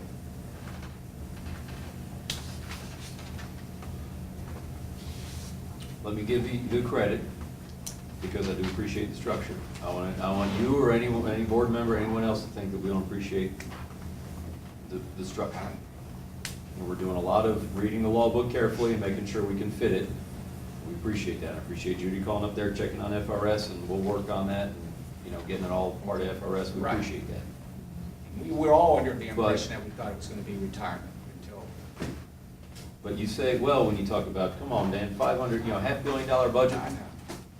So 2-3 million shakes out somewhere, and you're gonna beat us up over that?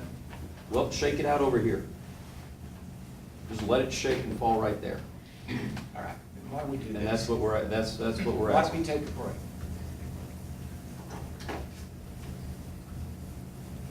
I'm always up for break, man. Huh? Always Well, up for you've- break. I've tasked you with something, maybe you can go back and talk to your team. I think we've given some very passionate, had some passionate conversation here. You know where I am with it, I know where you are with it. You've asked us to look for more money, to take a break, we discuss it, you discuss it.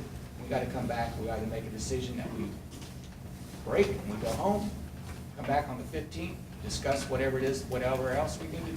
Or we have some compromise here, and we make some headway. Here's where I think we are on trust. Because we're throwing that word at each other. And I think it's in a good way. Yeah, we do have to trust each other. We're trying to do right and trust and trust.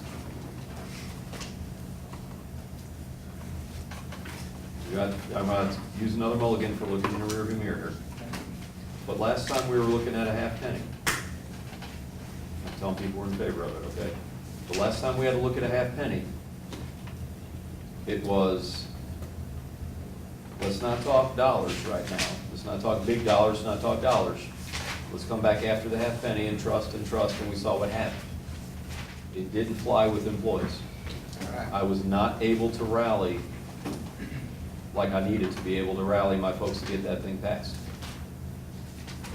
All right, it's one thing for me to say we're in favor of it. It's one thing for Richard and I and Jen to run in front of the faculties and say vote yes, vote yes. Another thing to get people in a frame of mind to, I'm supporting this employer, I'm rallying around these schools, we're gonna do it. Okay? We are agreeing that we have talks to have in December. Pass, fail, tie, anything tie? We agree that we have talks to have in December.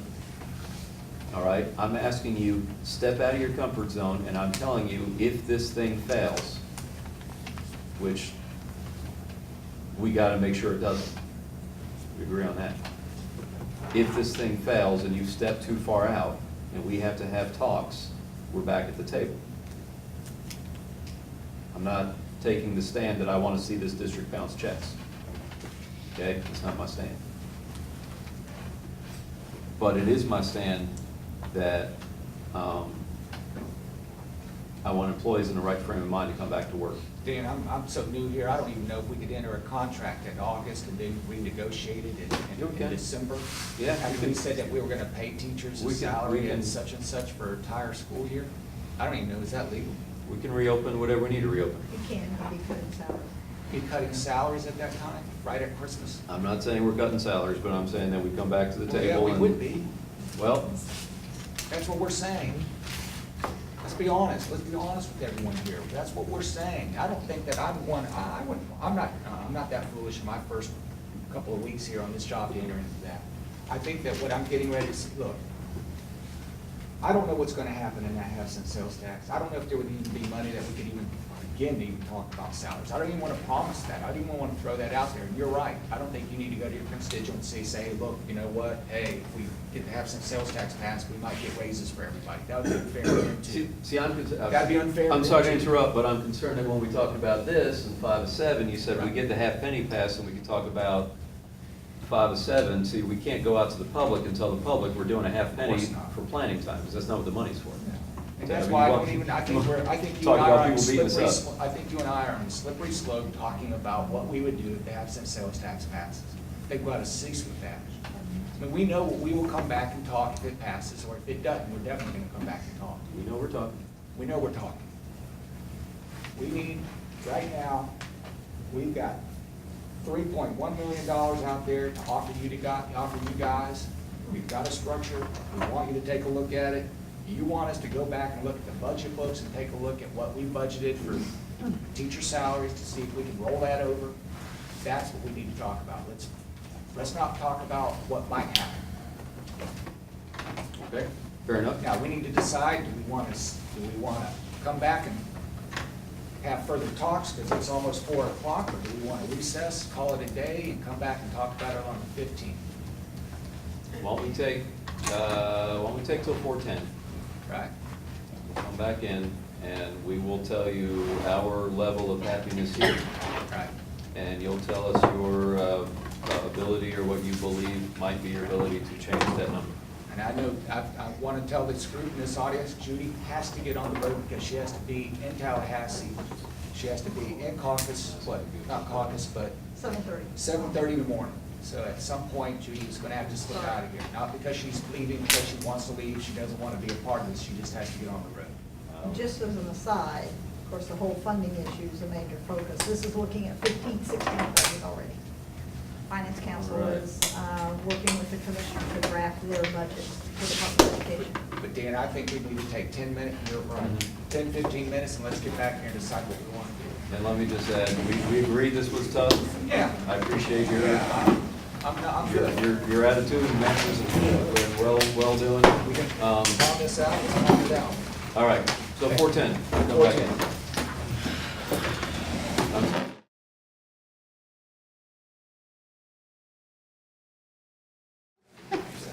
Jim, you gave us an assignment to talk about structure again. I should have, in whatever venom I was spewing, I should have mentioned that we do recognize that our top value you have met, which is we did not want PSEs harmed by this. So your structure shows that you share that value with it. We very much appreciate it. So we start with the good. You asked us to talk about structure, more specific, and we had, just to notice differences from our proposal to what landed here. You had other statutory supplements, which I imagine includes the Title I, the TS schools, the critical shortage, right? Our original idea was 150, and when we are ready to, if it's now or going to be sometime in the future, when we are ready to talk about what dollars we have, we may look at taking down that 250 just to put more money into other pieces of it, okay? And then the other things, the teacher leaders career ladder, we might want to also get the Cs in there, which was, we had a presentation from some speech folks to talk about their certifications of the Cs. For carrying the Cs, there's a cost to it. There's also tremendous benefit to the district because when they have the Cs, they get to bill for Medicaid, so it brings in money, et cetera. The Cs. So they have a triple C certification. The Cs is an acronym for something. Those tuning in, we're always drowning in alphabet soup here. So I want to make sure that we understand though, that 3.1, if you're wanting to plug those folks in, then that comes off. We get, well, that part two. I mean, our assignment that you gave us was to talk about our, do we think you had proportions right? And if you remember our release of structure right, the spirit of what we had, we have a difference of bottom lines, but the spirit of what we had was we wanted a token amount to meet the letter of the law in the salary adjustments. If you recall, at first we said $1, and you said, come on, Dan. And then we said 200, 150. We still might be leaning towards that, just smaller things there. So that way we can have an across-the-board supplement that everyone could enjoy without this. I mean, the structure that you have right there seems to be, okay, let's go to a PSC teacher, and what are you missing by keeping your PSC? And we'll try to recreate that and fill it in. Okay, can I stop you there? I'm sorry. I want to listen, but I want to make sure I'm clear on something. You had mentioned that talking about this highly effective, Mhm. meeting the letter of law, pay for performance. You had mentioned that another district had already TA'd. You're gonna ask me which one? No, I'm not gonna ask you which Things one. that- What I'm getting at though is it's not, I know this because our school board attorney and with our coalition, there's not been anyone in our coalition that's done that. I did a statewide search, I can't guarantee it was, Okay. I'm not, Yeah, I'm That's what I'm not. getting at. I just wanna stop you I'll there. sit here next because to, I next don't to think Vicki, she anyone in our remembers. I saw it coalition, She saw the email. I don't think anyone in our coalition's done 50, Okay. 75, and $100. I'm almost certain they haven't because they've taken this very seriously as far as. No, I was saying someone actually has a TA on $1.75 and 50 cents. Well, I've heard that. But- I think that's a standard account up there. And Okay. On there, yeah, they also are filling out a waiver. I don't know to if that's for a fact, join but at Alabama. the Fin conference, that gentleman who bargains for their board said that that's what we're doing and that's how we're gonna sell. And everyone kind of said, well, good luck with that fella. I just want, so we may want to look at that and get back to the spirit of, I mean, I appreciate what you've done, is you've said, okay, let's make it so a PSE teacher is entirely held whole. Yes, Kept whole, made whole, you're right. with their Kept ASE harmless. counterpart. Yeah, held harmless. Held harmless. Made whole, held harmless, with their AC, their annual contract counterpart with the same evaluation. That seems to be the spirit of what you've gone for. We actually were going almost in the spirit of, well, they'll just eat it. If it's 200, 100 versus 50, we'll just tell a PSE teacher, look, don't get hung up on that $50, because we made a strong supplement right here that everyone's gonna get across the board. So it's just a slight difference in philosophy. We can work with it. But now I'd like to hear your feedback if it's worth Well, I think you're, getting somewhere on I- the bottom line. you've tasked us with going back and looking at what you said was 3.8, 2-point mills or 3.8, depending on what, and I wrote down both those figures. Actually, let me just interrupt you there for a moment. I'm sorry, that's just me. I'm not going to tell you where in your budget to go get it, I understand. because I've played that game before. I'm gonna look in the rearview mirror. The impasse of 12-13. I took the challenge. I went into the budget book. We were talking about $1 million problem 3 years off into the future, and I took the challenge of finding $1 million. And I came up with at least 4 sources. I want to say 5 or 6 sources. Here.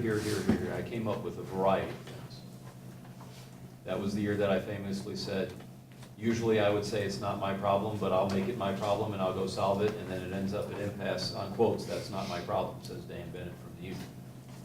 I still have that slide up in my office, don't I? But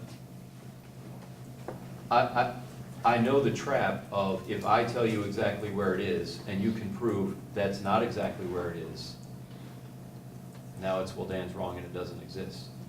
A week after that impasse, the superintendent and budget director did a presentation where they showed $6.7 million of recurring revenue and $8 more million worth of non-recurring. My challenge was to find $1 million. And so it's like a week after I got the answer key. So I'm not gonna fall for the trap of, Jim, I told you it's right there in that budget line, and if it's not right there, I surrender. And I'm willing to say to you, you tasked us with going back to our budget and looking for more additional dollars. I'm not trying to trap you. Okay, thank you. I know there's connotation to that word. I know, But- but I know what you're asking me to do is go back and look for additional dollars so that we can come back to the table and present a better offer on the final line, right? Why don't we, if it's okay with you, then you go play with the numbers. I'll go back, look for more money. When we come back, we're scheduled to meet next Tuesday, July 15th. We come back and we really work. July 15th, yes. Next Okay, Tuesday. Sorry, I was. Yeah, we really, as opposed to today. Now, what I'm getting at is this. Sorry, yes, I want hello. your team to understand, because we're gonna need a full caucus. We need everybody here, because I really would like to work, and what I mean by work, you get what I mean by work. We'll meet as long as we have to meet to get a contract, but I mean, I'd like to really work next Tuesday. Right, Dan? We're gonna really work. Okay. So that means coming back here, we'll discuss salary. You all need to bring us your language, because you all put up, remember. There are a you couple put up- things I owe you, right? We need to get whatever laundry list that, or if those things have disappeared, because now we've got it, but we need to work next Tuesday. Do you agree? Yeah. And we'll assess where we I'm are free on next Tuesday. Tuesday with where we are with our real work next Tuesday. Now, we made a lot of headway. We've got some money out on the table. We both know where we are with what we need to do. Okay? No pressure, but I want to give someone on my team an opportunity to give a final word. I could give a final word, we'd be here till 5:30, because I'm going to let Vanessa say it shorter and sweeter. We might be here till 6:30. Am I here, we'll be here till next Tuesday. I think, just sitting on the side of the table and kind of soaking everything in, looking at the structure. And like Dan said, we appreciate that there was significant effort made to not put AC teachers and PSC teachers on different sides of the aisle. However, having said that, we really feel that, and I'm gonna look in the rearview mirror, that the district is severely underestimating the amount that teachers have given up in the past 5-6 years. I mean, speaking from somebody who started 8 years ago, got my salary frozen right above a beginning teacher salary. I have a master's degree, but I barely make more than what a beginning teacher does. So if we're looking forward, again, you want teachers to rally behind the district. You want teachers to come start school with boosted morale. You want teachers to go head to the polls and vote for that 1/2-cent tax. And I can say right here, honestly, to you guys, I'm gonna vote for it. But you know what? I can't speak for all of my colleagues. I can't speak for the ones who maybe don't know the passion that's coming from both sides and the honest working from both sides. They're going to come back to school. They're going to see that, okay, if I get the top raise, after I take out my increase in insurance in January, after I take out the increase that I have to pay now for, my kid's inhaler, or my deductible for the chiropractor, or an emergency room visit, we can't just look at this year. We can't do it. We have to remember the amount that we've given up for years. And yes, there was a little bit given last year. But you know what? We fought long and hard last year at the table, and I know you weren't across the table. I wasn't on this side of the table, but I know how much they fought. I know when they went to impasse, because they knew we were grandfathering this payroll schedule. And basically, those of us who were kind of, in the 8 to 10 year, we kind of got screwed. I mean, really. So I really want you guys, as you've tasked us to sit and look at the structure, look at how to move stuff around, that you guys really think about that. Really, really think about that money and understand the difference that it is going to make to a teacher to come back with more than what's just on this paper.